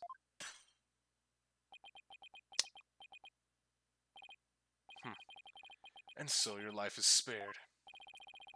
Please let those shackles be made of titanium. I don't want to die. You tank it, Apollo, don't worry. Like, for example, Kingdom Hearts has games in 2D, but I prefer the 3D versions in those series at least. Yeah, no, it's a good, interesting discussion. I don't know the particular reason. Like, for most things, I definitely do prefer the big sprite boys, but there are some games with really nice models. I vow to resign immediately if I ever make a false arrest. The accused prints were on the weapon, and he's the one without an alibi. Quite decisive evidence, wouldn't you agree? Your baldness. The defendant is sounding guiltier by the minute. He has the judge leaning towards a guilty verdict, and the trial's just barely begun. He always leans towards a guilty verdict when the trial just begins, Apollo. Don't give him that. What are you doing? Run that shit, give me the badge? What are you talking about? Fulbright is not giving you his badge. This one's probably even more clear-cut because it's a visual novel and there's no real need for the models outside of cutscenes. Like, oh, another good example. In Danganronpa, I feel the models in Ultra Despair Girls were fine. I much prefer the sprites, I much prefer the art for the characters, but the models in Ultra Despair Girls were pretty decent. I prefer the sprites, but the models were actually really good, at least on the PC release. I don't know how it looked on Vita, so calm down, but at least on the PC release, the models were great. They say he seeks the merger for the purpose of freeing Tenmataro from his imprisonment. Truth be told, I can think of no real reason to show interest in that backwards burg. Perhaps he's a complete nutter and really does seek release to an like, nutter is what tripped me up there. Complete nutter? Who says nutter? That's how they talk in prison now? And really does seek to release an imaginary demon. Either way, he is a raving mad and more than capable of murdering the alderman. No. Slow down. Pepe hands. A lot of people say nutter in the FTC. I've heard people say nutty. I've heard people say that guy's a nut. Okay, Rayquazi, you got it. Britain niggas. Nutter. He's a rank nutter. I've never heard that before. What fucking game do they say that for? Your baldness. Please take a gander at those charms plastered across his cranium. I hear they're meant to keep him safe from possession by the demon Tenmataro. Then again, what are you doing? Perhaps he's already under the demon's spell. Behold, the lunatic appears poised to lunge at you at any moment. The rumors and quirks of Mayor Tenma have no relevance to this case. Besides, those charms on his head, they're just a fashion statement, I think. Come to think of it, such things don't seem relevant to the case, do they? The prosecution will refrain from dragging our client's reputation through the mud. Oh, what a dreadfully fearsome lass we have here. Thanks for that lifeline, Athena. Careful, Apollo, he has the judge dancing in the palm of his hand. The power of suggestion is one of the more powerful tools in Simon Blackpool's arsenal. You haven't heard that? The people you see in ranked beat the dog shit out of pros when the actual tourneys they just don't do shit. They're called online warriors. Never heard about rank nutters. Maybe that's fucking 17er talk. I've literally never heard of rank nutter. That's not even 09er speak. That has to be 17er talk. This guy's really bad news. In any case, it seems the victim did manage to defend himself despite being impaled. What sort of weapon did he use against his attacker? None other than this statue right here. It appears to be a statue of two strange creatures locked in battle. Two yokai to be exact. On one side is a nine-tailed fox, and on the other Tenmataro. Quite interesting if you think about it. It's as though this very case was rendered in art. Okay. Oh, wait, what does that say? The mayor's blood was found on it, but no prints could be lifted. Oh. Was the, did the mayor, was the mayor wearing, well, not the mayor, was the alderman wearing gloves, right? Because I don't think he was. Even in his, shut up. Mr. Justice, you may proceed with your cross-examination. But before that, let me look at that glossy. Yeah, he doesn't wear gloves. So there should be prints on it if he used it. So yeah, we have an objection right off the bat. Dog. His cross-examination cut in. Alderman Kiwi was murdered with a spear that had been on the wall. Sudden pain jolted the victim awake, and he grabbed a statue and struck back. Also, really neat detail that I like is that the if you click next, it's a cycle back to the beginning button. It lets you know exactly. And also, shout out to Danganronpa, we have the amount of, like, if you see on the top, or the top of the text box on the top right, you see how many exact like paces the testimony is. Really good, nice stuff. But yeah, where's the fucking... Here. Objection! Talk to him, Apollo. Did the alderman really strike the mayor? What? Are you questioning my sense of justice? Yes, your so-called justice needs to find itself a pair of legs to stand on. You claim the alderman struck back after the mayor put a spear through him. But the statue he supposedly used to defend himself creates a major hole in your theory. It would appear the defense has a counter-argument. Very well, let's hear what the defense thinks is odd about Detective Statue theory. There's no fingerprints. There are no fingerprints on this supposed crucial piece of evidence. And if you look at the crime scene photo, you'll notice that the alderman isn't wearing gloves. Oh, well, I mean, I guess I could have looked at this picture too, huh? Yes, I believe he is quite gloveless indeed. If he touched the statue with his bare hands, he should have left some fingerprints. Detective Fulbright, you did take that into account during your investigation, didn't you?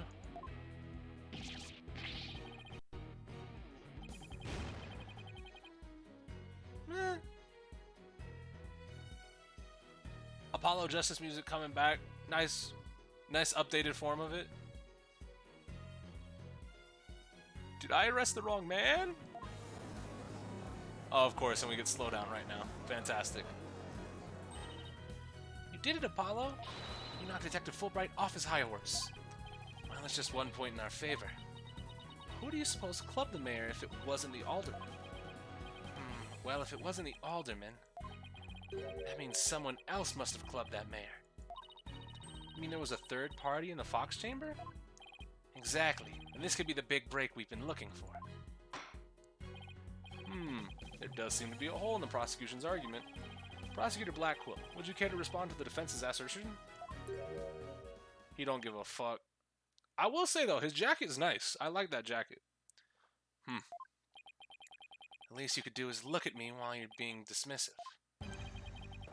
Your mind is as dull as an unhoned blade, Justice Dono. He's a edgy weeb? No, we lost, boys. Justice Dono? He's been watching too many samurai flicks. It would take far more than that to cut down Simon Blackquill. Whelp such as you has no hope against my superior swordsmanship. That's where you're wrong, pussy. I have all the hope. Is me, nigga, me. Hope. This is a trial, not a sword fight, Prosecutor Blackquill. There's a perfectly good explanation for the lack of prints on the statue. You might recall that the blood-stained cloth found at the scene of the crime, well, it just so happens that the blood was the mayor's. So, what are you getting at? Hone your mind, boy. Why was there blood on that cloth? Solve that riddle and you shall see through the hole you found out as but a hole you thought you found is but an illusion. Now let's see. How was that cloth used? Was it used, I mean, to wrap up the statue? Potentially. That's what I would explain the blood on the cloth and no fingerprints. Maybe the alderman wrapped the statue in the cloth. In short, he wasn't touching the statue directly when he used it to strike back at the mayor. Ah! Precisely. Bully for you, boy. It was nothing. Apollo, don't let him start manipulating you, too. You just closed the hole for the prosecution. I did? Come on, Apollo. I did. Right. That statue wrapped in cloth would leave no fingerprints as plain as day. But this also proves there are no holes in our theory that the alderman striking back. Oops. Also, yeah, that shocked model, terrible. 2 pages. Now do you see how dull your mind is?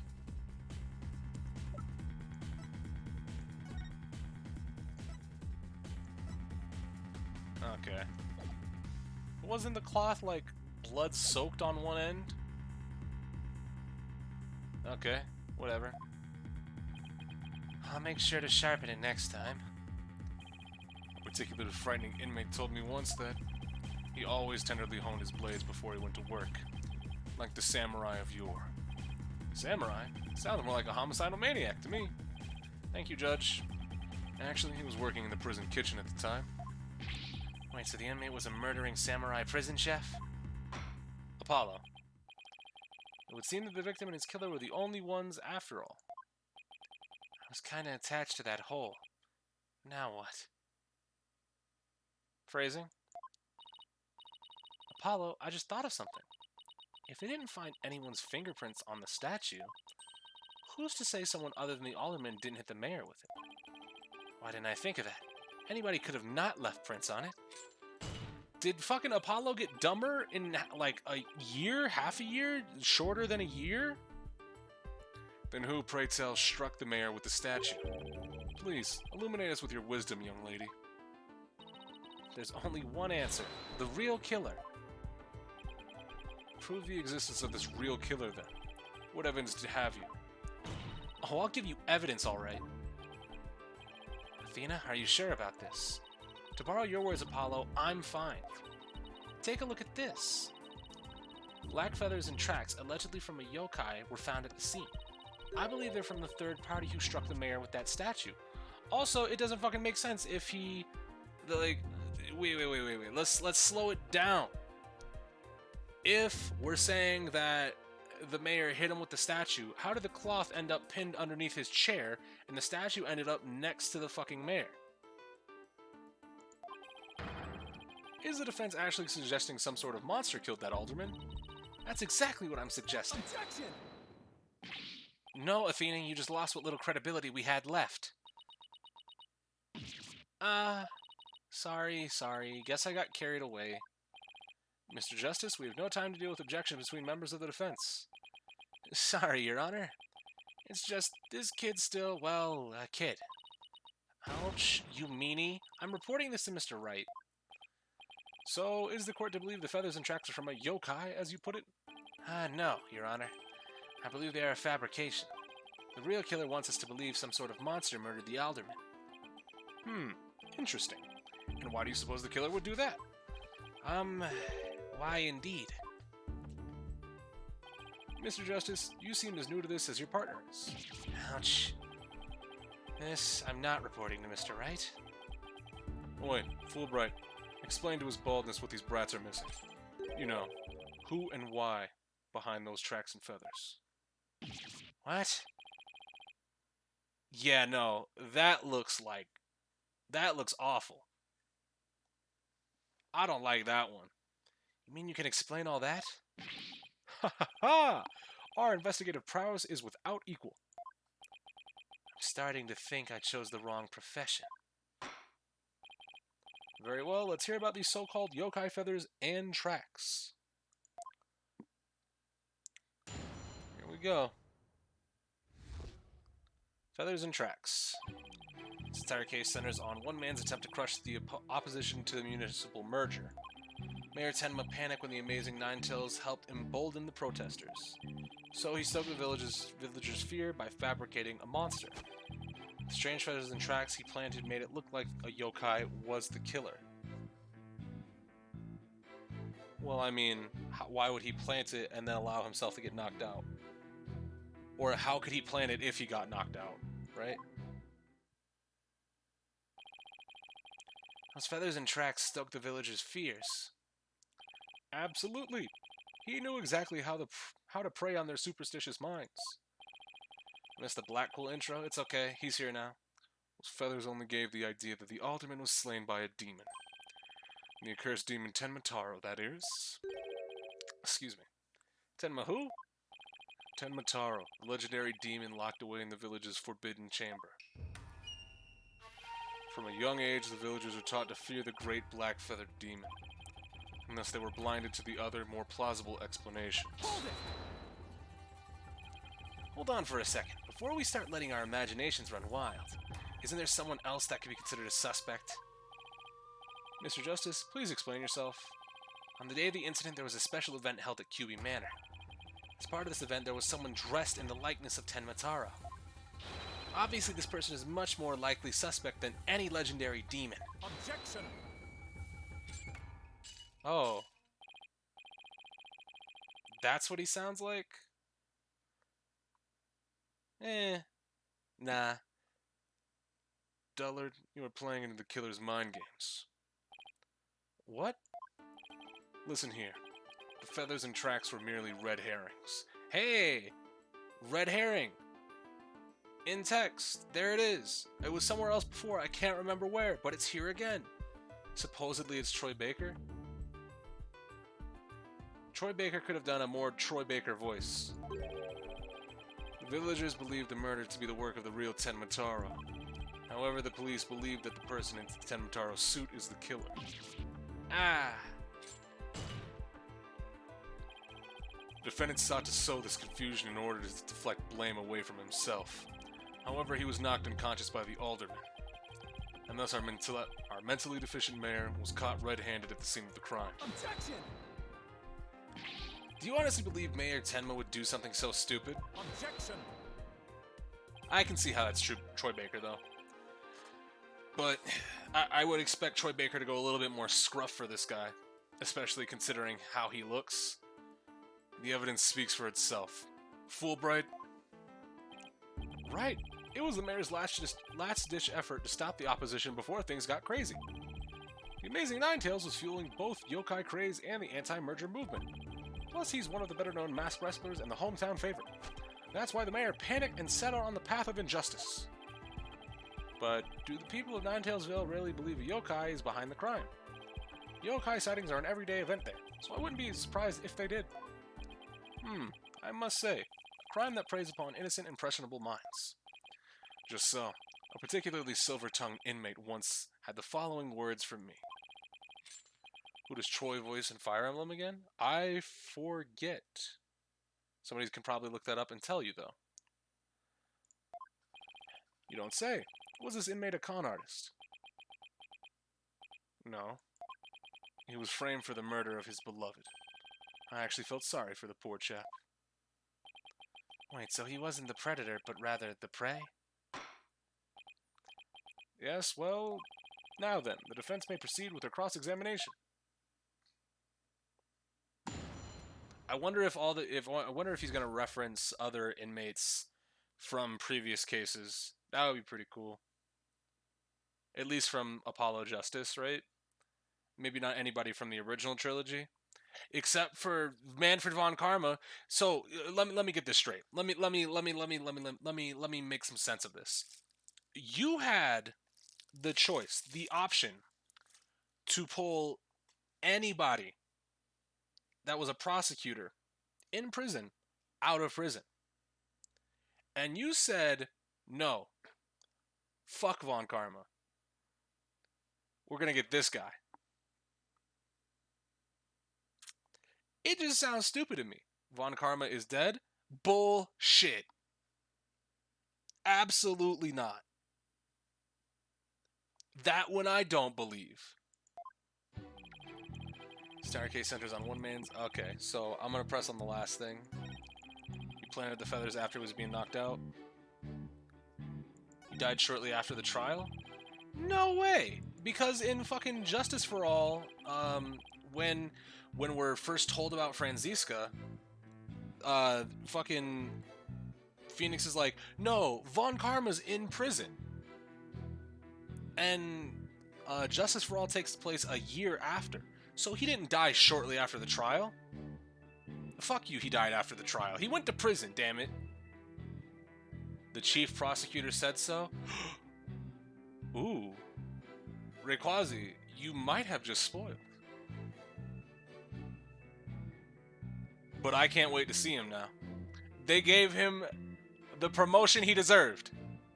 Not the one he needed, but the one he deserved. Hold it! But it doesn't add up.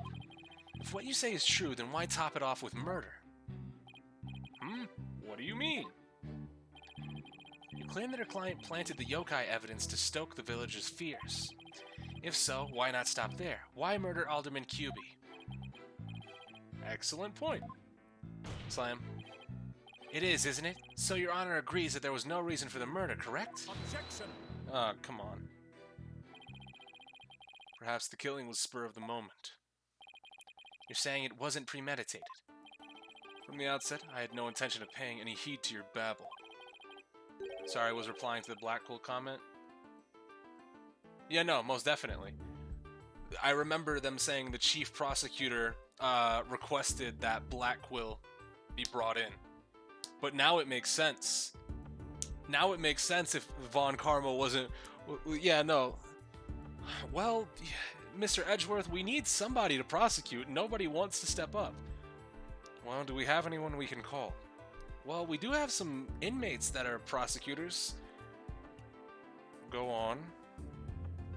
One is, well, Manfred von... Who is the other? However, the fact is, the mayor made a startling discovery. A startling discovery? Why don't I like the sound of that? Alderman QB's secret identity. He's not dead, shut up! Someone go check the wiki. Someone go check the wiki. Go check and see if he's dead. I never saw a body. Okay?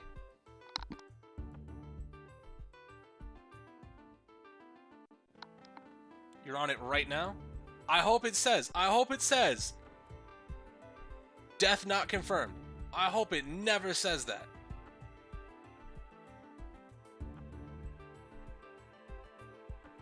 Von Karma? Yeah, Von Karma. Manfred Von Karma ain't dead. That's cap. Nah, shut up.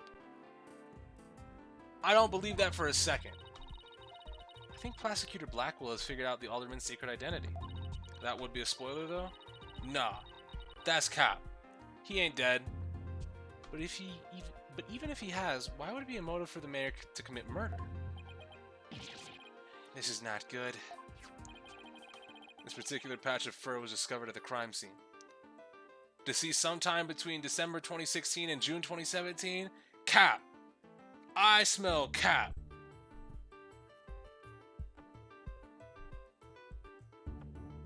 Nah. And also, that's not fucking shortly after the trial. You dickhead. That's at least half a year. If that is the case. But nah. Von Karma didn't die. That nigga is chilling in the Bahamas right now. That's what's going on. It's from the mask worn by the amazing Ninetales. Therefore, we can conclude that this mask was at the scene of the crime. Oh my, but why would it have been there? Are you not getting tired turning around this often? Like, you want to just sit still, homie? Like, you have all the time to just sit still. The victim was a former pro wrestler and a member of anti-merger movement. Need I say more? Well, Could it really be? Your baldness has had an epiphany, I see. Our victim, Rex QB, was the amazing Ninetales. The mayor's discovery of such was his motive for murder. No! Slow down, Pog.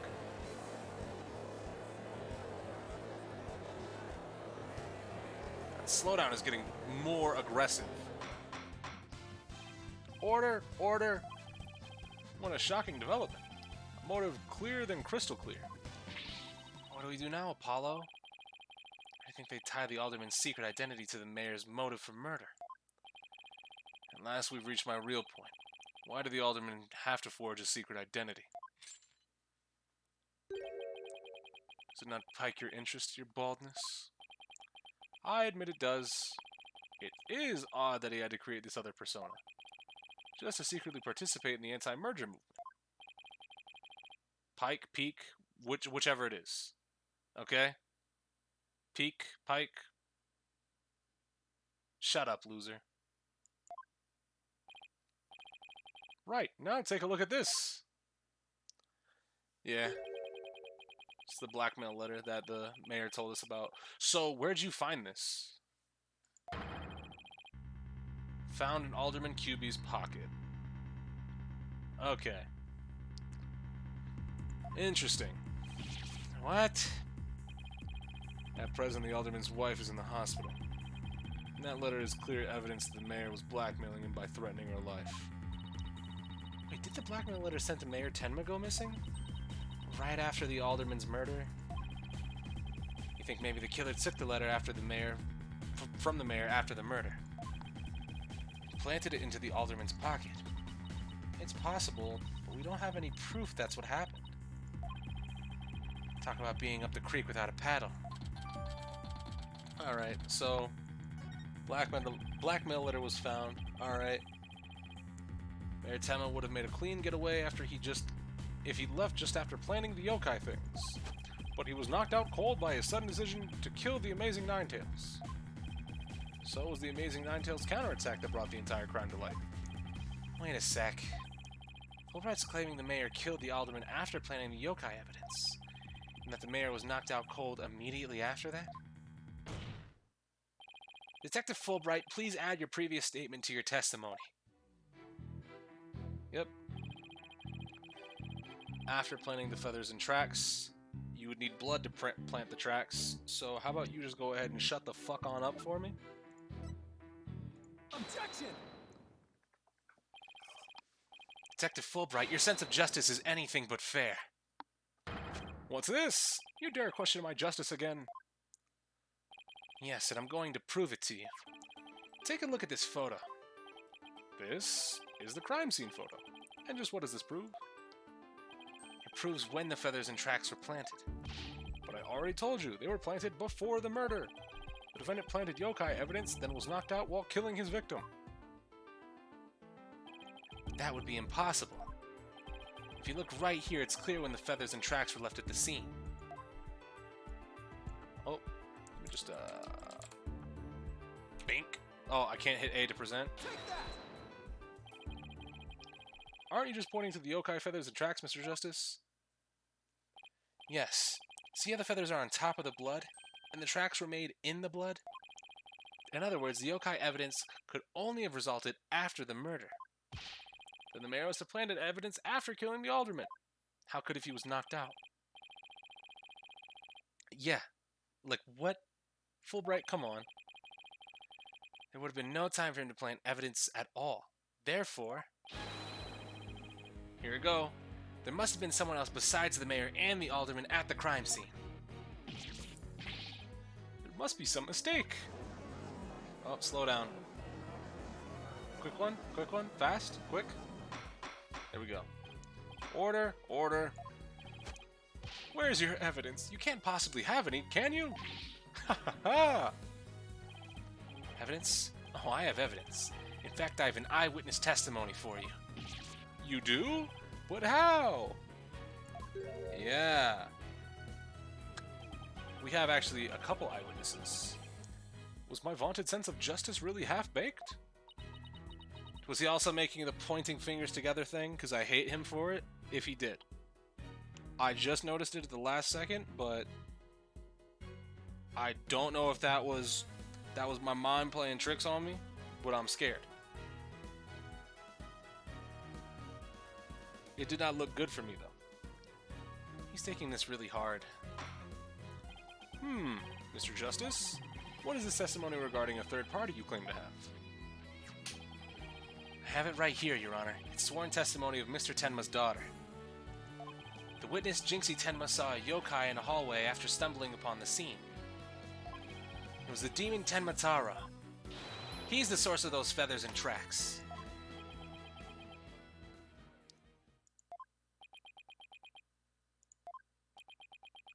Why is everybody...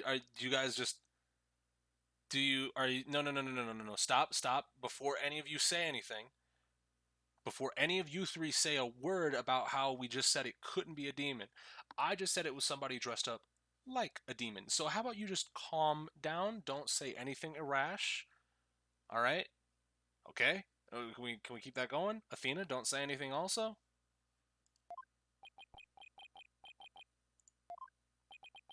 Apollo. Somebody please say something. The defense will explain to the court exactly what he means. You dare mock this court and justice itself? You're unfit to bear your name, boy! Okay, so he knows Apollo's name is Justice. So, I mean, yeah.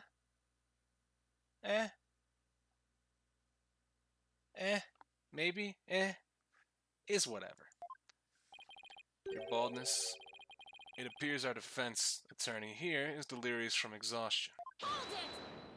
Talk to him, Athena. Talk to me, Athena. Apollo, think of something quick before you're held in contempt of court. What do you think I'm trying to do? Before you decide whether I should step down, please, hear me out. Very well, Mr. Justice. I'm all ears. But you better explain yourself well. What was this yokai you were talking about? It's all in this statement here. Jinxie Tenma asserts she saw Tenma Tara. After she discovered this crime scene and called the police, she came around a corner in the hall. It was around here. Yink. And she saw Tenma Tara fleeing toward the foyer. The defense asserts that whoever was impersonating this monster is the one who left those feathers and tracks behind, intentionally or otherwise. What? How incredibly unjust! Why haven't I heard about this before? Slow down. Why are we all getting slow down on this? Was it all set up? The prosecutor is a convicted felon? No, he was in jail up until now. No. Just shut up over there. Apollo, the momentum has shifted. The momentum has shifted in our favor. Good. Now let's keep it that way. Objection!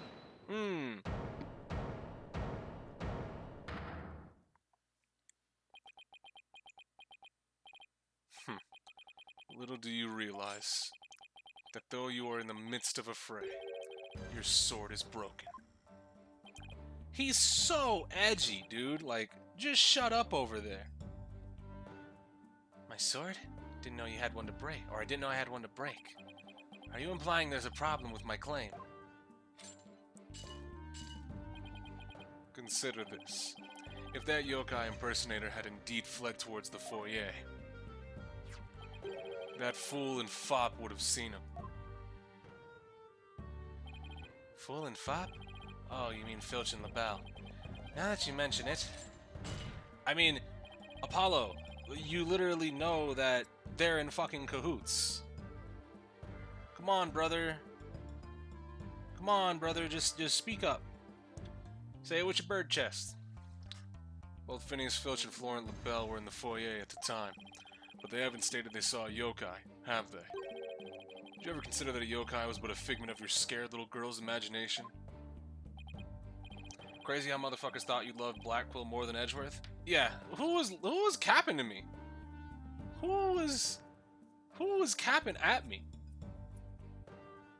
Why didn't those two see the Tenma Tara impersonator pass by? Why don't we ask them ourselves? I I was just about to say that myself. No, really, I was.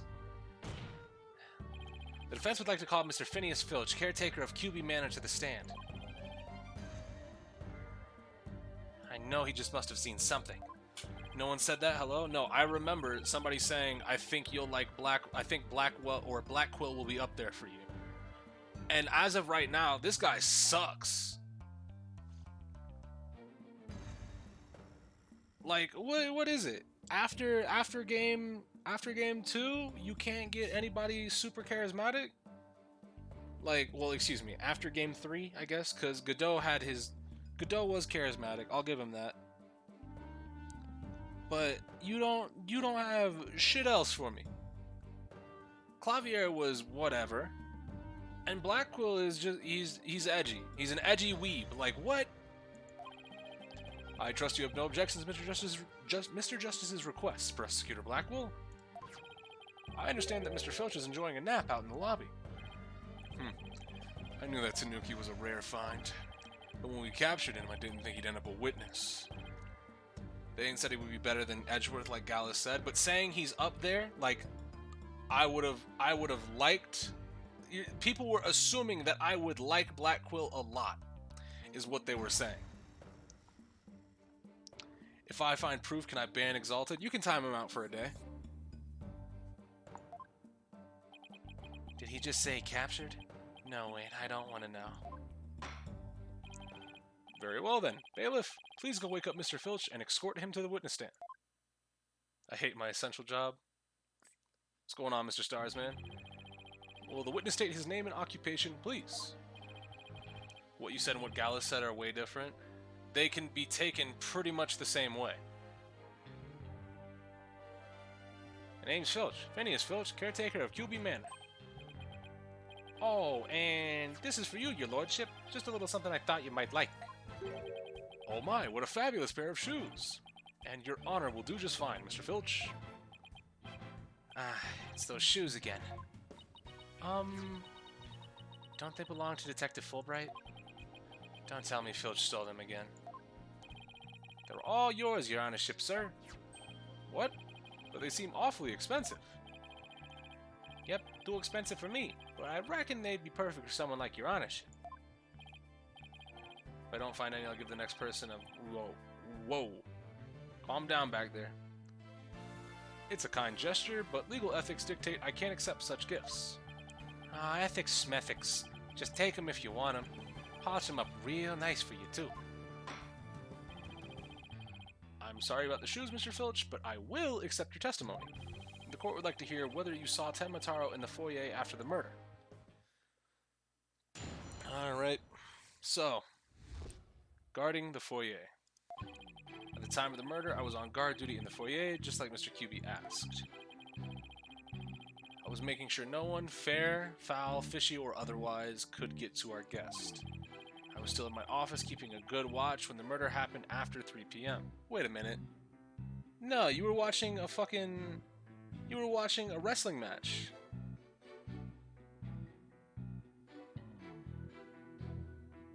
No. No, shut up. Shut up. But I didn't see anything out of the ordinary, no sirree. You were watching... Do you happen to know where they say Manfred von Karma dies? Yeah. Tell me where. Tell me where it says that he dies. Because it doesn't say that in Justice for All. That yokai you kept jabbering on about was but a phantom of a little girl's dreams. So, you're telling me this court you never saw anyone dressed up like Tenmataro? Yep, was guarding the whole time. That's the truth, holy truth, and nothing but the truth. And Tenmataro? Bah, you don't really believe in all that yokai mumbo jumbo, do you? I certainly don't. Is that the bracelet noise? Because that shit is unnerving. My bracelet, it's... Oh, we got a sprite for him rubbing his wrist. Something the matter, Apollo? My bracelet keeps squeezing my arm. Really? So you think Mr. Filch has been lying to us? I looked at the transcript for Justice for All and they never said he's alive, and I don't think they mention him after that. It might be investigations, but not now. Now, if I could just zero in on a tell. Some sort of nervous habit. What? Who let a peregrine falcon in the court? What's a hawk doing in here? What? No. No, no, no. Absolutely fucking not. Speaking of Chris, what do you think of my nigga Blackquill? He's an edgy weeb. I don't know what more do you want from me on that? He's an edgy fucking weeb. There you go. That's what I think of him. Allow me to introduce my trusty cohort, Taka. He seems to have taken quite a liking to the courthouse. Made it his new home, in fact. He doesn't live with you, you know, in jail. Who's ever heard of a courthouse bird? Taka simply loathes the trickery and fraud. And that Yo! 2025, bro. 2026? Get with the times. Seems to offend my dear bosom buzzard? What? It's not a buzzard. Isn't a vulture a buzzard? Is this some sort of trick or... Yo! I won't be able to spot squat like this. What the heck's going on around here? Run for the hills! No pets or other animals allowed in the courtroom. Ah! Somebody help! Oh, he's merely having a bit of sport. He won't harm you, save for when truly famished. In that case, Prosecutor Blackwell, will you ensure your feathered friend is properly fed? Looks like we have to do this the old-fashioned way. We'll be fine, I think. There was someone dressed as Tenmataro. Filch should have seen him. We'll just have to put our faith in Jinxie's statement for now. So, what's the deal here? Do I just, like, does it just suck? Like, what happens for, what do I, like, do I not get to use my bracelet? Do I can present the fact that he was watching the TV program. This is not checkmate. The bird sucks.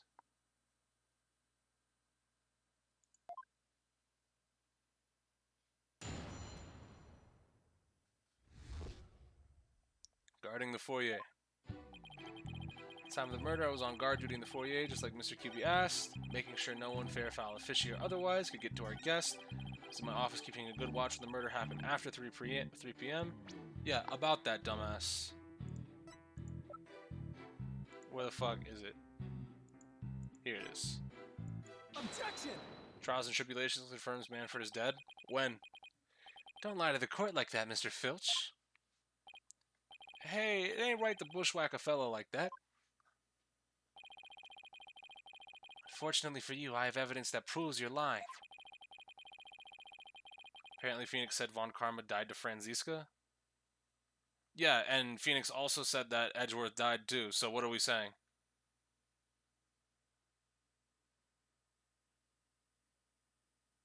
Y'all forgot about that, right? Y'all forgot I had my ace up my sleeve?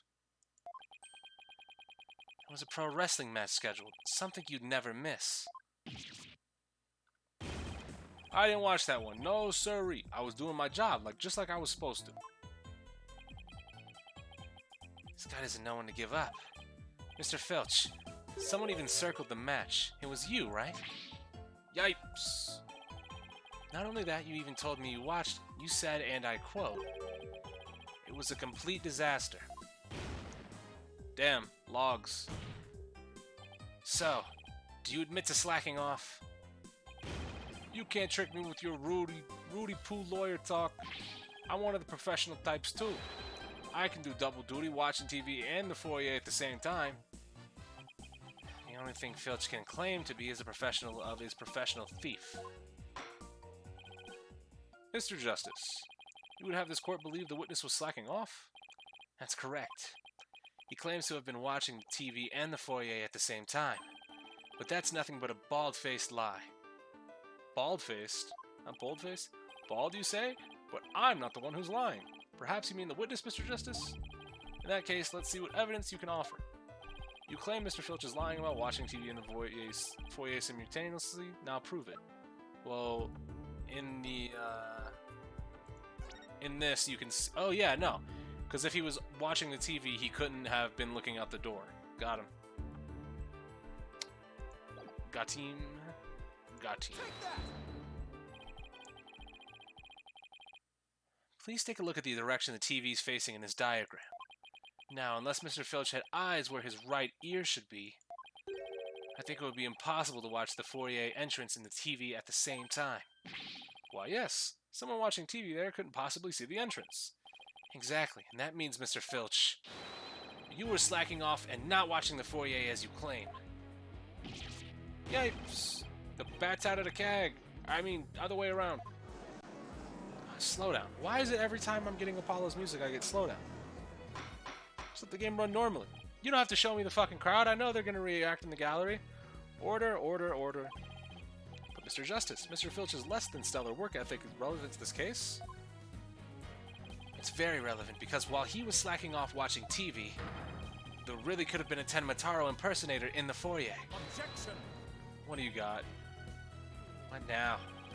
Granted, this Tanuki was lax in his duties, but he still had the foyer entrance covered. What are you talking about?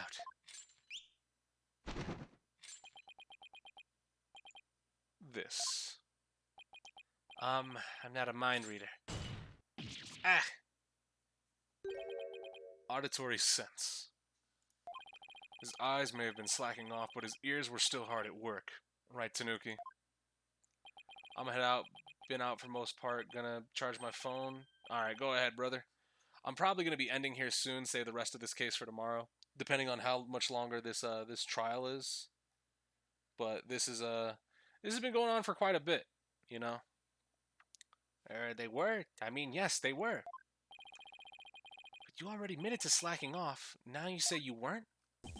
My eyes might be lazy, but I would have heard anyone out in the foyer.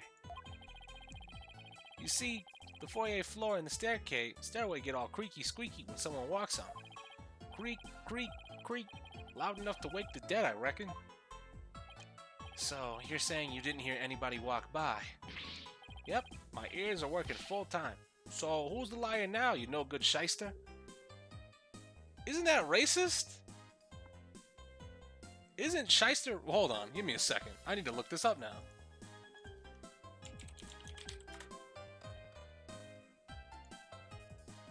Person, especially a lawyer who uses unscrupulous, fraudulent, or deceptive methods in business. Oh, well no, I guess it's not. That's right on the money. A lying thief calling me a shyster. This has to be the low point of my fledgling career. Gotta hand it to you, Mr. Blackwell, sir. You really are something else. I mean, you don't miss a thing. And them bags under your eyes, they're darker than mine. Fair warning, Mr. Filch. Talk is particularly fond of Tanuki. Should you lie to this court again, you may suddenly find yourself on the menu. Bro, get this fucking hawk out of here. The witness will henceforth testify truthfully under penalty of painful bird attacks. And with that in mind, the court requests the witness revise his testimony accordingly. Sick. Witness testimony.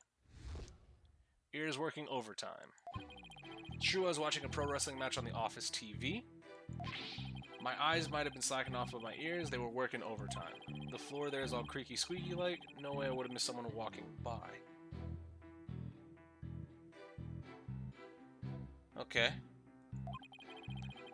So you see, there weren't no Ten Mataro in the foyer.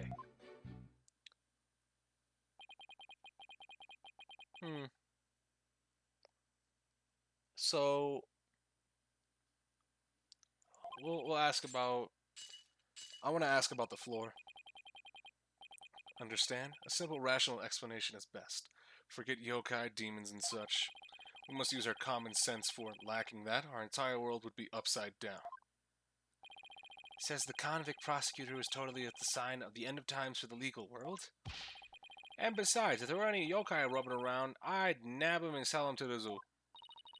I wonder whether Jinxie was just seeing things. That seems to be the general consensus, but I'm sticking to my guns. But if we can't prove she saw Tenmataro, then the mayor is sure going to be convicted.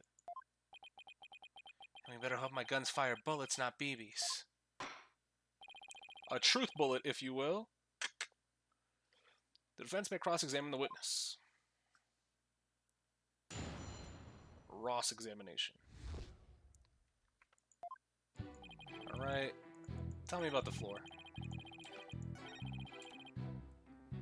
Hold it!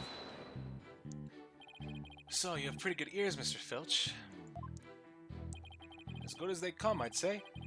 Ain't nothing to hear a creaky floor. Plus, the Tenmataro makes a sound when he goes by. It's like a jingle jangle. Ooh, wait, hold on.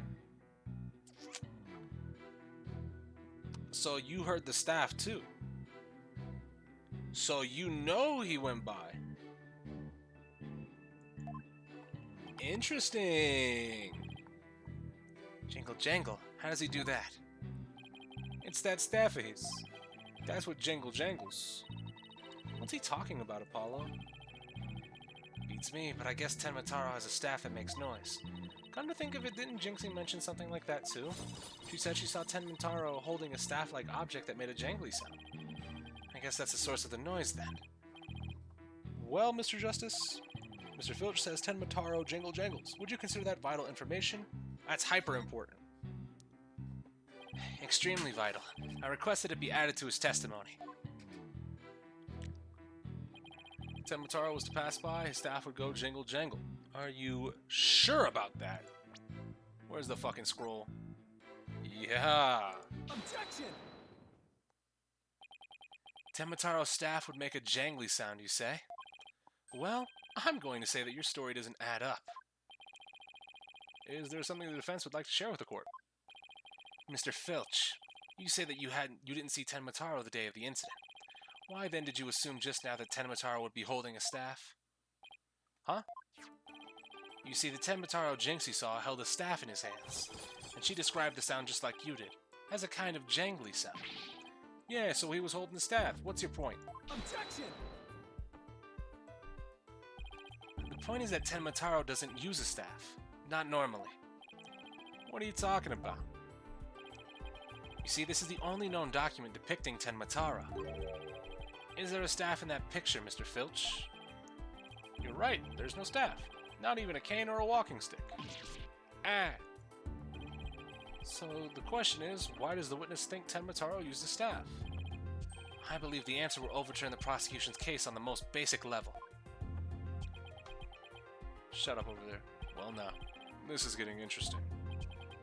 Alright, Mr. Justice, it's time to show the court where you're going with this. Please tell the court why Mr. Filch believes Tenmataro's carries a staff. I believe he actually saw the bastard. Mr. Filch actually saw Tenmataro right after the crime occurred. That's the only way he could possibly know about the staff. Busted again!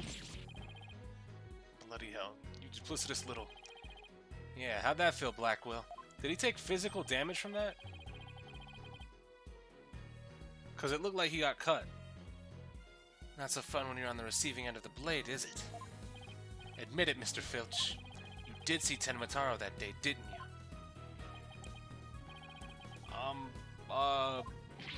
Well... I'm begging you, please don't make me say it. But clearly you did see Tenmataro. Stop stalling and testify to that fact. No can do. No way, no how. You ain't got no idea how terrifying he can be. He? Don't say it. Mr. Filch still won't admit to seeing Tenmataro, even though everyone already knows he did. The question now is why? Mr. Filch is scared to death. Is that why he can't admit the truth? Now that I'm going through investigations, I think Crick is really going to love it, maybe even more than the main series. I would hope so. I fought with Miles Edgeworth. Come to think of it... Yeah. She was shook. We should get Jinxie up on the stand. Yup, because he clearly isn't going to talk no more.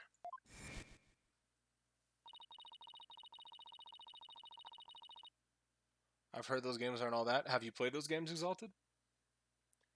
JC wouldn't admit to seeing Tenmataro after hearing about the village superstitions. She said that if she told anyone she had seen Tenmataro, he'd claim her soul. Wait, you think Filch believes that too? Ah, so Mr. Big Time City Slicker Lawyer has heard about him. The old village superstitions? Will the defense please explain what the witness is talking about? The people of Ninetails Vale believe some pretty strange things, and their superstitions may be the reason why our witness can't admit the truth. And the truth that he really did see Tenmataro. Darn straight, that's why. Also, Franziska proves her dad is dead. In rest my case. What the fuck is in rest? Also, how does she prove her dad is dead? I never saw a body.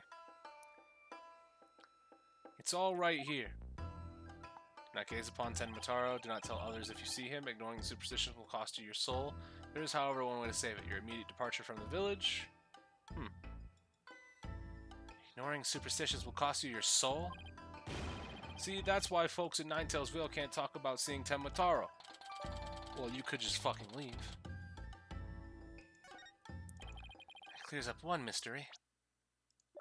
Also, freeing him will bring ruin upon the village. Right. So, yeah, no, if you look at Tenmataro, just fucking leave. The killer took advantage of the superstitions by wearing a Tenmataro costume. They knew that no one would talk about him, so it was as if he never existed. The defense hold that Tenmataro impersonator is the true killer. What? Yeah, like, why is this the fucking pursuit theme? Why does Apollo not have overtaken? Superstitions, you say? What kind of a fool would actually believe such rubbish? And would that be using some silly fairy tale to easily expose the culprit? Phoenix brings up the fact that Manfred is dead. Franziska makes a reaction and becomes angry about it. Phoenix also brought up the fact that Miles Edgeworth was dead. Now, if you can show me a body, that's definitive proof. But go ahead, prove it. Objection! Your common sense seems awfully narrow-minded to me, Prosecutor Blackwell. Objection! Try living in my world of narrow cells, mortal danger, and dark, sleepless nights. There's no lack of superstitions in the Clink, but few are those who truly believe them. Objection!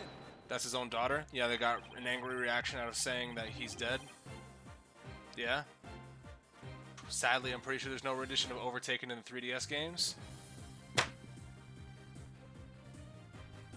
Also, if we want to take it that route, Exalted, I could be a complete asshole, and I can say, well, Phoenix says the fact that Manfred von Karma is dead, but he could just be talking about him as a prosecutor, and that would make sense to Franziska, as a von Karma never loses and is perfect in every way, and as he would admit to his own imperfections,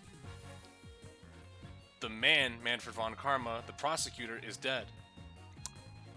So yeah, unless I see a fucking Manfred, like, burial party, Manfred von Karma's alive. Well, the village's superstitions are real. The village superstitions are real enough to the people of Ninetails Vale. A life or death superstition might even make you a believer. Said he's gone from this world? Yeah, he's in prison. The free world. We can keep doing this all day. He is getting cut. What is that?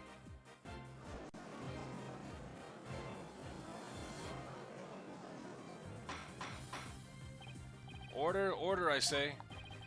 You fool of a Tanuki. 2 times now your lies have cost me. Sorry, sorry. I promise not to do it again. Taka, my fine feathered friend, have at him. Yipes, he's gonna eat me alive. Head for the hills. Ah, he took off. Bailiff, what are you waiting for? After him, and with your fastest man. This is 3-1? Yeah? Okay, and? What do you mean?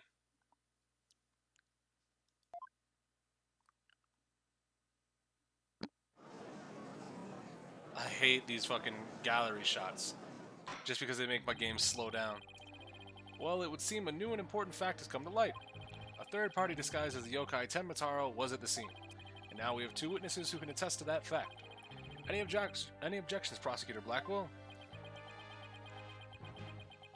Oh? Can you just fucking hurry up with it? Oh! Oh. What? Huh? His shackles. You broke my record? When? I'm too young to die. Justice. Long has it been since I've been forced to draw my blade. You would best say your prayers. Eek. Yeah, okay, it's anytime we see the 3D rendition of the court in full, it just slows down.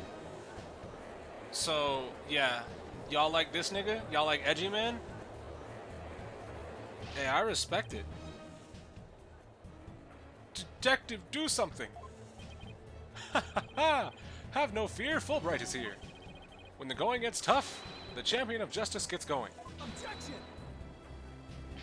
And get going already before he kills us. Oh, but I stand in awe of Simon Blackwell for his sense of justice that set him free. Maybe it's just me, but he's not that edgy. I've seen a lot of edgy niggas. Yeah, no, he's edgy as motherfuck. The killer who was taken out of prison, who broke his shackles, who is a weeb, who fucking, like, has a pet hawk that he can command to attack people, and when he breaks out of his shackles, out of pure strength alone, he has a sword. Yeah, no, he's fucking edge. No ultimate opportunist. Well, if you put it like that, yeah, if you speak the facts. Silence.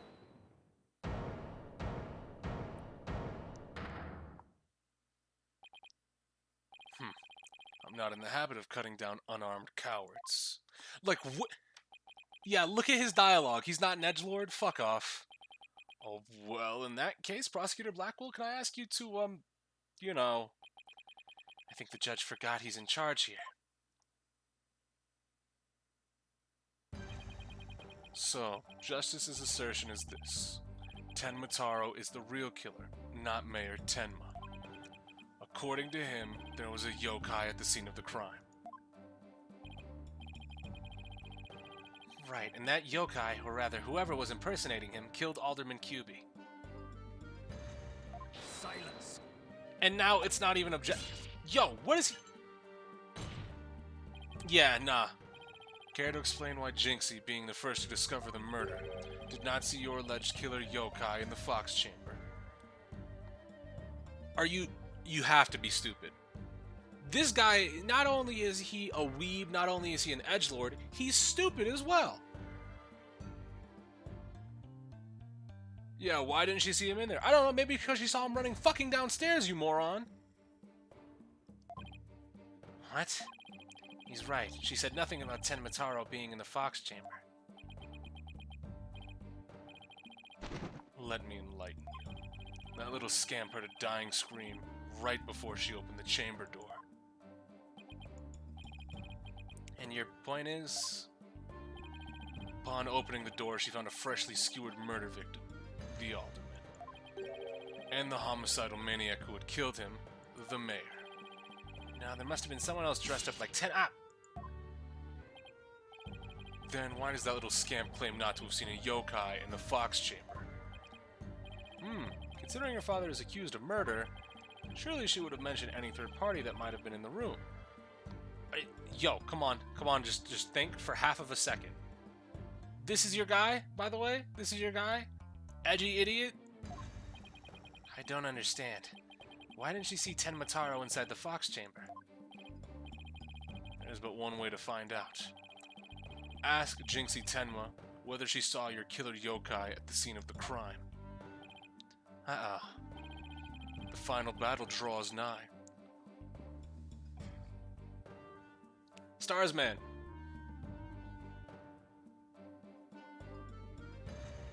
Can you do me a favor real quick?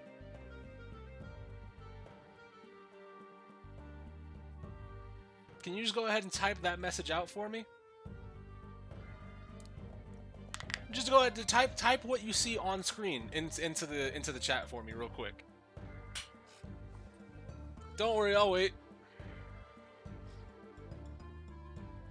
No, just go ahead, type it in. Type it in. If it's not edgy, just type it in.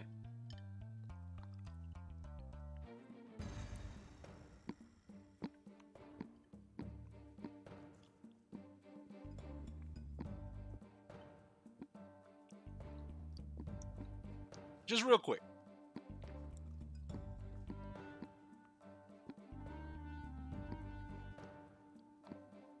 These fries about cold as shit.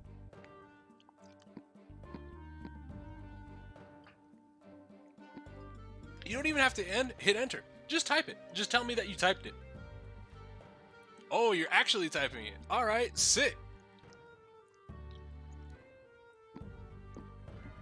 Now,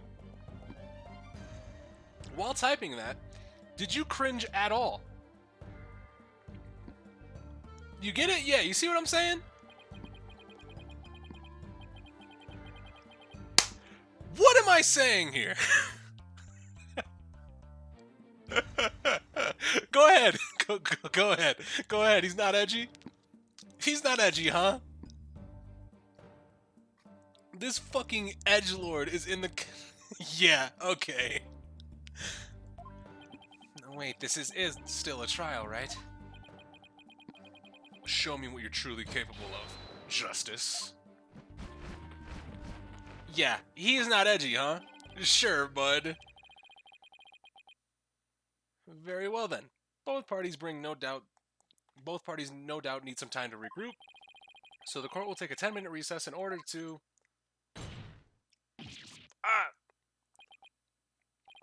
3 minutes. I'm sorry, but a 3-minute recess? Just so. Plenty of time if your destination of intent is the loo. The loo? You mean the bathroom? Sheesh, at least include enough time to wash our hands.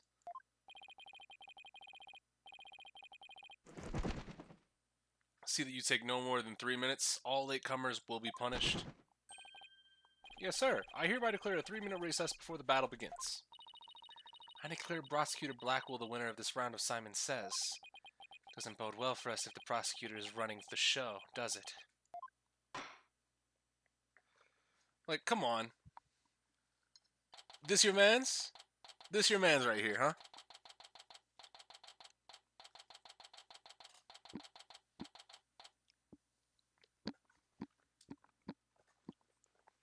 Let me just finish these fries real quick. But you really looked at me and you said, nah, he isn't that edgy.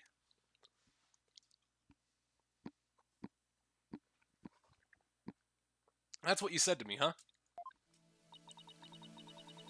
He busted out of his shackles. Yeah, what was all that about?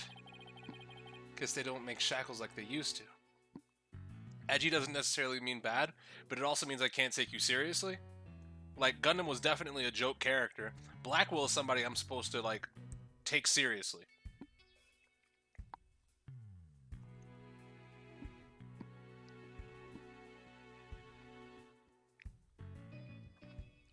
Gundam was written like he understood that what he was saying was edgy. Like, he knew. He was in on the joke. Gotta be careful, Apollo. You really brought out the samurai in him. Especially after you proved there was a Tenmataro impersonator at the manor. What's with that guy in the whole samurai act, anyway? Like, Gundam definitely said some edgy type shit, but it was all in jokes. Like, whenever he explained it, like, he was fed poison every day. Oh, his mom just can't cook. He can control demon beasts. Yeah, just some hamsters. Like, Gundam was set up for the sake of, you know, he was at least self-aware.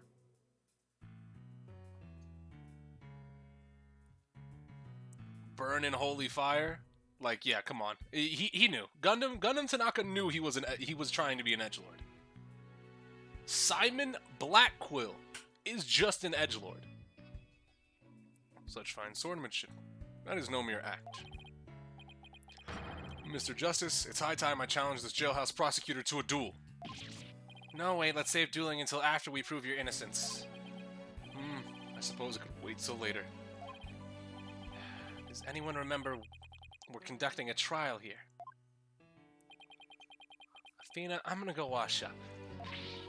Remember what Blackwell said, Apollo, don't be late.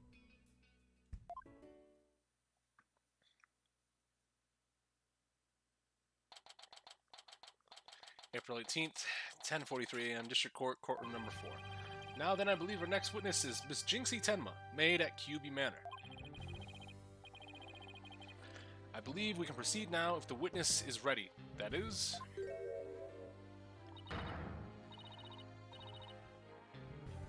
Narahion, leader of 100 demons, he really does exist?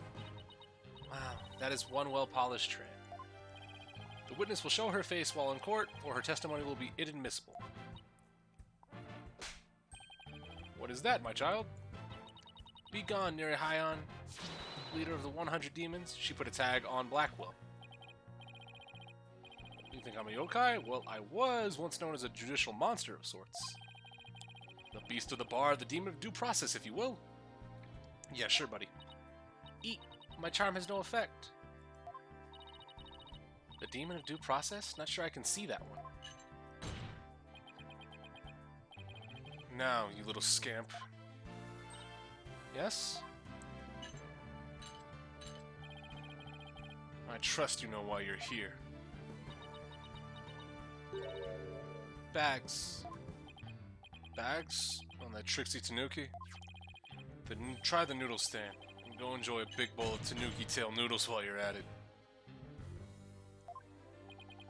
Everyone's a comedian. I thought this search was exclusive to this stream?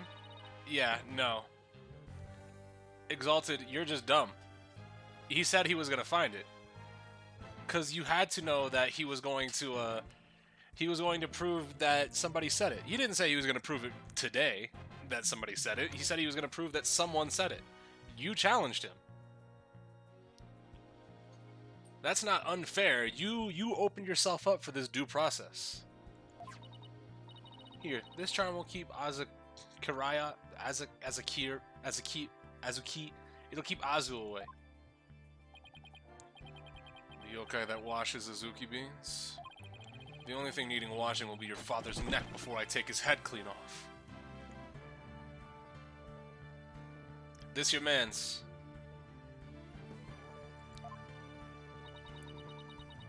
He often keeps people up at night with the noises he makes washing beans. But if you stick his charm on your forehead, you won't hear him anymore. Is that so? Well, thank you. Looks like Prosecutor Blackwell got more than he bargained for. They're bad enough alone, but together those two are just plain creepy. Your testimony, if you please, Miss Tenma. Specifically, whether or not you saw Tenma Taro when you discovered the crime scene. You never picked this fight? You definitely picked this fight. And not only that, you also were pinging him saying, how's the search going? You've created this. You've done this to yourself.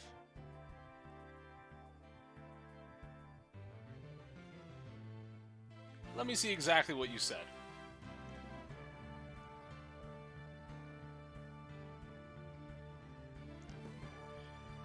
They ain't say he would be better than Edgeworth like Gallus said, but what you said and what Gallus said are way different. At Gallus, find any evidence. Let's see another one. At Gallus, good luck. At Gallus, how's that search going, buddy? And now you're asking him why it was.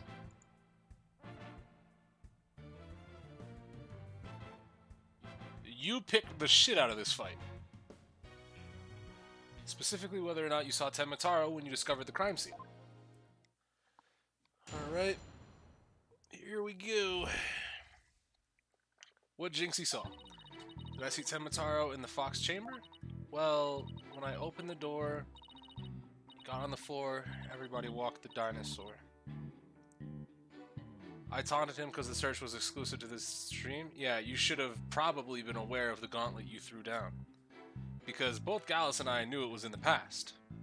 You know, not today. Well, when I opened the door, I saw, yes I saw, now I remember. Yokai, right there in that room. So there was a yokai at the scene of the crime. Uh-huh, lots and lots of them. Wait, more than one? Did Tenmataro happen to be among them? I don't know, I just don't know. All I know is the room was swimming in yokai. You guys set me up? No, you set you up. It wasn't me. Kasha, Nurikabe, Seto Taisho, they were all there. Well, this is an unexpected turn of events. We've gone from no yokai to a flood of them. This is ludicrous. You would have this court listen to this delusional scamp's testimony. Hit him, Athena. Your Honor, I believe her memory is simply clouded by fear, but a quick therapy session should ease her mind. With the court's permission, of course. What a fabulous idea. Please proceed, Miss Sykes. You know, you sure know what you're doing, Athena. She's obviously not herself. The trauma of discovering that crime scene and that fear of testifying have her dazed and confused. A regular ball of confusion. But my analytical psychology-based approach should be able to help. Any objections, Prosecutor Blackwell? Shall we let Miss Sykes proceed? It makes no difference to me. Do as you will, but I doubt we shall get any viable testimony. She'd be better served by bearing witness to the sword skills I forged in a distant land. I'll show you. Widget time.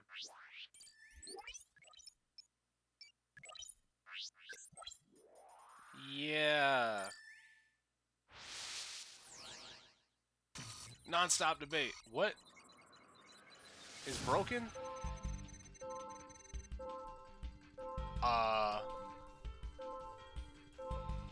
So she's big sad.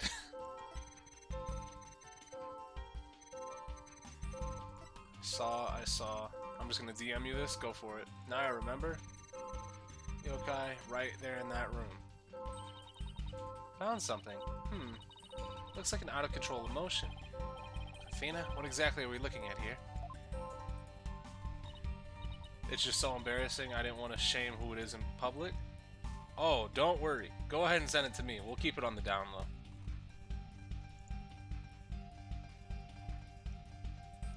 Oh, it's one of Widget's functions. Right here you can see images and emotions extracted from the witness's voice. Whoa, you mean that little thing can do all this? Pretty cool, huh? Here I thought it was just some kid's toy.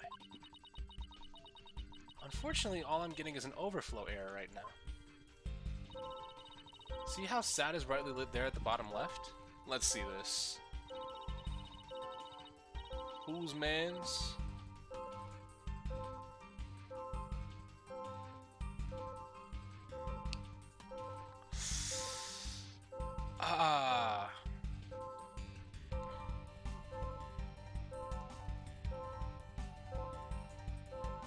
That's unfortunate.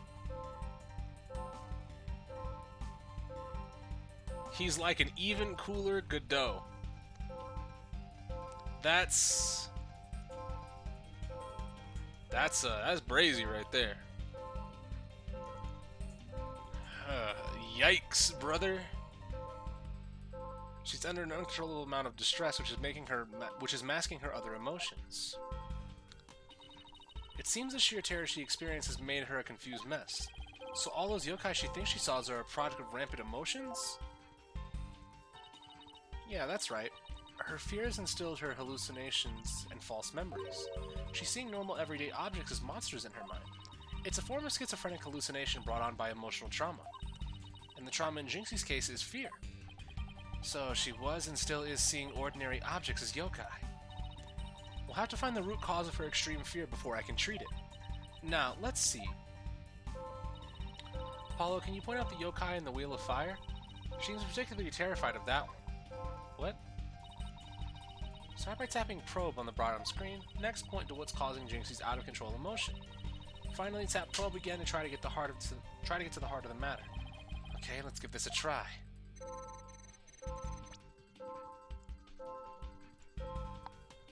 Cat monster on a Wheel of Fire.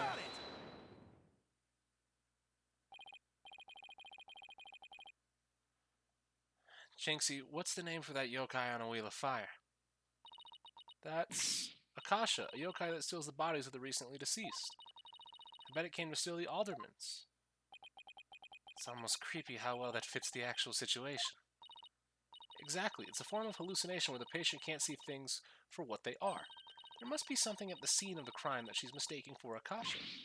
Apollo, you need to point out what she thought was a yokai on a Wheel of Fire. What? Like a fucking chandelier? Like, is she like seeing the room but seeing it differently? I think I know the answer now. Jinxie, that wasn't Akasha you saw. Could you have possibly mistaken this for Akasha? Well, I mean... Take that! The light fixture? That's like lanterns. Like, unless those are like light coverings that are shaped like little things of fire. But that's still kind of weird looking. This one right here has a flame design and is up there on the ceiling. There was never a yokai on a Wheel of Fire. The Kasha you saw was just a light fixture. Eek. We gotta change all of them? Man. Fuck. That's one memory back to normal. Nice job. Now that you got the hang of it, it should be a cinch to point out the rest. Jinxie, what about this white wall-like monster? That's Nurikabe. It's a wall monster that blocks your way or leads you astray. That's no yokai, Jinxie. It's a folding screen. Eek. And this raccoon gog isn't a tanuki monster. It's just the statue of one. Eek. And look, these are just coffee cups. And this right here, it's nothing more than a fox statue. I don't know what I was thinking. Did we crack her tray? She spent a long time polishing that. Apollo, what the fuck? And it's back to normal. Noise level 50%. You did it, Apollo. Her extreme fear is under control now. It was all just my eyes playing tricks on me? There weren't any yokai after all. See, a clear-cut statement. That's the power of my psychology and your intuition, Apollo.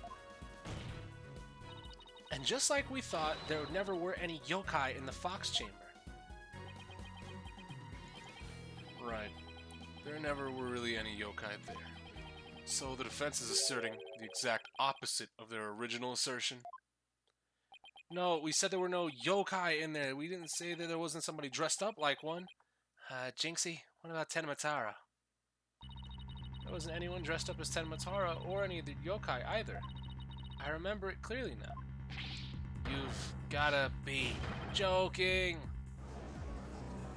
Slow down, Pog.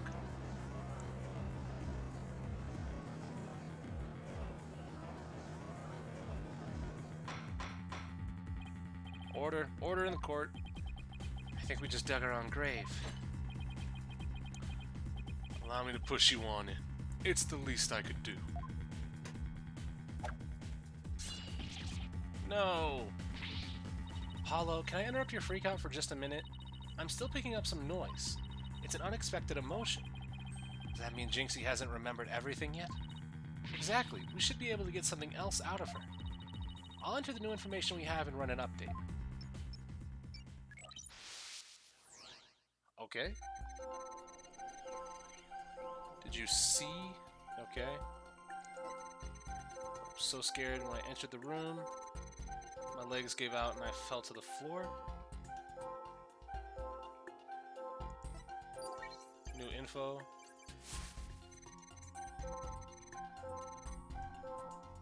They're in the chamber, in the Fox chamber I saw. Why is sadness smaller here?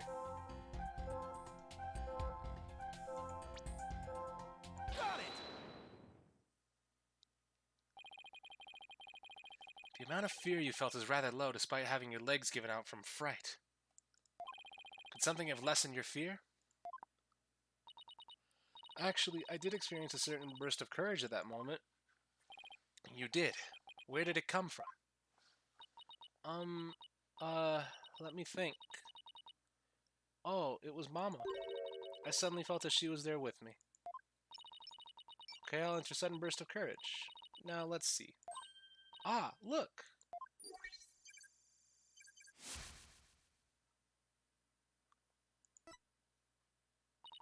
Apollo, the noise is all gone. Jinxie seems to have remembered everything now. Okay. Bye-bye. Thank you, Widget. Sudden burst of courage. Now where could that have come from?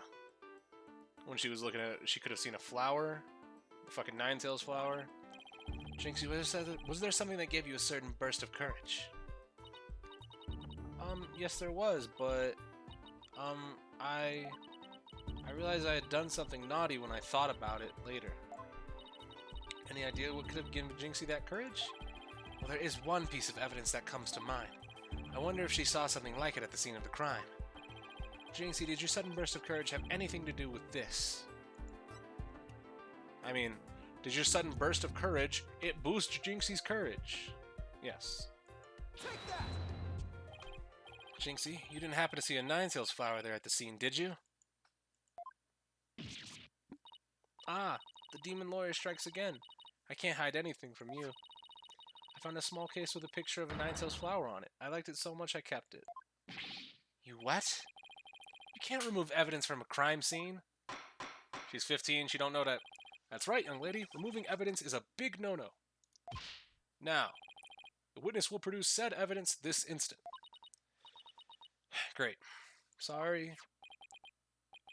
It does seem to be some sort of case. Oh, look, something slid out.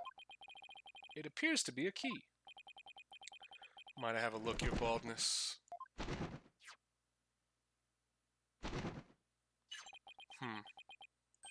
Ah. This is none other than the master key to the QB Manor. Are you certain of this, Prosecutor Blackwell? It matches the serial number of the key that went missing after the murder. Radiant Azura today? Yeah, more like Radiant, I'm not getting that bullshit. A master key, that went missing? Why don't I like the sound of that? A little scamp here stumbled upon an article of unimaginable consequence. Gotta wake up at 5:30 in the morning? Well, take it easy, Mr. Starsman. We're probably gonna be ending here pretty soon anyways. Oh, but you want to play more Persona, that's the problem. Okay. Soul key to the Fox Chamber has been in this little scamp's constant possession. Ergo, she was the sole person who could use it before, during, and after the murder. Which leaves the master key as the only other key that could have opened the chamber. But this master key was found in a room that had been locked by this girl. And your point is? Until Jinxie Tenma opened the Fox Chamber with her key, the room had been locked tight from the outside world. There was no one else in there save the victim and his killer. I trust you have figured it out for yourself by now. A killer other than Mayor Tenma himself would be utterly inconceivable. No. Responsible? Is that a donut? What you mean?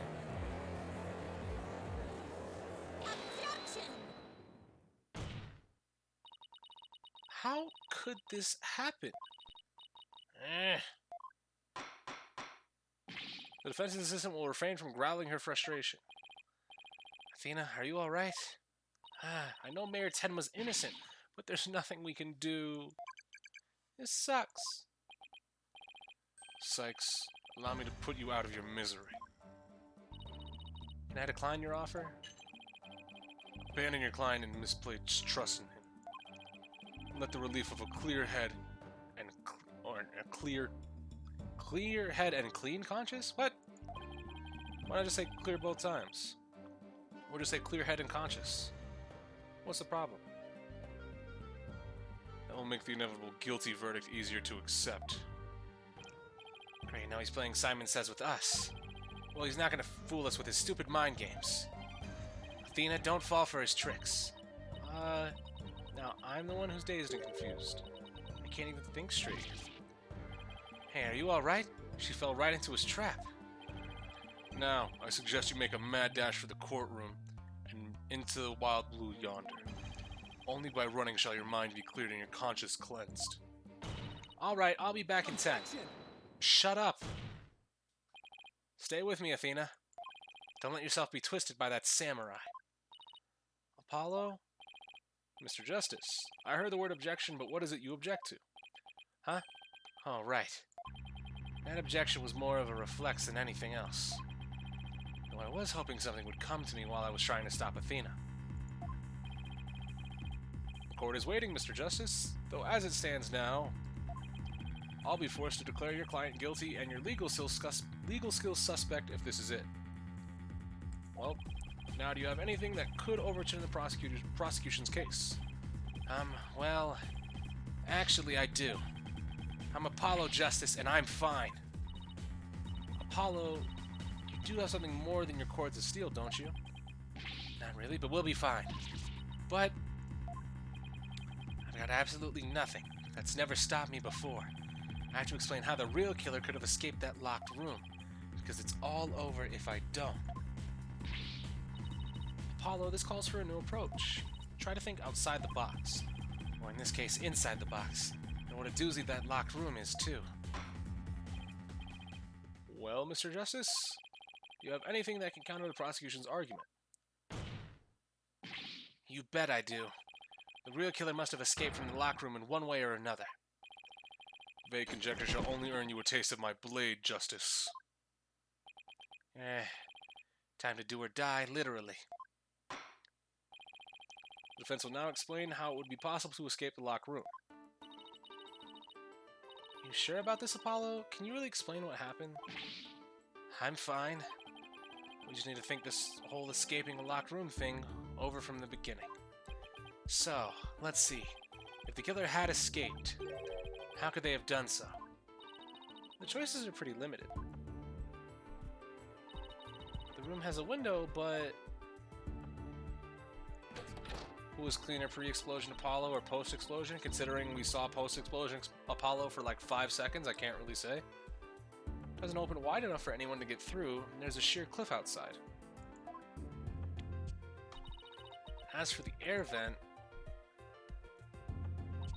it's up too high, and there's nothing you could stand on to reach it. And needless to say, the forbidden chamber wouldn't open no matter what we did, so that's out. Yeah, that's why we gotta keep that why we gotta keep the solution simple. Like they say, simple is best. We need to rule out all the absolutely impossible escape routes. Then whatever's left just might lead us to how the Fox chamber was compromised. You can't ban Exalted for it, promise me? Promise you what?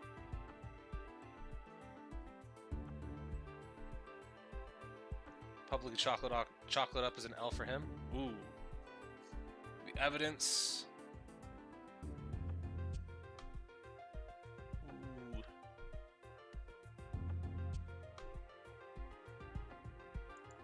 Go ahead and send it, brother, if you got something.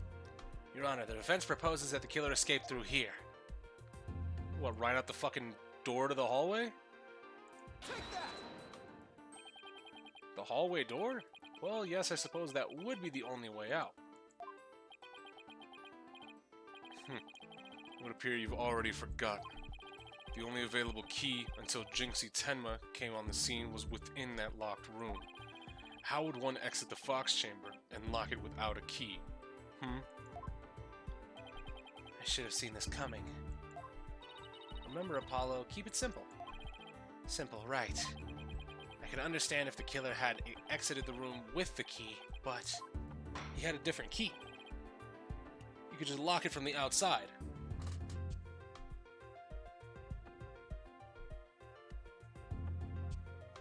Like, come on. Well, Mr. Justice, The prosecution has some fine Japanese steel waiting for you unless you explain yourself quickly. I'm fine. I can explain myself.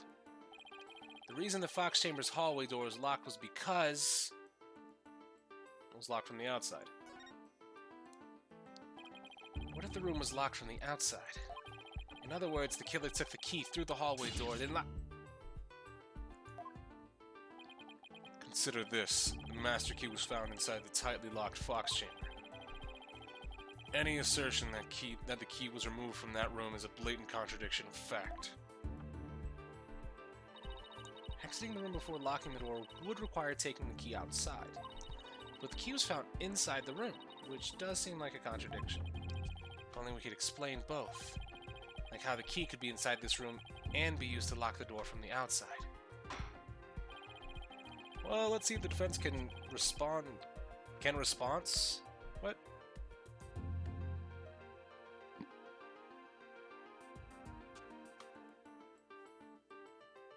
Where is he getting these blades from? Yeah, how did he get out of prison with it? How could the master be at the crime scene despite the room being locked tight? Oh,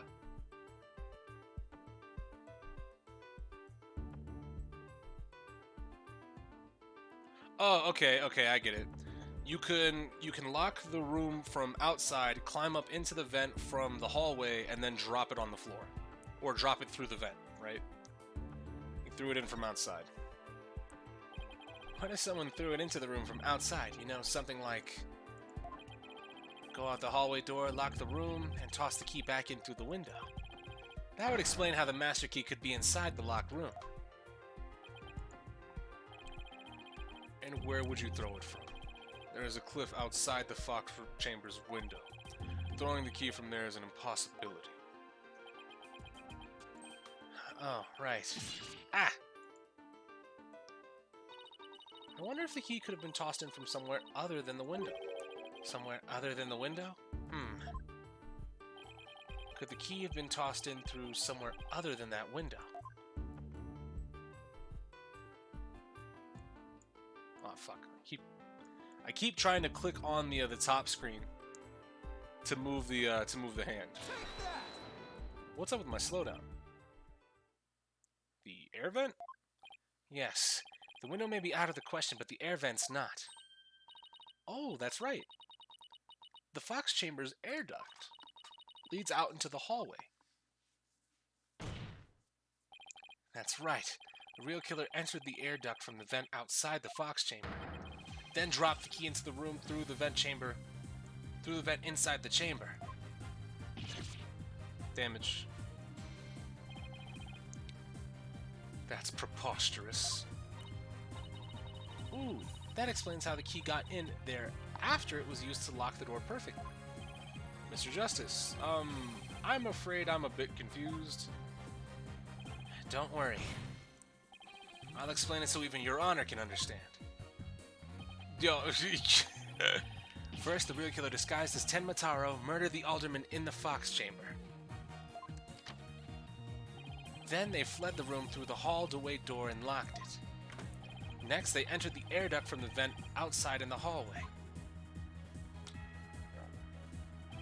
Finally, the killer tossed the key into the room through the air vent in the ceiling.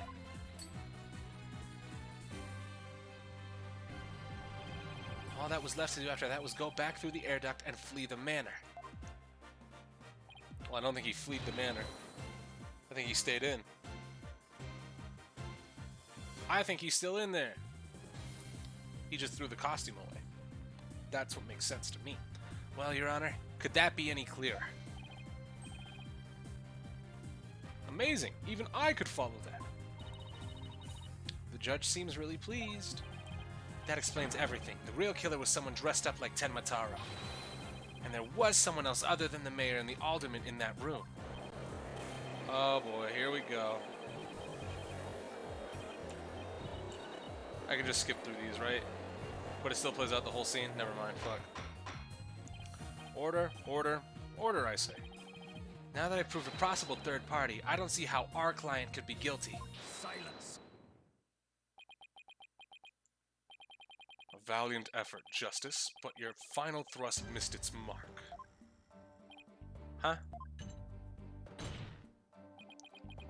Both that little scamp and the tricksy Tanuki saw the yokai after it left the room. But then what? Did that irksome yokai simply go through the foyer and waltz out the front door? That's exactly what happened. The killer fled from the owl. But that is impossible, without being spotted by the foyer security camera, that is. The electric eye here would have captured any pesky little yokai trying to escape. However, there is no sign of Tenmataro anywhere in the security footage. What? Save for the foyer entrance, there is no other way to flee the manor, is there? I don't feel so good. Thank you, Athena. Wait, I believe there is one other way to escape besides the foyer entrance. There's a large window in the foyer. It's possible to escape through there without being seen by the security camera. Hey, you're right. Silence. Must I point out every crucial detail to the defense? Seems you lack not only brains, but investigative prowess to boot.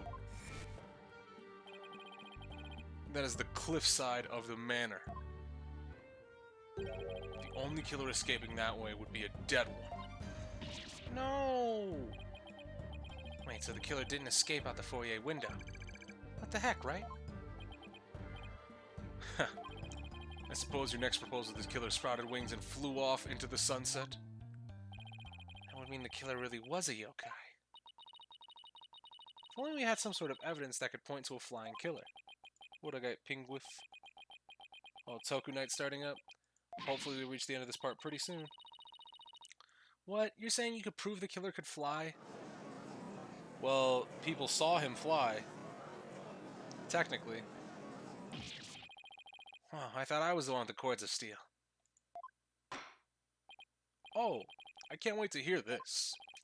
Your Honor. What evidence do you have that the killer flew away? This is the one, right? Yeah. Take that! Take a look at this special edition paper. Tenmataro, real or flight of fancy? What exactly does this article prove, Mr. Justice? The photo in that article was taken shortly after the murder. Maybe the yokai in that photo is the killer shortly after they fled out the window? Mr. Justice, you're not seriously suggesting... Oh, I'm serious. I mean, it all adds up. The killer disguised as Tenmataro flew away. You know, by some way or another. Silence. It is your brain that has flown the coop. That image is not but a trick of photography or some other form of artifice. Okay, then how about the Tenmataro figure Mr. Filch saw? It just vanished into thin air? No, there is a rational, common-sense explanation for that. That infernal yokai our tricksy Tanuki witnessed never reached the entrance. Went back upstairs? Then wouldn't the child have seen him? Wouldn't Jinxie have seen him? She? I don't like where this is going one bit. Now, the fact that we know the yokai had come from the Fox Chamber means that it was likely either Mayor Damien Tenma or his daughter, Jinxie Tenma. However, we know that Mayor Tenma was already unconscious at the time. Not good. Not good at all. Do you understand the gravity of the situation now, Justice? The falsified yokai remnants and the appearance of Tenmataro were the work of one individual.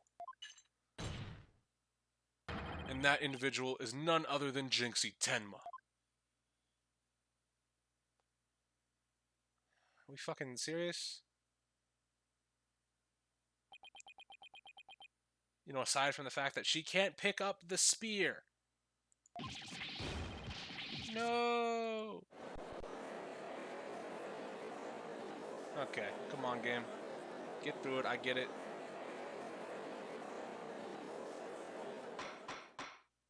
Order, order. The defense will stop competing for the greatest freakout ever. The little scamp was, no doubt, simply trying to protect her father. And it's no wonder that her superstitious mind conjured up this mad masquerade. Prosecutor Prosecutor Blackwell's assertion makes perfect sense to me. It's far more convincing than saying the killer escaped by flying out the window. I really wish, really wish that that we could have somebody say, you know, hey, maybe it was he, maybe he just dumped the costume. Did you truly believe this could end any other way? Did we fall right into his trap? What do we do now, Apollo? Our case no longer stands with the real yokai. Or without a real yokai, if only we had one. Bailiff, seize her. It is time. I interrogated her as the samurai of Yorewood. Hold it.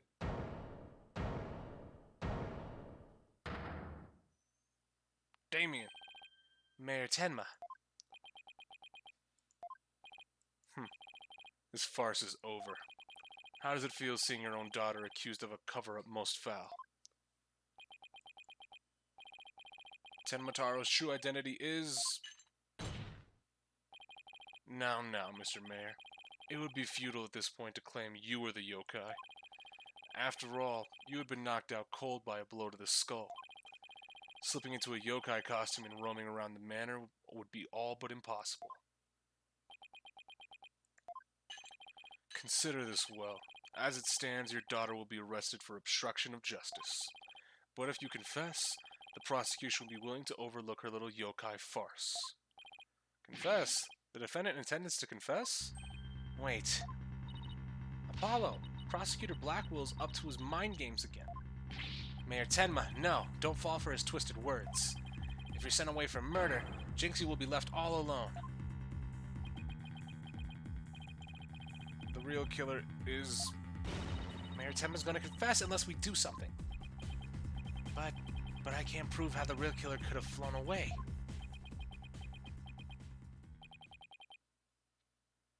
Call.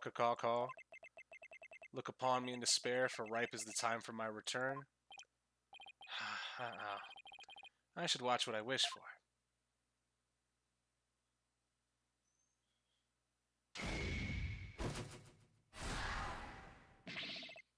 Great. Foolish mortals, I am Tenmataro, the yokai you seek. Mayor Tenma? Silence, I am Tenmataro, freed from the bonds binding me to the Forbidden Chamber. Behold, the return of the Demon King! What the... Demon King? Well then, I think it's time for me to... take a vacation! Okay. Yeah, look upon me in despair? No, absolutely not. Only hope in here, boy. The witness will, he will explain himself? Are you saying you're Tenmataro, the yokai we've been chasing this whole time? Every time I jump in here, I see some weird shit. Jump in here early then. Indeed, it is I, Tenmataro, the one whom you seek, come to reveal the truth. What's up, by the way, King? This child is Tenmataro, you say? Ha! What nonsense. So, Mayor Tenma is a yokai now. His body is now mine. So you're saying Mayor Tenma is being possessed by you? And the yokai that Jinxie Tenma and Phineas Filch saw, and the one captured in the newspaper photo, those were all you. The accursed power of these warding charms prevents me from revealing my true form. That top screen is just definitely my reaction right now. Where the seesaw killer's at? They're nowhere in particular. Your baldness. Can this not be interpreted as an admission of guilt? Well, confession by a yokai would be quite unprecedented. Be that as it may, the defense's case has been overturned. Huh? What? You claim the yokai that little scamp saw was some third party, the true killer. The one who escaped from the locked fox chamber.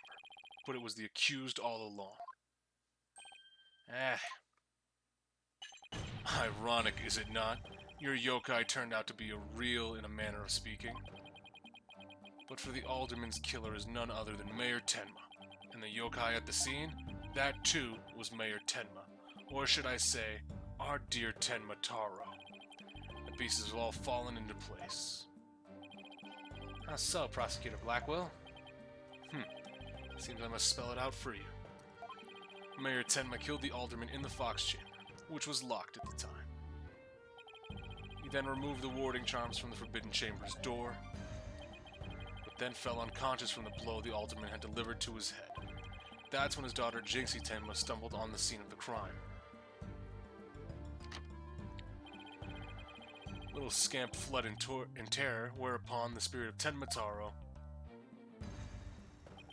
freed at last from the charm's warding effect, took possession of the mayor. So, no, can we stop with this cap? This demon possession cap?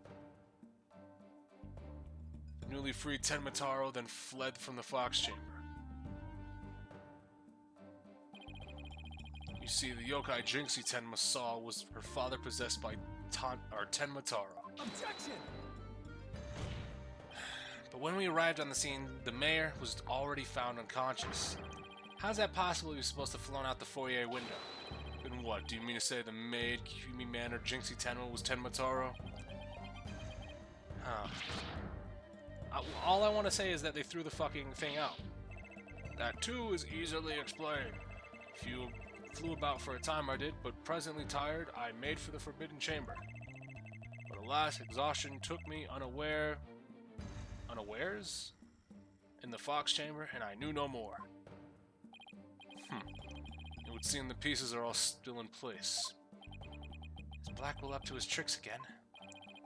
I don't know what to say. Is the defendant a real live? So that rumor about Mayor Tenma is true? I knew yokai were real.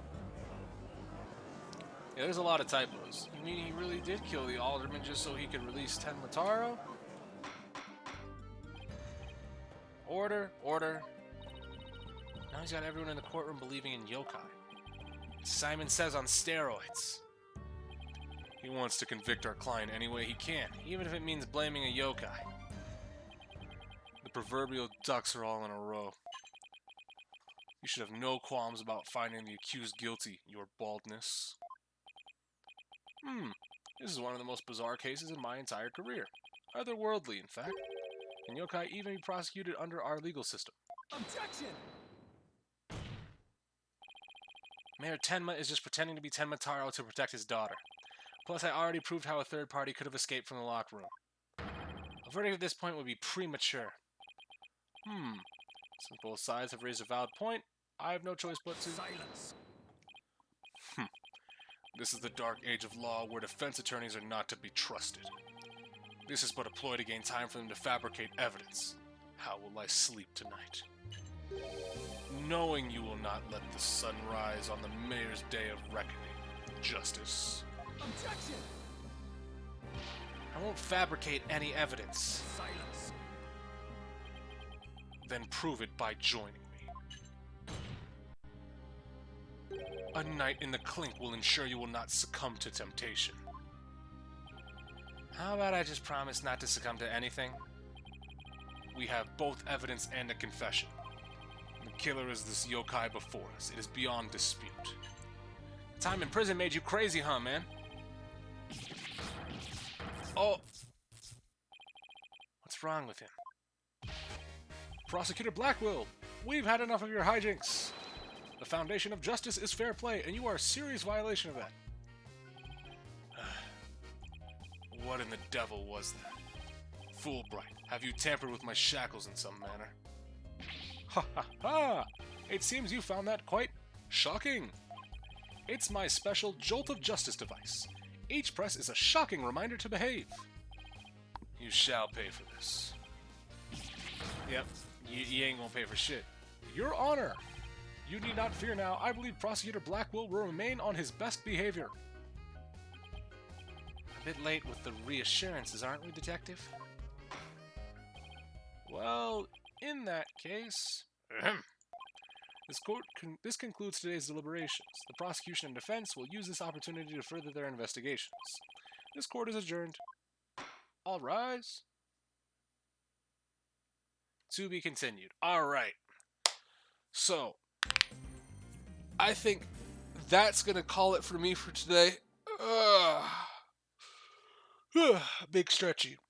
I'd like to thank you all very much for coming out, sticking with me through this nonsense. Hey, Chris, real quick, what's up, Stars, man? What you got?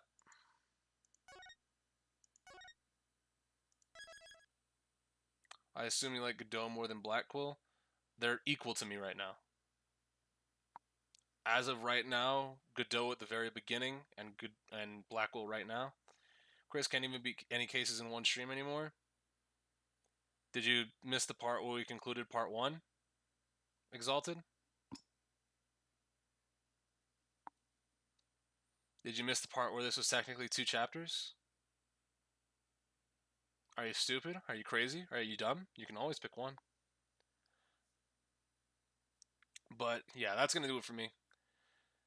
Thanks for coming out, you guys. I'll catch y'all tomorrow with the conclusion of part 2 and the start of the DLC chapter, right? So, but with that, I'll see you guys then. Peace.